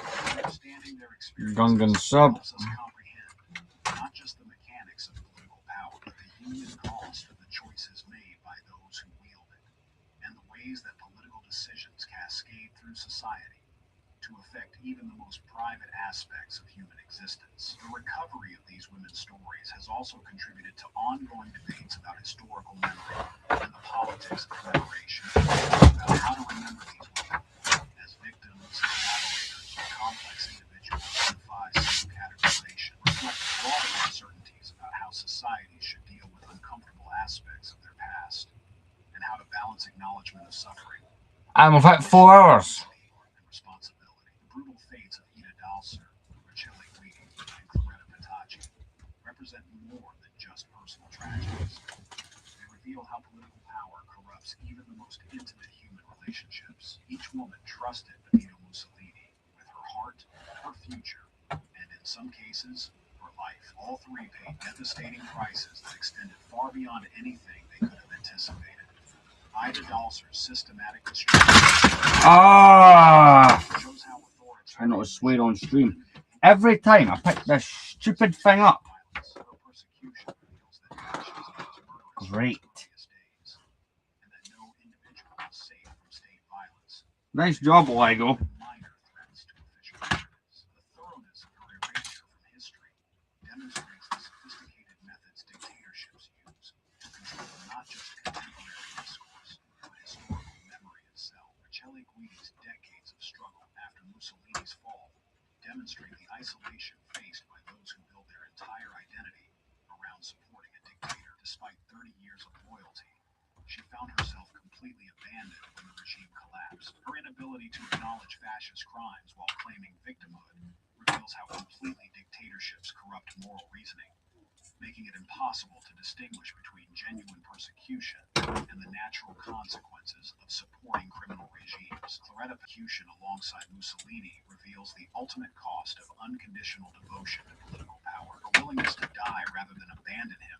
represents both tragic loyalty and political delusion that destroyed her capacity for independent judgment. Her story demonstrates that education and social privilege provide no protection against the psychological manipulation exercised by skilled authoritarian leaders. The patterns visible across these relationships, initial attraction to power, followed by increasing demands for loyalty, escalation of control, and finally abandonment or destruction, appear to be common features of Why does it not want to go back into the correct spot? I don't know. There we go. As each woman sacrificed aspects of her identity for connection to Mussolini, only to discover their emotional investment would never be reciprocated or protected. Today, as new forms of authoritarianism emerge worldwide, these fates remain painfully relevant. They remind us to examine how leaders treat those closest to them, for in personal relationships we often find the truest measure of character and the clearest preview of how they will treat their people. The tragedy of Ida and is that they discovered too late. There is no such thing as a private life with a public monster. Their sacrifices echo through history as a warning that the price of supporting authoritarianism is always higher than anyone anticipates, extending far beyond the grave and affecting generations yet unborn. If you enjoyed this video, please like and subscribe to our channel so you never miss out on more history documentaries. Right, let's get these other ones in. So we're gonna have the Gungan sub here. Like that. This is part of that offset that needs rebuilt. That set has broken so many times. Few understand the intimate horrors that unfolded within his own household. The women who shared his name, his bed, and his life faced a nightmare that would make even his political enemies shudder. Tonight, we uncover the dark secrets of Stalin's marriages, stories of manipulation, terror, and tragedy that reveal a monster far more personal and calculating than history has dared to tell. What happened to the women brave enough, or unfortunate enough, to become Stalin's wives? The truth is more disturbing than you could imagine. In 1906, a 27-year-old Stalin married his first wife, Ekaterina Svanidze, known as Kato. She was barely 19, the daughter of a Georgian railway worker, and reportedly the only woman Stalin ever truly loved. But even this so-called love story carries shadows that historians have only recently begun to illuminate. Kato was described by contemporaries as gentle, religious, and devoted. She bore Stalin a son, Yakov, in 1907. Yet within just 4 years of marriage, she was dead. The official cause was listed as typhus, but the circumstances surrounding her final months paint a far more sinister picture. During their brief marriage, neighbors reported hearing frequent arguments from the Stalin household. Kato had begun to lose weight dramatically in the months before her death. Her sister-in-law later recounted that Kato had confided fears about her husband's increasingly violent temperament and his involvement with revolutionary activities that she found morally disturbing. Stalin's own behavior during Kato's illness was peculiar. Rather than seeking... Yeah, it was easy enough to build up. He seemed almost indifferent to her declining health. When she finally succumbed in December 1906, I've got it sorted. Stalin's reaction shocked even his closest associates. At her funeral, he was reported to have thrown himself dramatically onto her coffin, declaring that his heart had died with her. Yet within weeks, he had abandoned their infant son and returned to his revolutionary activities with renewed vigor. What makes Kato's death particularly suspicious is the pattern it established. Stalin had already shown... Great, and that's what's broken. ...that would later define his political career. Kato had begun questioning his methods and expressing religious concerns about his violent revolutionary activities. For a man who would later eliminate anyone who posed even the slightest challenge to his authority, a questioning wife represented a dangerous liability. The Georgian Orthodox Church records from the time reveal another disturbing detail. Kato had sought counsel from local priests about her marriage, expressing what church documents describe as grave concerns about her husband's spiritual condition. She had reportedly asked whether she could see an annulment based on what she termed her husband's unnatural behaviors. But Kato's story becomes even darker when we examine what happened to her family after her death. Her brother, Alexander Svanidze, initially maintained a close relationship with Stalin, even serving in important government positions after the revolution. However, in 1937, during Stalin's Great Purge, Alexander was arrested on fabricated charges of being a German spy. He was tortured for months before being executed. Alexander's wife, Maria, was also arrested. Under interrogation, she reportedly revealed disturbing details about Stalin's treatment of Kato that had never been made public. Maria claimed that Kato had confided in her about physical intimidation and threats from Right, Stalin. what else is needed? So that will go up there, Religious values on their household. The systematic as well the Striker class Starfighter, which means I can have an Old Republic display, which will be nice. I'll just pile them on top for now. I'll actually sort them once I'm done the half shelf. But the pirate tank will go there too.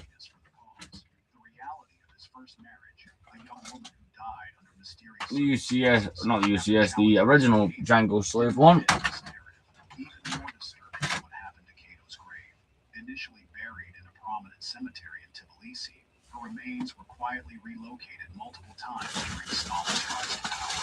Each move seemed designed to further obscure her story and eliminate places where people might gather to remember her or question the official version of events. The few photographs of Kato that survived Stalin's purges show a woman who appears increasingly gaunt and fearful in later images. Her eyes, once bright and hopeful in early wedding photos, Well, we can see a majority of the bed again, so that's great. speaks to experiences no young wife should endure. But But if you think Cato's story is disturbing, what Stalin did to his second wife reveals a level of psychological torture that defies comprehension.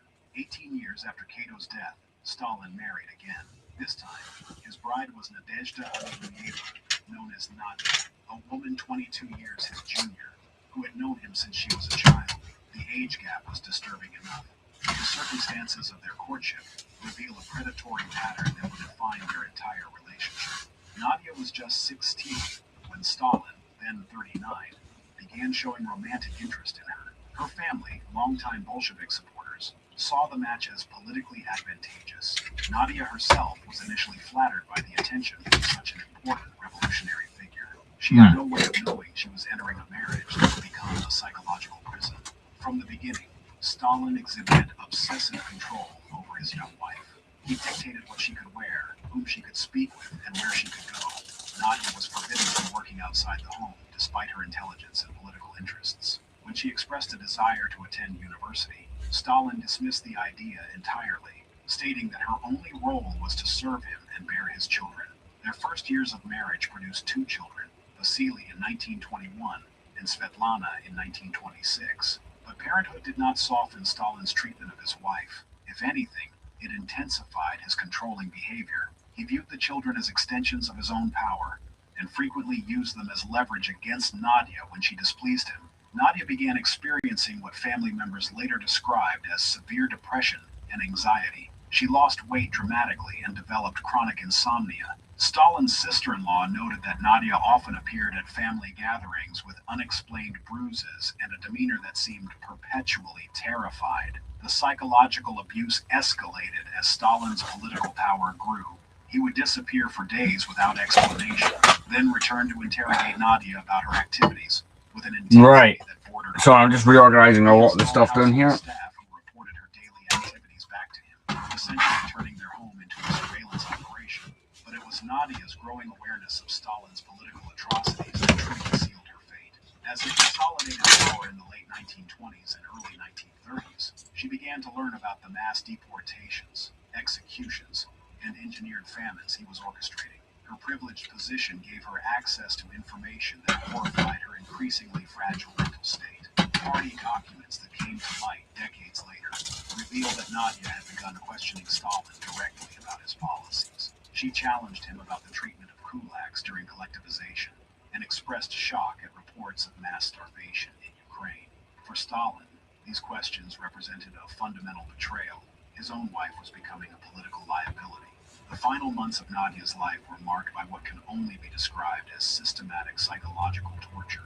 Stalin would bring home detailed reports of executions and deportations, seemingly taking pleasure in watching his wife's horrified reactions. He began making veiled threats about what happened to people who questioned his methods, even within his own family. On November 8, 1932, at a dinner party celebrating the 15th anniversary of the Bolshevik Revolution, witnesses reported a particularly vicious confrontation between Stalin and Nadia. He berated her publicly for her bourgeois sentimentality and her interference in matters beyond her understanding. When she attempted to respond, he told her to shut up or face the consequences. Nadia fled the dinner in tears. That night, she was found dead in her bedroom with a gunshot wound to the head. Stalin's pistol was beside her body. The official cause of death was ruled self-inflicted, but the circumstances raised disturbing questions that have never been adequately answered. The position of the wound, the lack of powder burns consistent with close-range firing, and the complete absence of any note or prior indication of suicidal intent all point to a different conclusion. Perhaps most tellingly, Stalin's reaction to his wife's death was utterly devoid of genuine grief. Within hours of discovering her body, he was making arrangements for the funeral and crafting the narrative that would be presented to the public. He showed no interest in investigating the circumstances or seeking answers about what had driven his wife to such a desperate state. The funeral itself was a carefully orchestrated performance. Stalin played the role of the grieving widower, but those closest to the family noted the calculated nature of his emotions. His daughter Svetlana later wrote that her father seemed almost relieved by her mother's death, as if a troublesome burden had been removed. In the days following the funeral, Stalin systematically eliminated... that's just a thing disconnecting. Sorry, I'm just busy trying to line up all these bits of Hoth stuff that I've got. Were quietly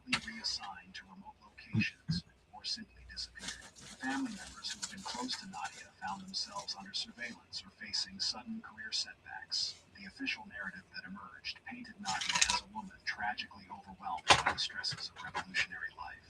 Stalin was portrayed as a devoted husband whose wife had succumbed to mental illness despite his loving care. This version of events was so thoroughly enforced that it remained unchallenged for decades. But Stalin's treatment of his wife's memory reveals the depth of his calculating cruelty. He had her body moved multiple times, preventing the establishment of a permanent memorial. He destroyed most photographs of her and removed her belongings from their home as if she had never existed. Most disturbing of all, he began telling people that Nadia had betrayed him through her self-inflicted death, framing himself as the victim of her selfish act. The impact of this traumatic event on Stalin's children provides another window into his callous nature. His son, Vasily. Right, that'll be one of the ones that goes on that shelf. So all the Hoff stuff, I think, is what it needs to be. We do need to throw the escape pod onto the Tatooine shelf. Was given even less information and grew up believing her mother had simply disappeared. Yet even this horrific story pales in comparison to what Stalin did to the women who dared to enter his orbit after his wife's death.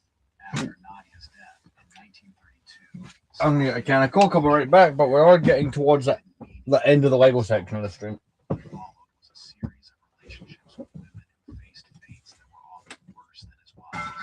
These women, hidden from history, experienced horrors that reveal Stalin's capacity for cruelty on an intimate scale that rivals his political atrocities. The first of these secret relationships began barely 6 months after Nadia's funeral. Rosa Kaganovich was the sister of one of Stalin's closest political allies, Lazar Kaganovich. She was a party member, educated and politically engaged, exactly the kind of independent woman who would both attract and ultimately threaten Stalin.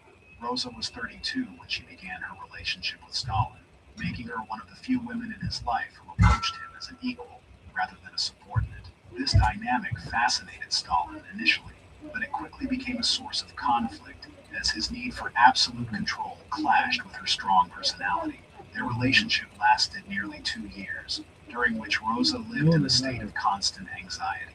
Stalin's behavior toward her followed the same patterns he had established with Nadia: initial charm followed by increasing control, surveillance, and psychological manipulation. But Rosa, being older and more experienced, recognized these patterns and began to resist. The resistance proved fatal. In early 1935, Rosa suddenly I'll pick it up disappeared soon. from Moscow. Official records claim she was reassigned to work at a remote agricultural station in Siberia. No trace of her was ever found at the supposed destination. Her brother Lazar, despite his close relationship with Stalin, never spoke publicly about her disappearance and seemed genuinely terrified whenever her name was mentioned.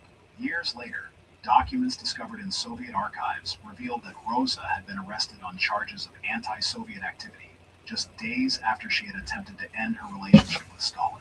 The charges were completely fabricated, based on testimony from household staff who claimed to have overheard her making critical comments about government policies. She was sentenced to 10 years in a labor camp, but her name disappears from all records after her initial processing.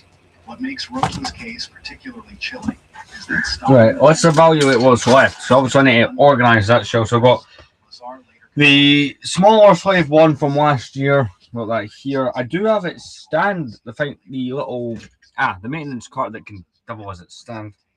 He described Stalin as having the demeanor of a cat that had caught and disposed of a troublesome mouse. The pattern continued with alarming regularity. Historians have identified at least 7 women who had romantic relationships with Stalin between 1935 and 1945, and not one of them survived to see the end of the war. Each followed a similar trajectory: initial attraction to Stalin's power, growing horror at his true nature, attempts to distance themselves, and then sudden disappearance under mysterious circumstances. One of the most documented cases involves Lydia Timoshuk, a doctor who worked at the Kremlin hospital.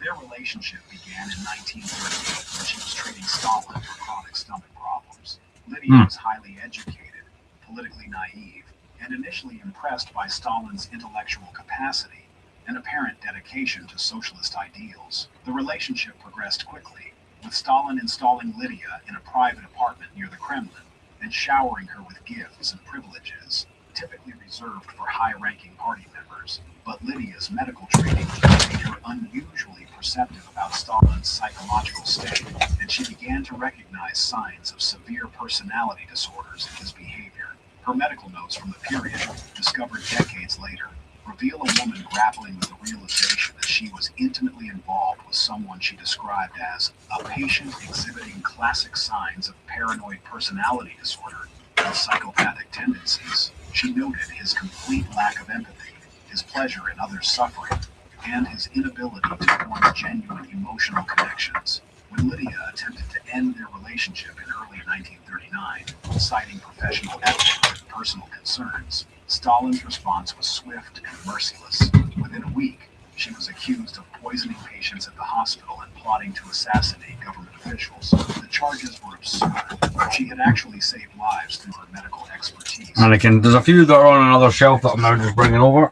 Lydia was arrested in her apartment during a dinner that Stalin himself had arranged. Witnesses reported that he watched from a window across the street as she was dragged away, showing no emotion except what one observer described as mild satisfaction. She was tortured for 3 months before being executed, with the interrogation records revealing that her captors were particularly interested in her psychological observations about Stalin. Perhaps the most disturbing aspect of these secret relationships was Stalin's apparent enjoyment of the process. He seemed to derive genuine pleasure from the cycle of seduction, control, resistance, and elimination. Former bodyguards later Chucking the earphones there for now. So we've got Dooku's speeder, which that would be a separatist thing. Experiments in human behavior. The woman known only as Vera represents one of the most tragic cases. She was a young translator who worked with foreign diplomats and caught Stalin's attention in 1941. Unlike the others, Vera attempted to avoid his advances entirely, perhaps sensing the danger. Her efforts to maintain professional distance only intensified Stalin's interest. Stalin used his position to orchestrate situations where Vera would be forced to spend time alone with him. He had her assigned to translate for private meetings that didn't exist, forcing her to sit in empty rooms while he subjected her to hours of increasingly personal questioning. When she Right, that can go there too. it was clearly out of fear rather than attraction. The relationship that followed was characterized by Stalin's complete indifference to Vera's obvious terror and discomfort. She was essentially held prisoner in a luxury apartment, unable to work or contact friends and family without his permission. I don't know where I'm putting the Bushway helmet. I'll put that to the side for now. The fast speeder I'm actually just going to throw in up the Bushway helmet because it'll be there. When she made the mistake of confiding in her sister about her situation. The sister, hoping to help, approached a party official about the apparent kidnapping. Within days, both of them were arrested on charges of espionage. We'll get the do back in there. The Tatooine shelf at least. Vera herself disappeared into the prison system, presumably to suffer a more prolonged punishment for her betrayal of Stalin's trust. The systematic nature of these disappearances suggests that Stalin himself can only be described as a predatory system for acquiring and disposing of women. He used his political power to identify potential victims, his security apparatus to isolate and control them, and his judicial system to eliminate them when they became inconvenient. But these secret relationships were only part of a broader pattern of abuse that extended to every woman in Stalin's orbit, including members of his own family. Stalin's cruelty toward women extended beyond his wives and mistresses to include the women who married into his family. His treatment of his daughters-in-law reveals a man who viewed any woman connected to him as property to be controlled, manipulated, and ultimately destroyed if they showed signs of independence or disloyalty. The first victim was Yulia Meltzer, who married Stalin's eldest son Yakov in 1928. Yakov had grown up largely without his father after Kato's death, and he approached his marriage with hopes of finally establishing some independence from Stalin's overwhelming influence. This hope proved tragically naive. From the moment Yulia entered the family, Stalin subjected her to scrutiny that bordered on obsessive. He had her background investigated exhaustively, despite her impeccable party credentials and family loyalty to the Bolshevik cause. He interrogated her about her political beliefs, her family connections, and even her intimate relationship with his son. Yulia was a strong-willed woman who initially tried to maintain her dignity in the face of Stalin's invasive behavior. She continued working as an engineer and maintained friendships outside the Stalin family circle. These signs of independence immediately marked her as a threat in Stalin's eyes. The psychological campaign against Yulia began with subtle undermining tactics. Stalin would make disparaging comments about her appearance, intelligence, and social background in front of family. I'm watching, it's this thing brought up here, and it's all the figures that this guy, that Brit Rebellion, has put up. I'm debating buying this heat suit Batman. It does look cool. Stalin escalated to more direct forms of harassment. He had her workplace monitored and began spreading rumors about her political reliability. Colleagues who had previously been friendly became distant and suspicious. The work assignments became increasingly menial and isolated. The breaking point came when Yulia became pregnant in 1936. Rather than celebrating the prospect of a grandchild, Stalin saw the pregnancy as an opportunity to assert complete control over her life. Right. I reorganize this shelf here, and then all these little bits can follow in afterwards. So I'm thinking we've got the slave one there. It's kind of like a randomized prequel error shelf, to be honest. Put that hatch down.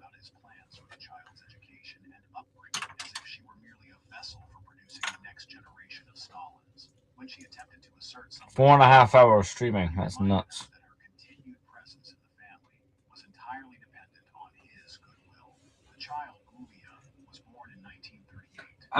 Unfortunately, Potato God, I cannot see the part of the screen has disappeared on the laptop that allows me to show you, or allows me to read the chats. I can't get to come back up without ending the stream, and I don't want to end the stream.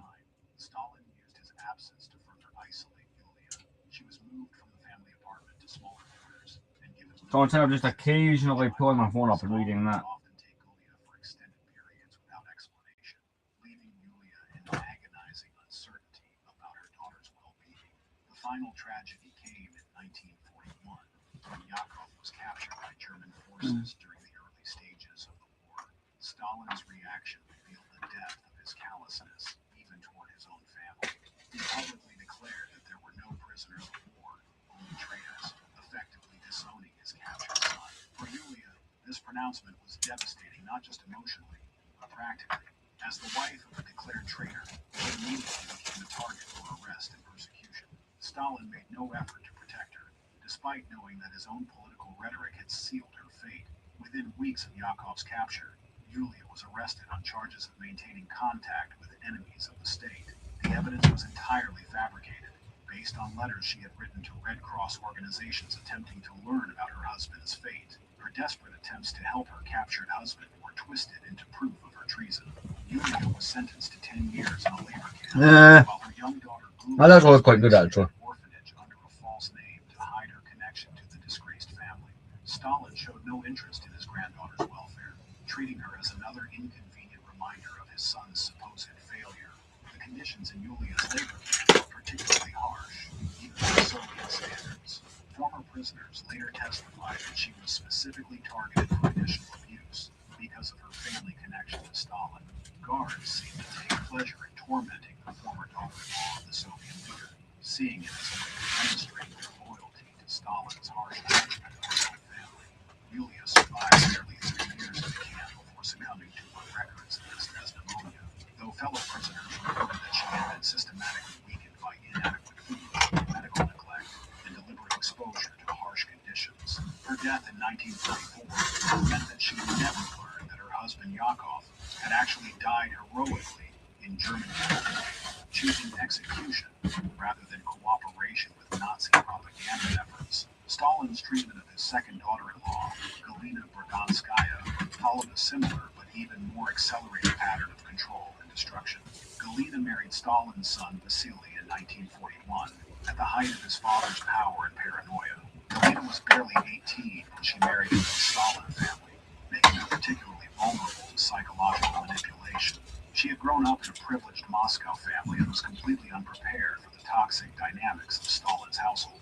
From the beginning, Stalin treated Galina There we go. as a family So we'll put that as a there. potential security threat. He subjected her to constant surveillance and interrogation about her That is an original TIE pilot sitting there on the shelf. Right. conversations with his son. The young woman quickly developed symptoms of severe anxiety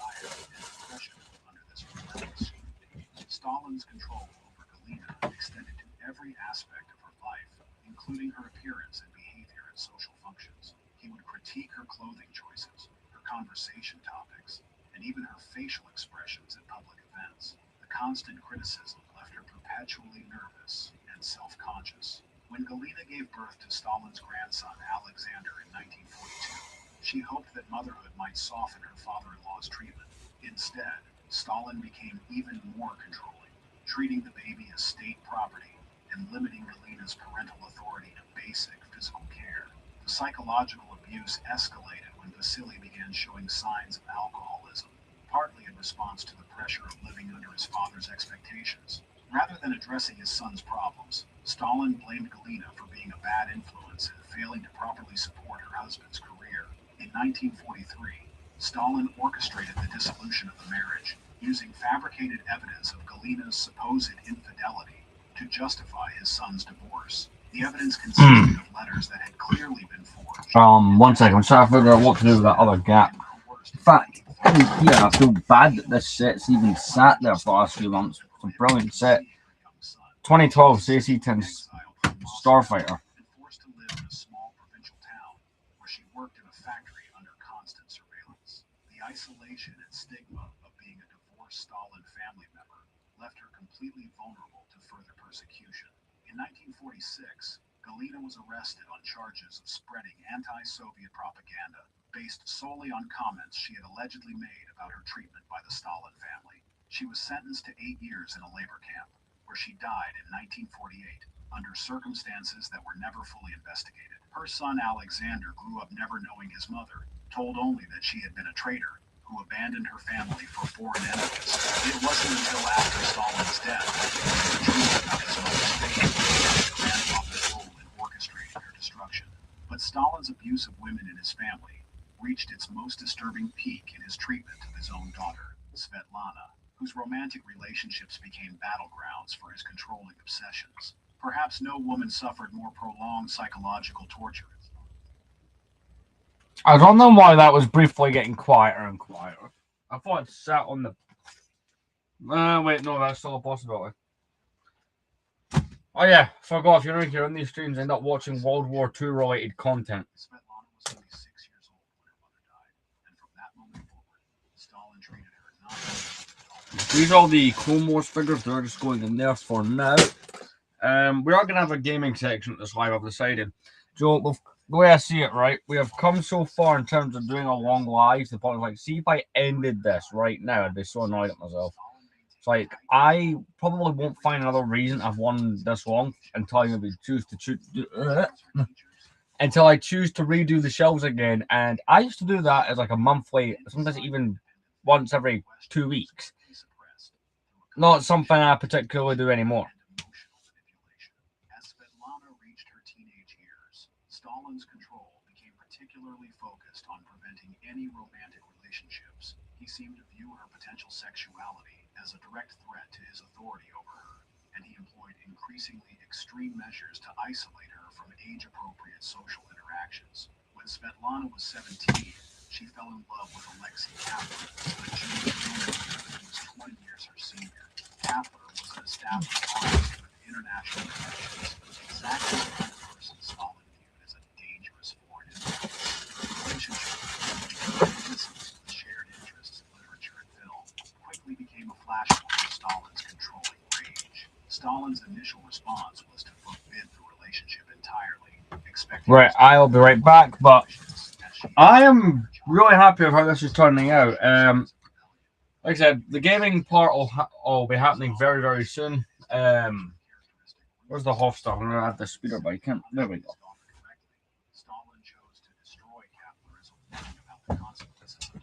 But I'm guessing this will be like a 6-hour stream, which I like to think can take advantage while we can. Sentenced to 5 years in a labor camp. The evidence against him was entirely manufactured, consisting of forged documents and coerced testimony from associates who feared for their own lives. Stalin made sure that Svetlana understood her role in Kapler's fate. He told her explicitly that her continued defiance had sealed her lover's doom, and that any future relationships would result in similar consequences for the men involved. The message was clear. Her affections were weapons that Stalin could use to destroy anyone who gained her loyalty. The psychological impact on Svetlana was devastating. She had witnessed firsthand her father's willingness to destroy an innocent man simply to maintain control over her personal life. The guilt and fear of causing harm to anyone she cared about began to shape all her future relationships. In 1944, seeking to establish some independence, Svetlana married Grigory Morozov. So we've got the Luke's lightsaber. Do we need to repair the promo part of that? Promo. That is a pro. The stand. Who had become increasingly anti-Semitic in his later years. However, because Svetlana was already pregnant, Stalin reluctantly agreed to the marriage, making his displeasure abundantly clear.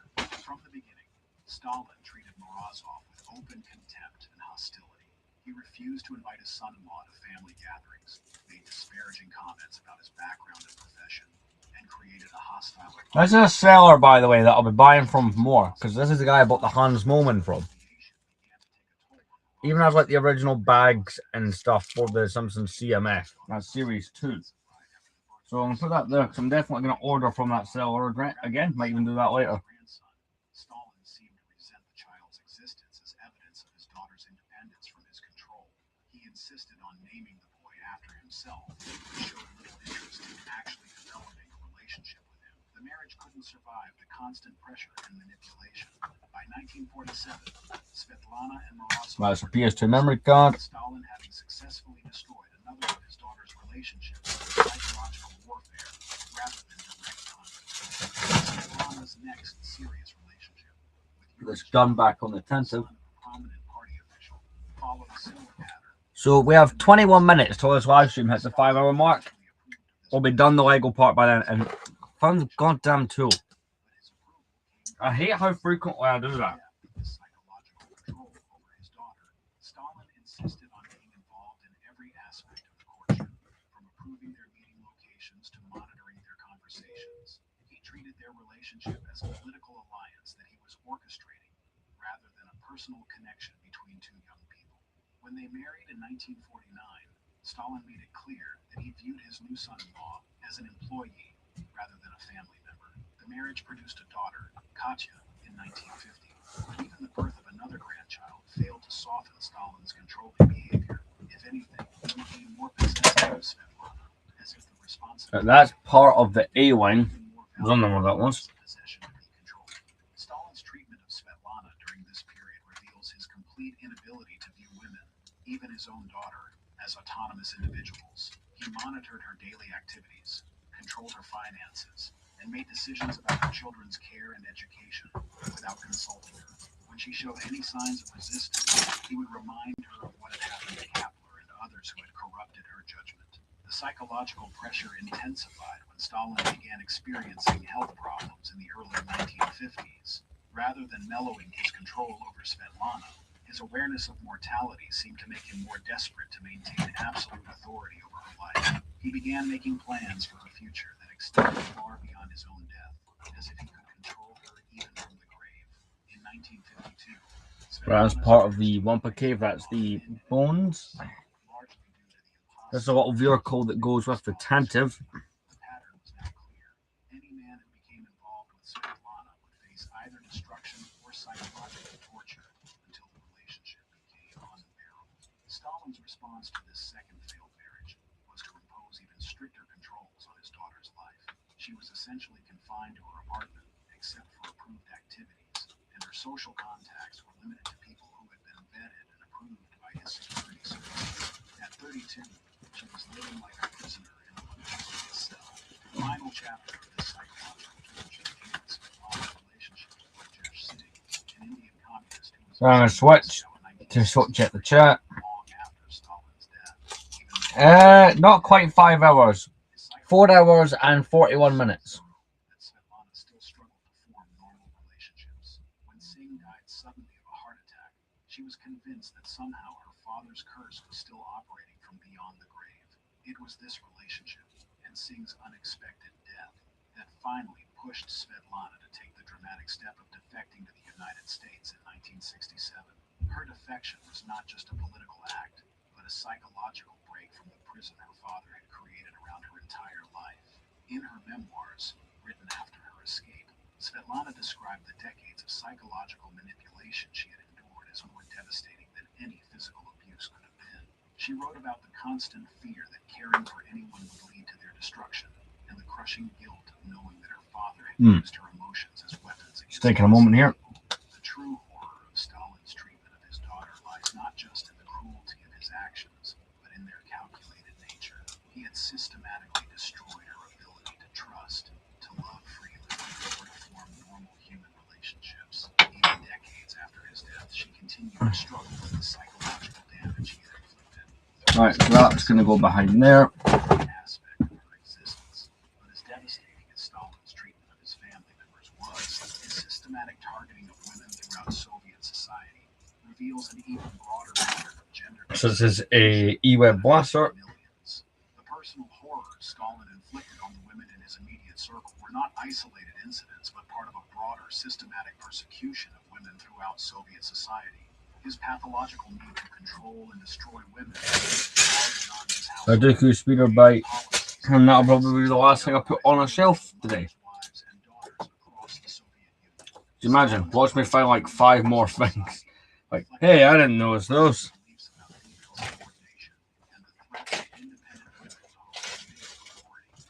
Sorry, other than the grievous therapy chair that has to go back on.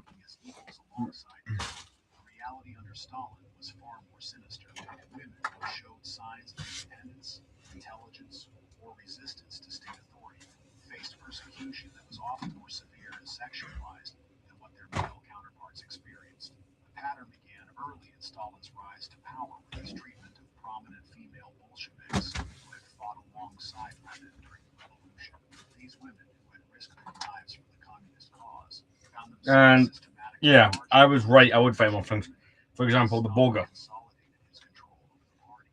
Alexandra Kolontai, who served as the world's first female ambassador, was one of the few to survive, but only because she carefully avoided challenging Stalin directly and accepted exile to diplomatic posts far from Moscow. Other female revolutionaries were Another E-Web blaster. I picked up a lot of Hoth stuff last year. show trials that focused excessively on personal lives and sexual relationships. Being executed or sent to labor camps were deliberately harsh for women. The Great Purge of 1930 saw Stalin's anti-female paranoia reach unprecedented levels. Women were arrested in massive numbers, often on charges that revealed Stalin's particular obsession with female loyalty and sexuality. The NKVD Oh, there we go. There's that engine I was looking for the Lego X-Wing. techniques specifically designed for female prisoners, focusing on their intimate relationships and using sexual humiliation as a primary tool of psychological breakdown. Female prisoners were subjected to forms of abuse that male prisoners rarely experienced. They were forced to undergo invasive medical examinations under the guise of searching for hidden messages or weapons. They were stripped of their clothing during interrogations and forced to endure questioning while naked, a technique designed to create maximum psychological vulnerability. The testimonies of some female Packing up some of these things, and we'll be doing some gaming. They were denied basic sanitary supplies, forced to share cells with common criminals who had been instructed to terrorize them, and subjected to medical experiments that served no purpose.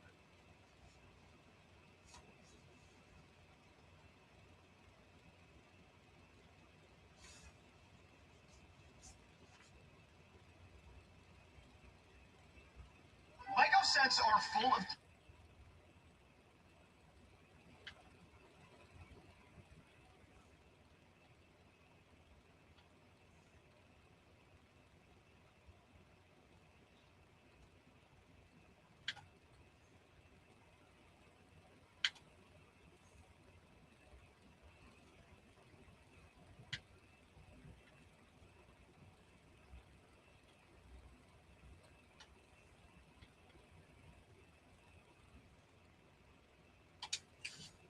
Nanking Massacre.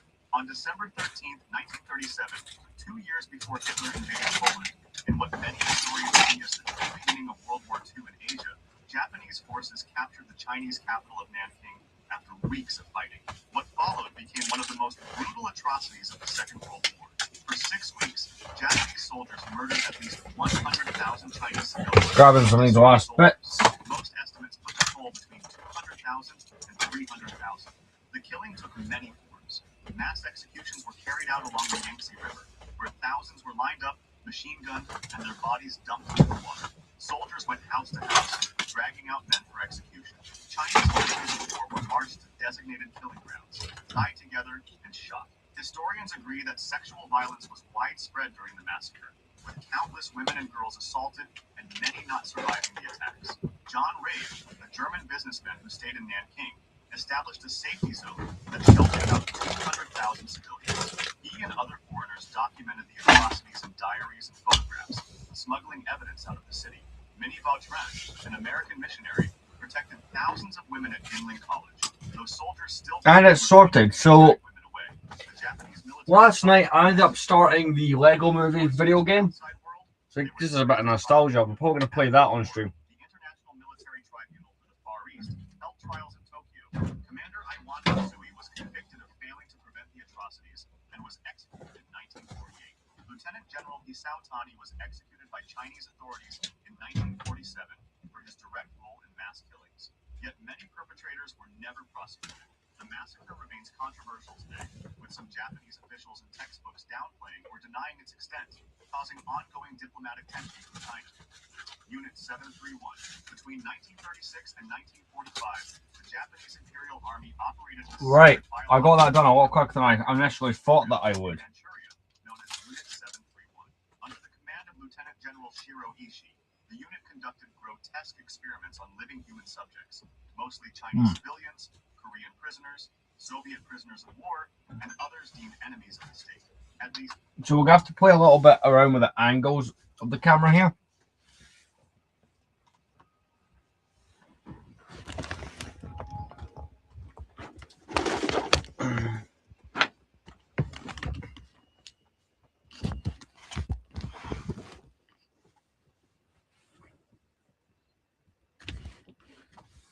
I'm sitting here. I'll have to have my phone be the chat. It's like I'm basically flipping what we normally do. But it's probably what's going to work the best.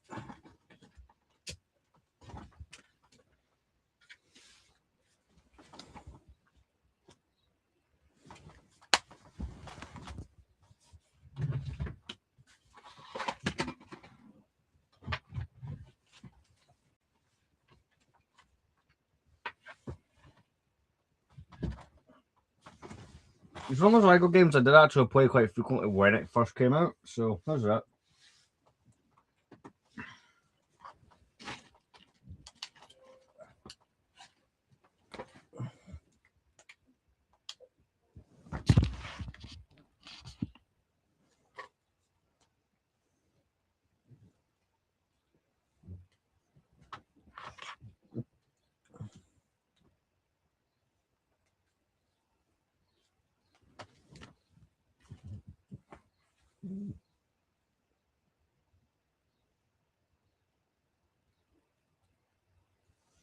Am I trying to get to 8 hours? I don't know.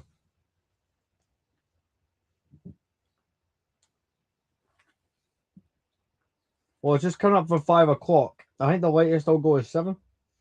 I might do another stream later, but for this one, 7 o'clock is the latest I'll go.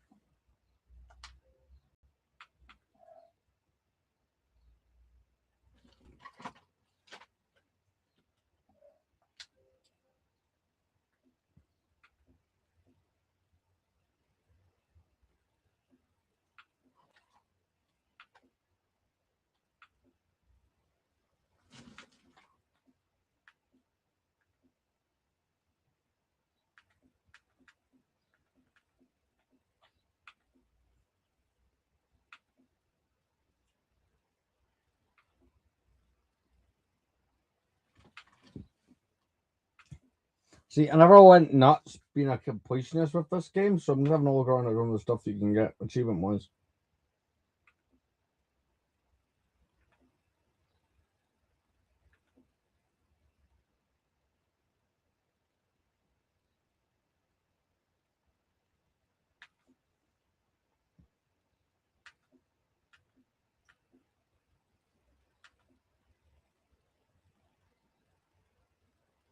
Earn 100. What was that? That's a lot of studs.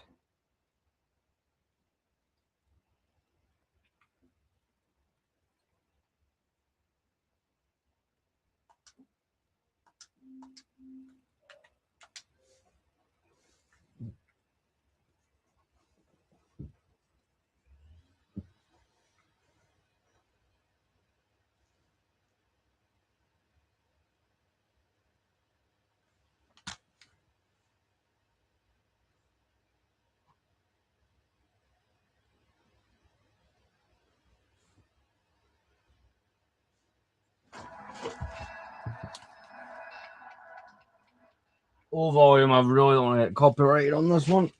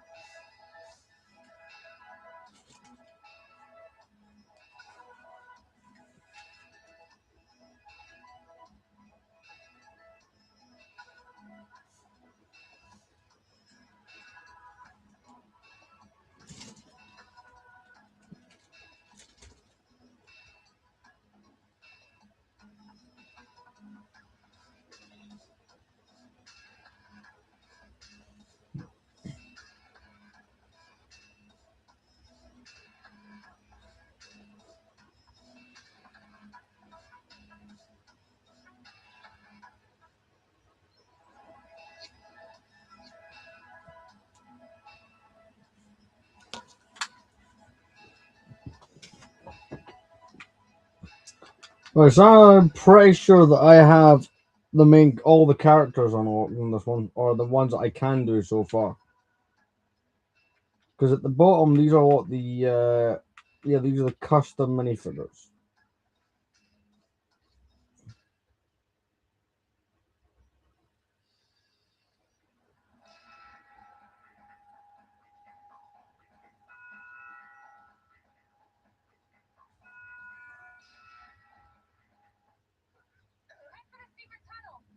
These are the city limits. What's the type of the tunnel? You want me to drive into that weird swirly hole? What are you insane? Wait, go! Don't stop! Go now! I'm gonna turn down the volume. I really don't want to get this stream copyrighted.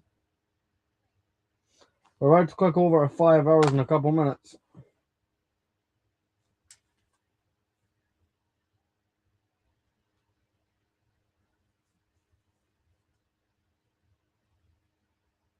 Darn.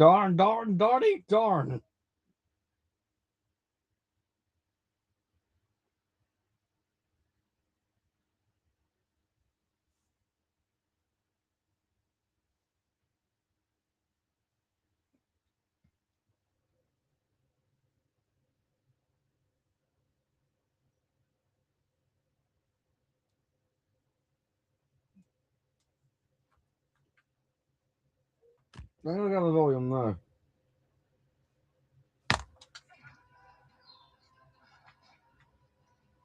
Try aim for as many of those as humanly possible. There's an achievement if you get the special and all. I was like, I played some of this back in the day. I don't remember if I completed the game or not.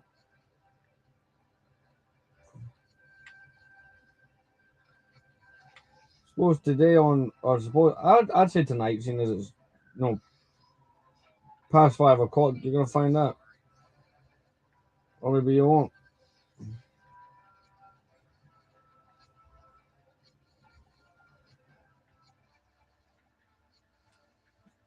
One thing for sure, but I'll buy some of the characters when I get back to the hub.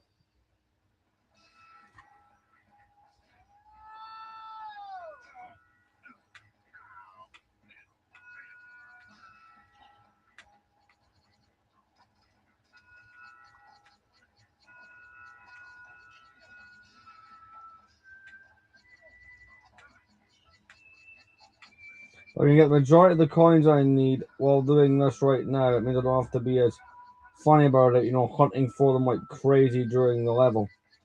You're having to break every little object in my path to complete it. But you know what? There remains a chance that I'll be live streaming later on. So later on, I will play Lego Batman.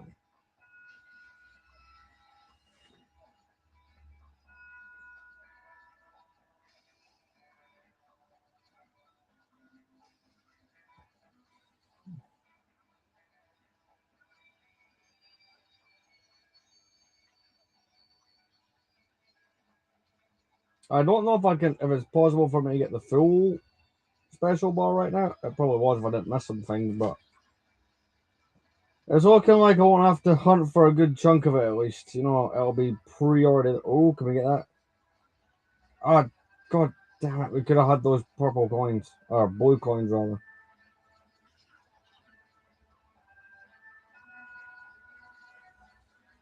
Because I sat and played quite a bit of Red Dead Redemption recently. The original one. This is what I'll get. I'm just thinking of that now.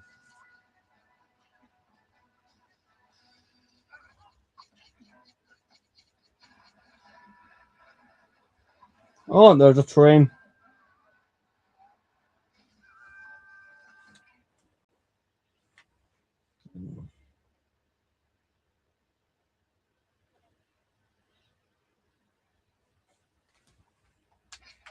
Oh, good. You're having a conversation.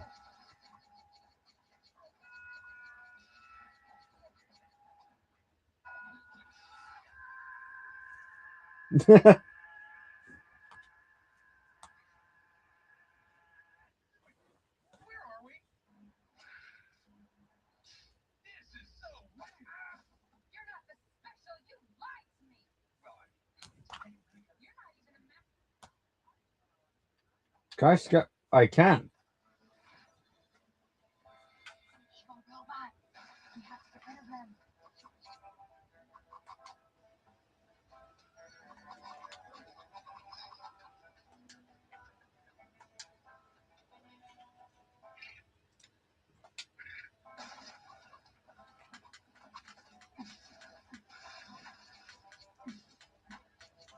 But I suppose right now we'll put in the time to get the special thing. It's not just about getting the thing that it says the special, which is this game's equivalent of the True Jedi bar. It's also about. I'm realizing this might not be the greatest quality right now.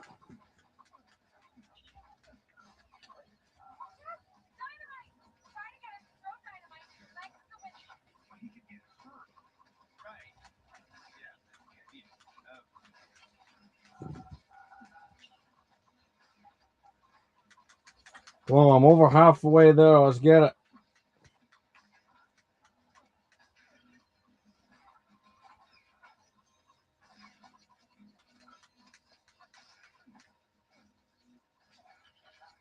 Damn it, I died.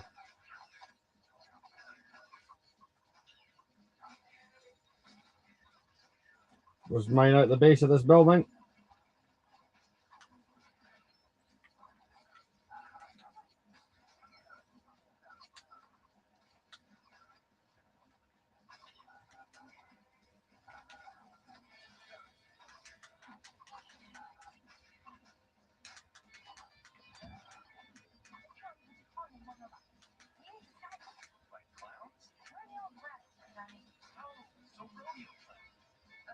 Rodeo clowns, he says.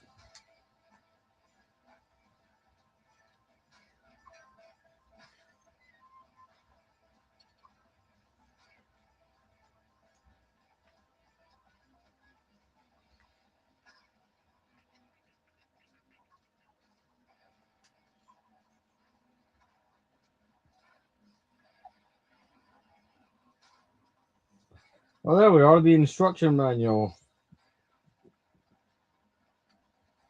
Hey, an instruction page. Looks like it's for a one-strong wagon.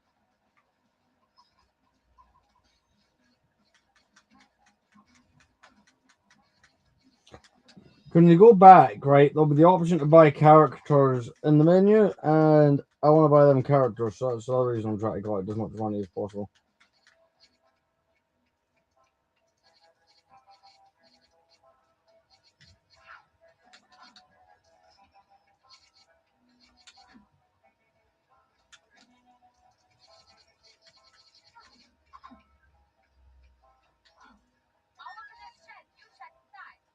It's full of angry robots. What should I do?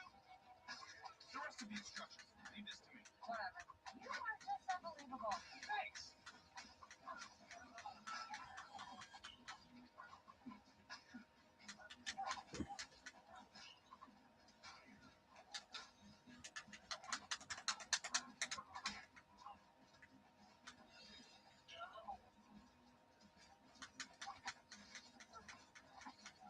Honestly, big round of applause here from Turtle God for hanging around for so long in this live stream. That's insane.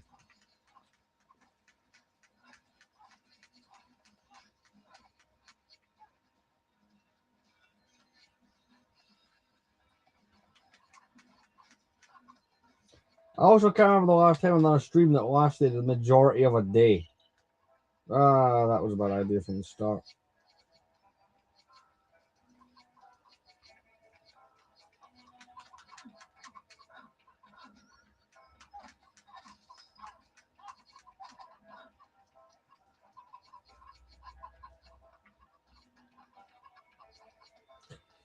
I am also still trying to get the special thing just done before I have to go out in the main part of the level. Or as close to done as possible, which, that might be doable.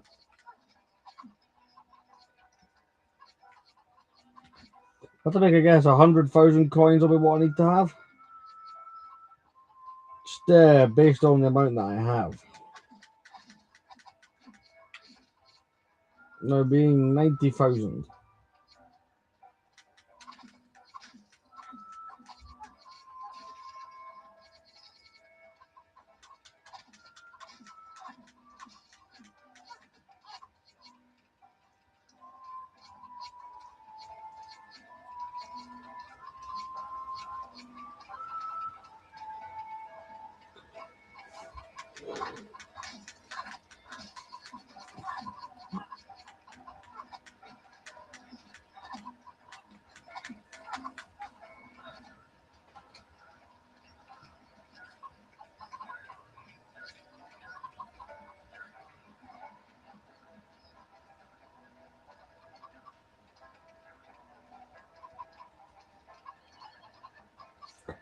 Did that chicken just crap out a coin? What the hell?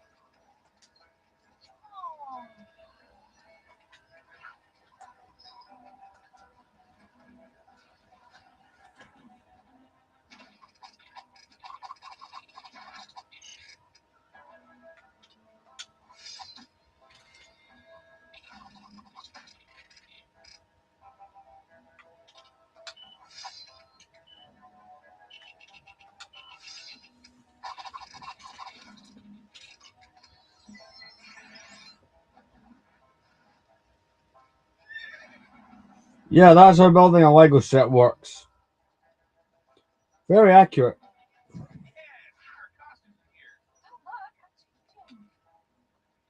That's wrong. I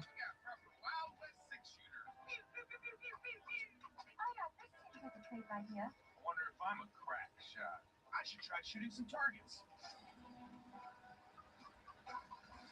More robot, wild style. I mean, partner.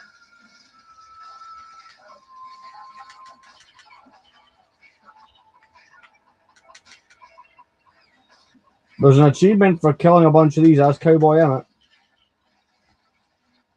Let's see if we can get that achievement. But yeah, I'll take the coins as well.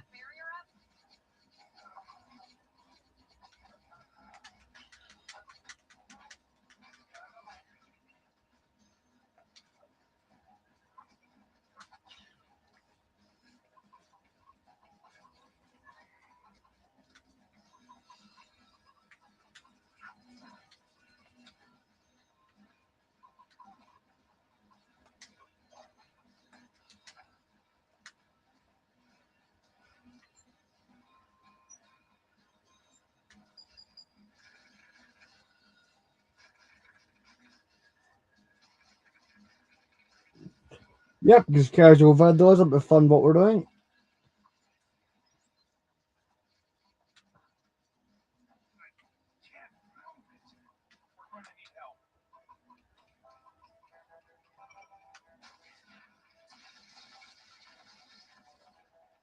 Alright, that should help us out majorly. There's 100,000 wasn't how much we would need.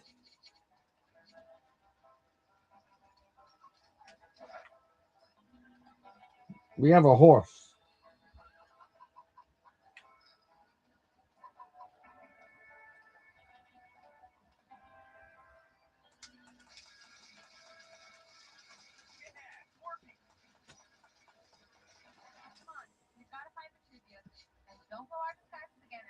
Hey, listen, do you think you could explain to me, like, why I'm dressed like this, and what this big work in the sky we're all about, and, like, where we are in time? Your home, Bricksburg, is one of many realms in the universe. There's also this one, Pirates Cove, Knights Club, Vikings Landing, Clown Town, a bunch of others we don't need to mention. All the people of the universe were once free to travel and mingle and build whatever they wanted. But President Business was confused by all the chaos. So he erected walls between the worlds and became obsessed with order and perfection. And he stole a mysterious secret super weapon called the Kragle! And he hired Bad Cop to hunt down all the master builders who were always changing everything. Those of us who remained, well, we went in hiding, built the tunnels to survive. And we searched for the piece of resistance, the only thing that could stop the Kragle. Kragle. I know that. That might have been that cop. Like, he said something about the Kragle. President Business is going to use the Kragle to end the world in 3 days. I can't make any sense of it. Taco Tuesday! I knew that was suspicious. There's no time to lose. We must find Vitruvius and get to the office tower before it's too late.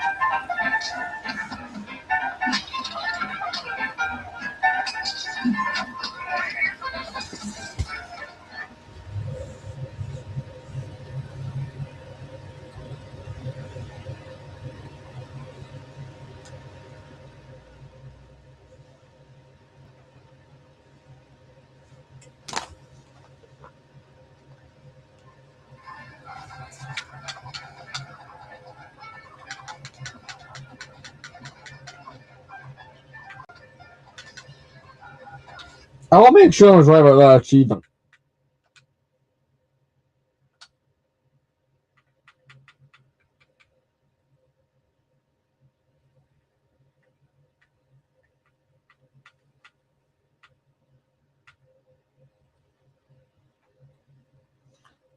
Oh, ferret enemies. Alright, cool.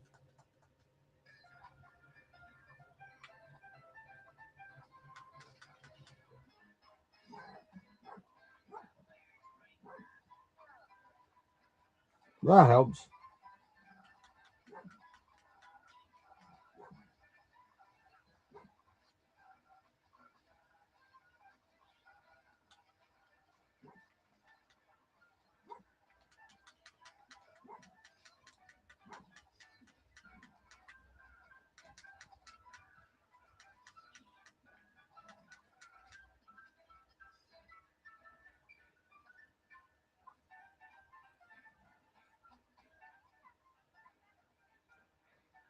Oh yes, dynamite.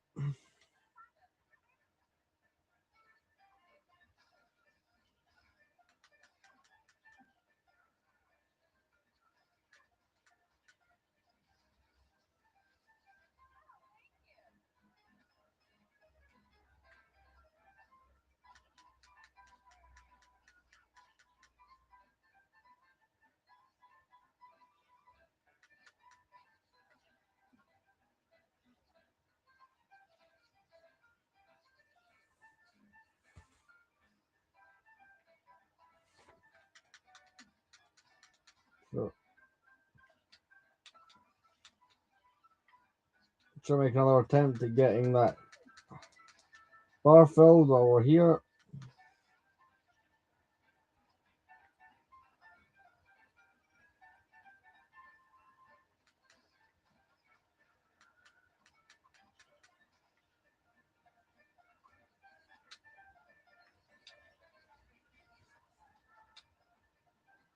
Problem absolved. We got it.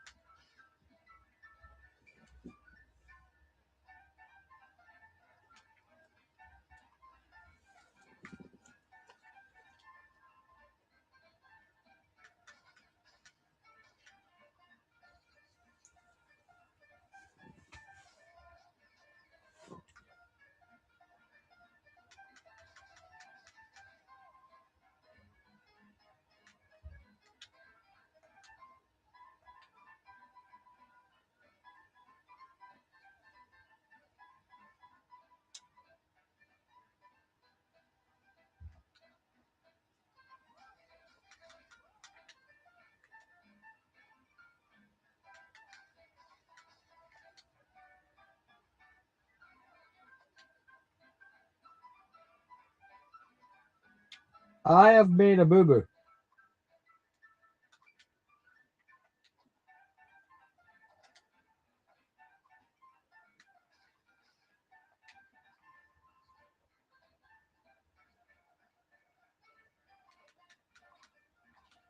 I have done something extremely stupid. I don't know if I can reverse it.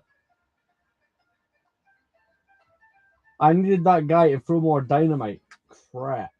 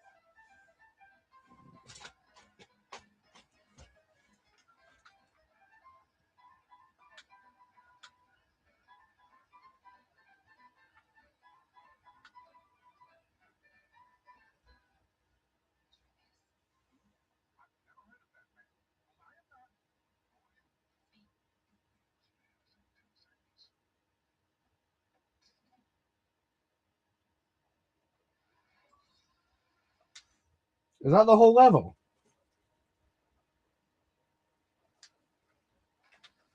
Good thing I managed to get that meter filled up, because I thought that would have went a bit further. A bit Old West. Wild style. So stack a brick. Prospector. Native. Wily Fusebot. Robot Cowboy.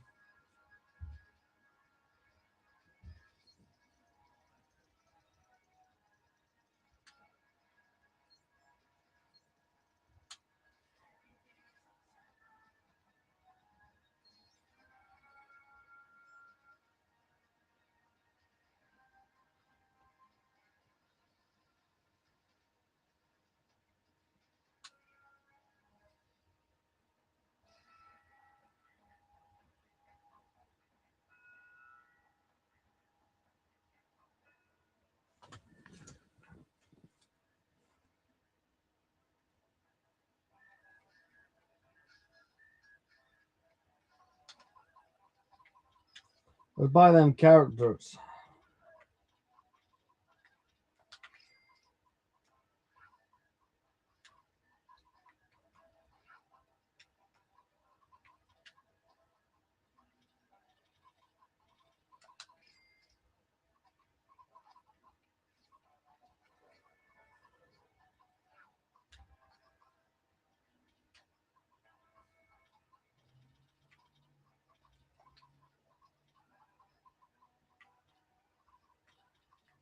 And due to poverty, I cannot afford any more characters.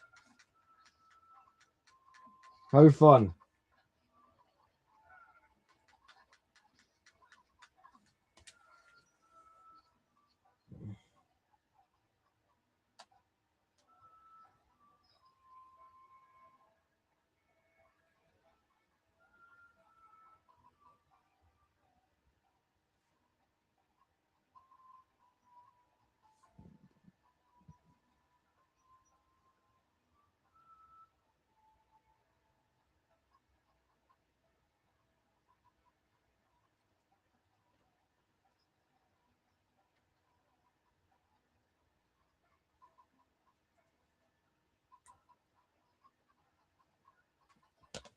So we've been live for what? How long?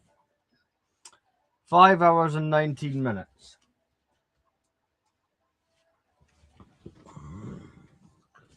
We'll do another level, I think, then maybe call it since I am feeling not the greatest right now.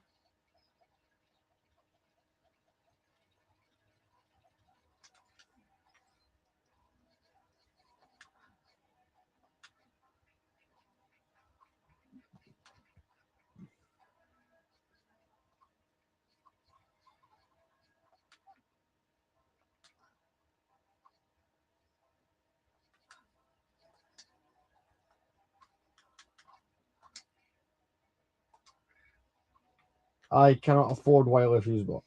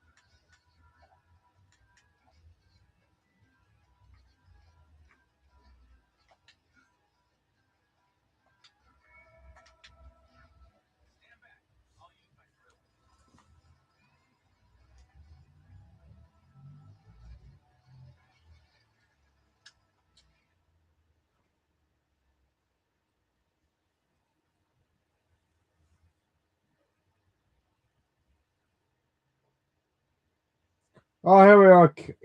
Here are KSO. How's it going?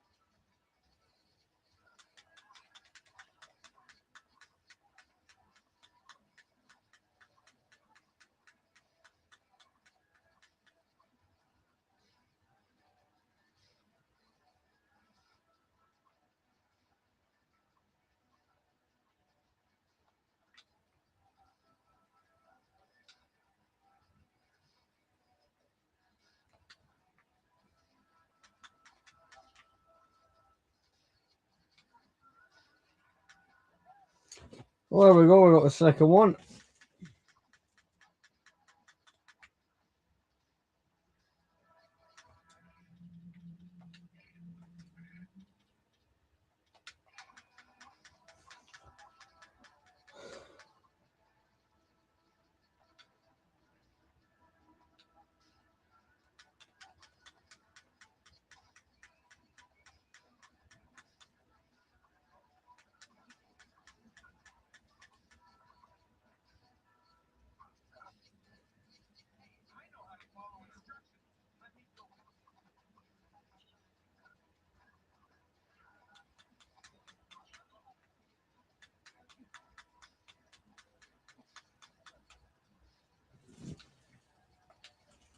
That's 40,000 added to what I already had in the hub world, so I should be able to buy Wily Fusebot after this.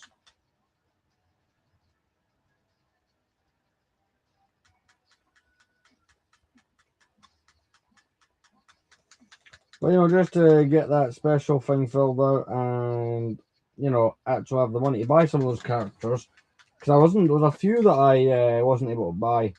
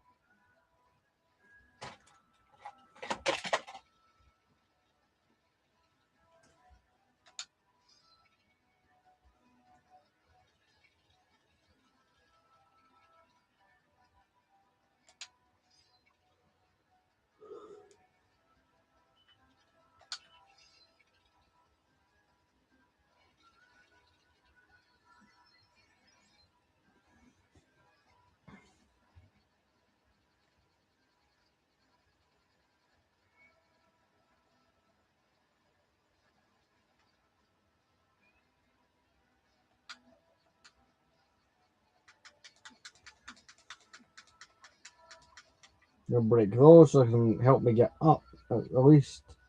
Help me get up, but you don't help me get the money side of it fixed.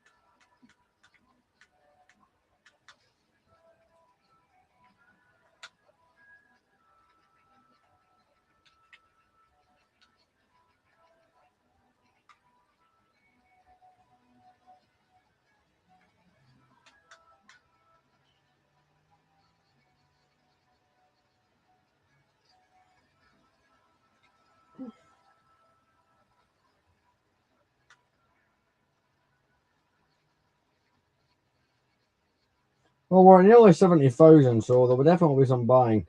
Then again, there'll be characters we'll have the opportunity to buy after having done this mission, so who knows?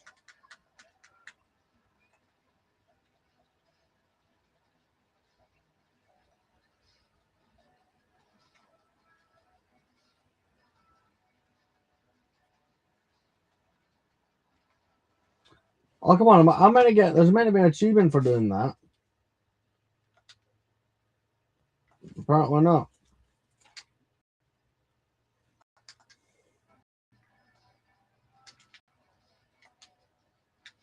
We're trying to build something despite not being a master builder as an achievement according to this game.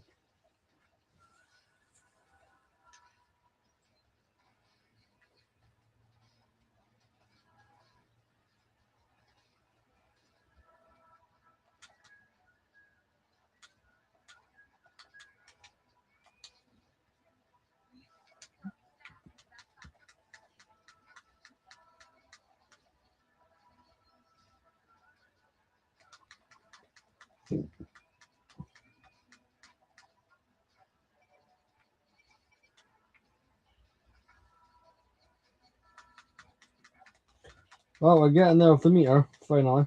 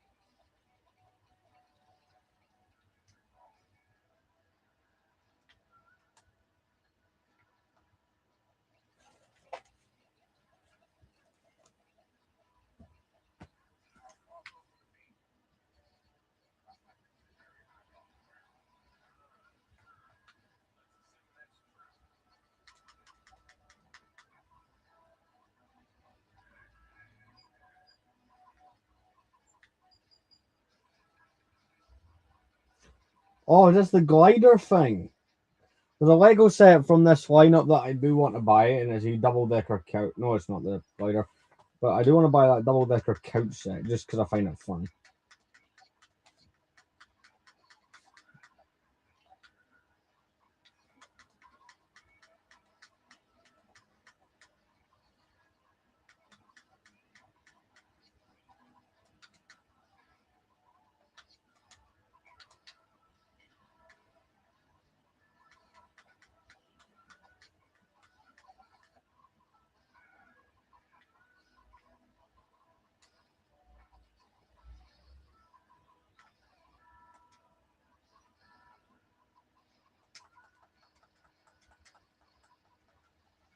Here is a homemade way of getting across.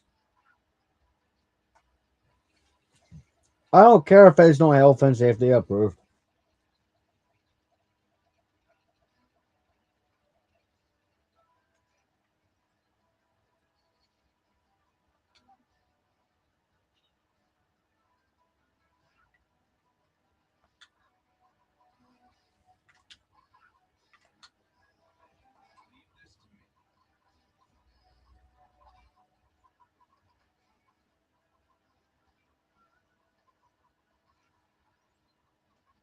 Oh, zip gliding?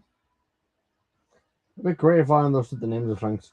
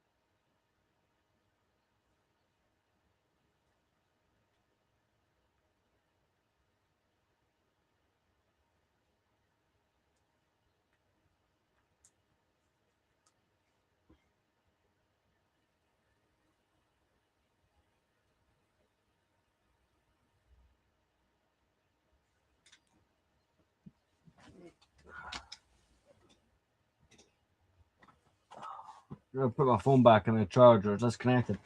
We are not far off that 6-hour mark. That is insane. I thought I'd ended it by now, to be honest.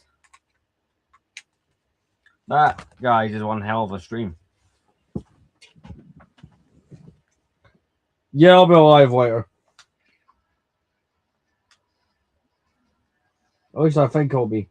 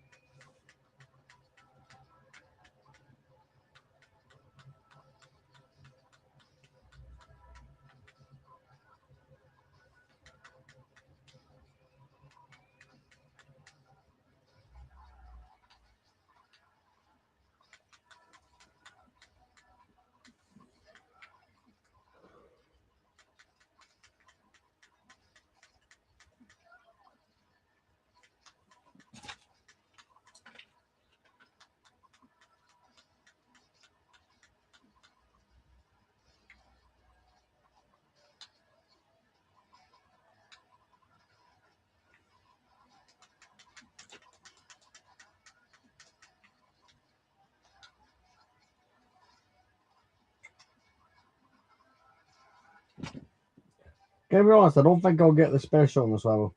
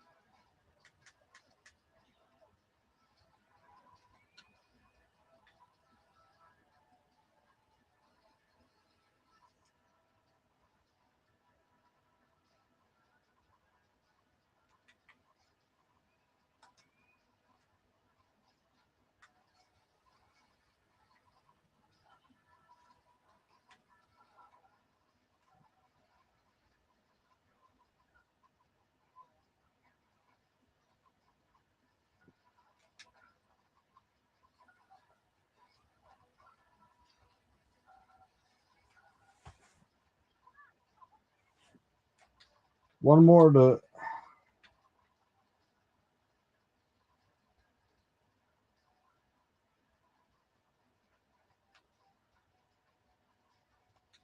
I'm going to quickly break the things down here just before I do. Because it's not like playing the complete saga or the Lego Clone Wars game or even Batman, right? Where I know what happens after a certain moment in the game because I've played it that much. I have no idea what will happen. So for all I know, I can throw that ladder on the grocery cart and try to get as much money as I can in the levels.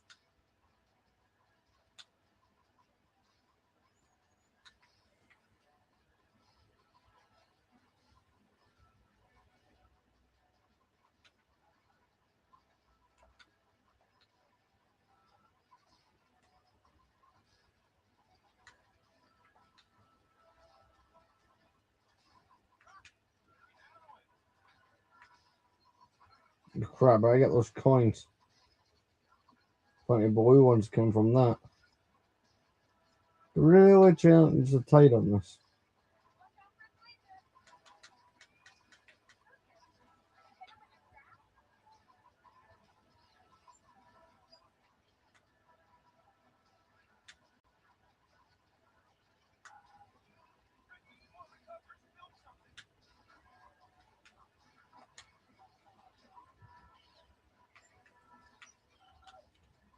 Crap, I got the opportunity to get the money and he's screwing me out of it.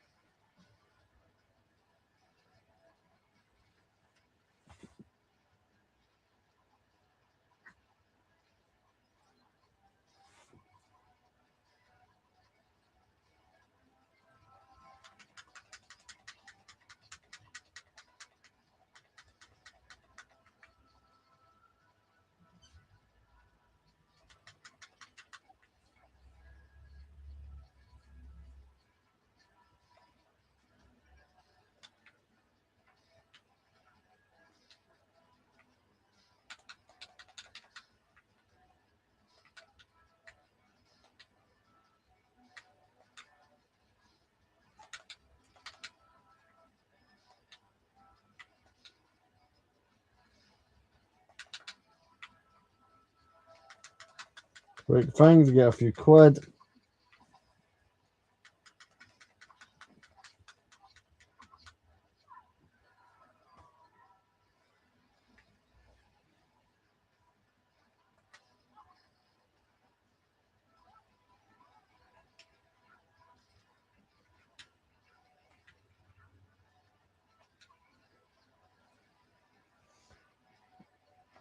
Right, so it's only Vitruvius that will go over those blind people ledges.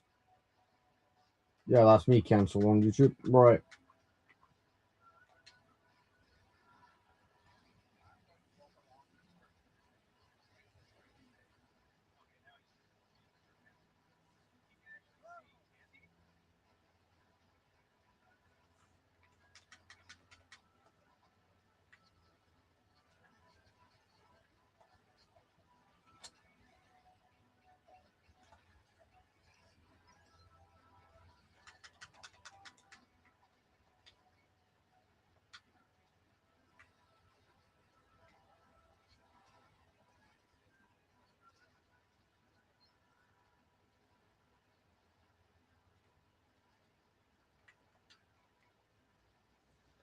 We got the soap. No, I want that purple stud.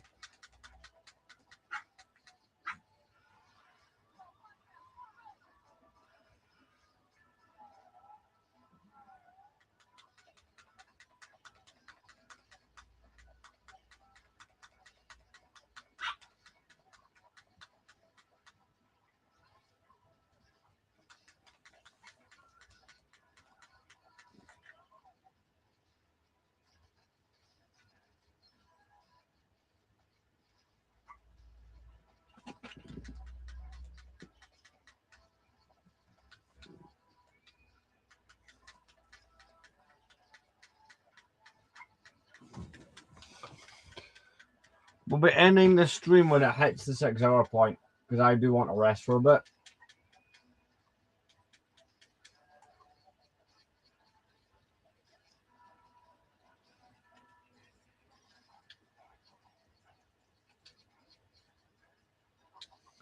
Unfortunately, it does annoy me, right? You don't get to be Cowboy Emmett in this level. Because I could have got that achievement.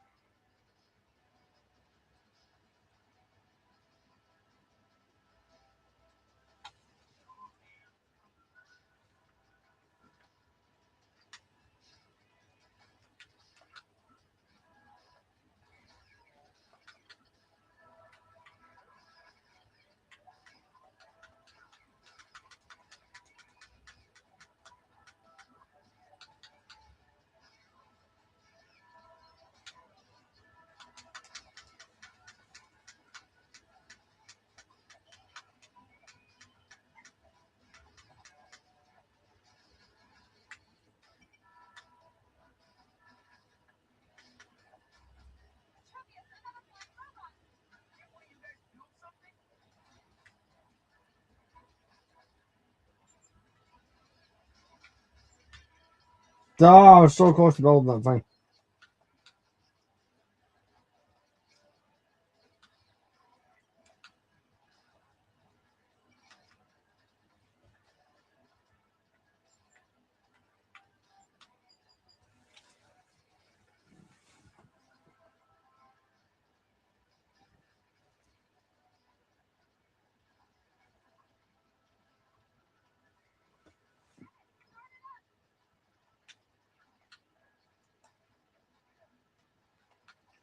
But we're gonna get those coins.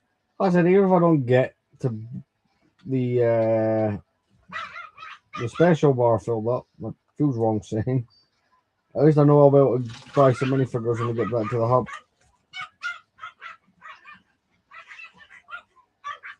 Ooh, oh, plenty of coins.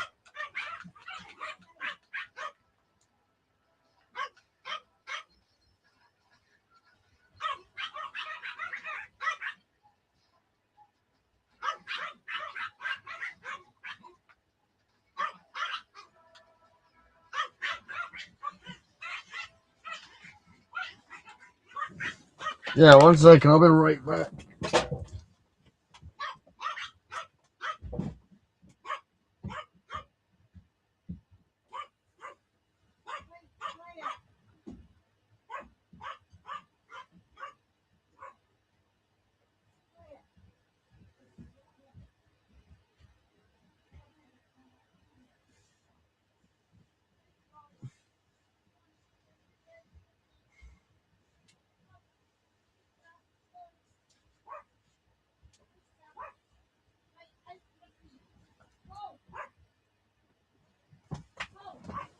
Alright, let's continue.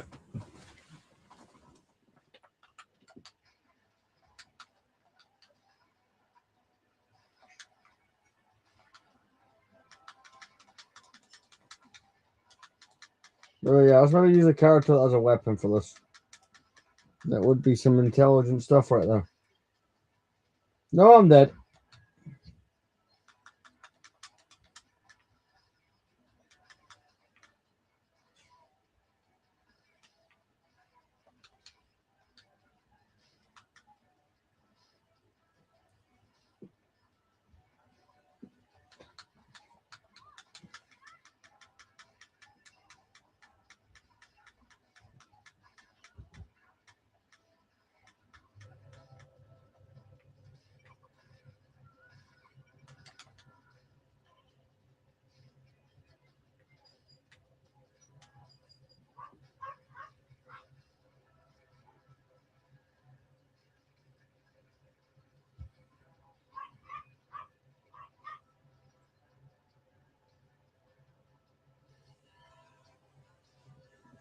This is that glider thing I was on about before.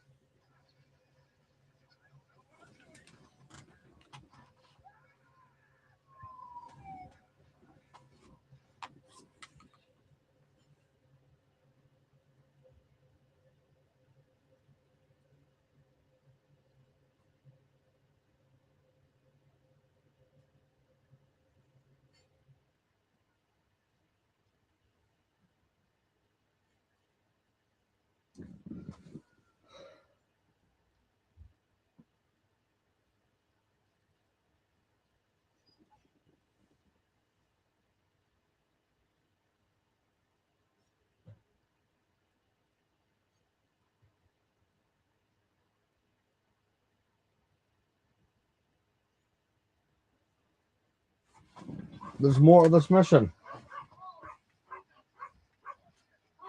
Alright, there's still prime time to get some money. I'm just going to intentionally aim for everything that's not them till the bar fills.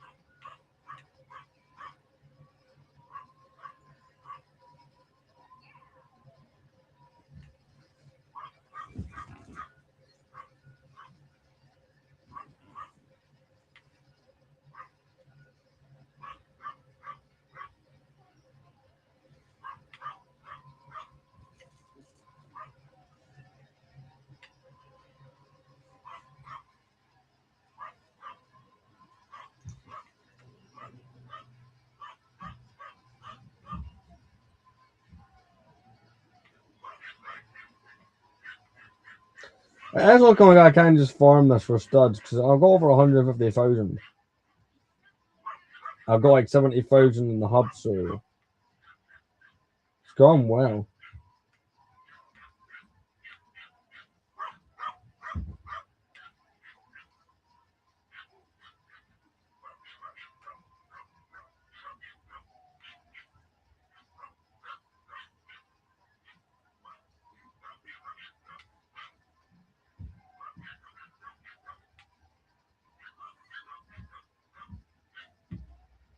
I can essentially on a track just repeating the same bit.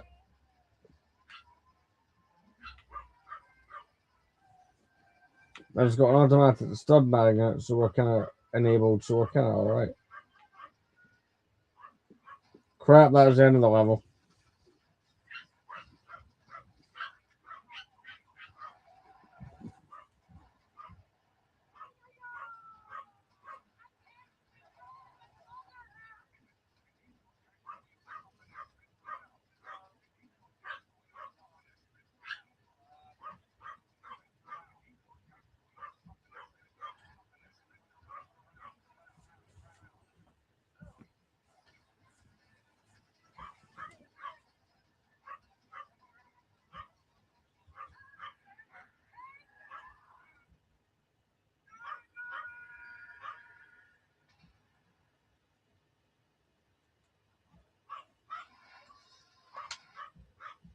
Freeze turkeys, complete level 4, Flatbush rooftops.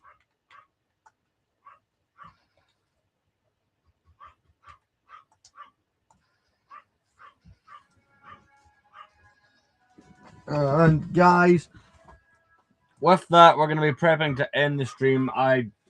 We'll go buy those characters and stuff first, or whatever ones we can, and then go from there.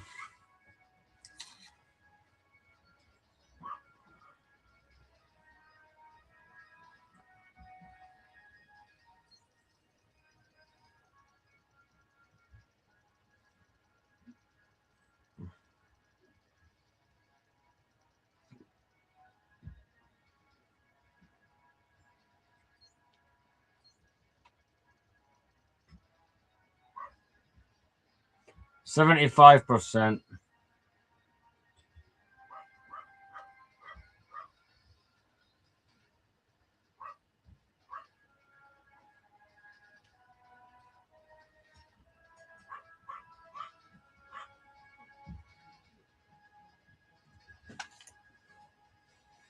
See, yeah, no, I'm not going to try and break the 10-hour one because I was like, I could just game for another 4 hours on here, but instead, I think I'll just give you a secondary live stream tonight. I think that's the easier way to go.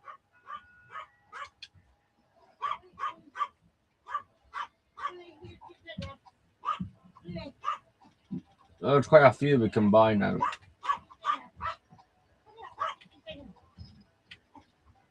Yeah, your characters are getting more expensive. Who's the one that's over here?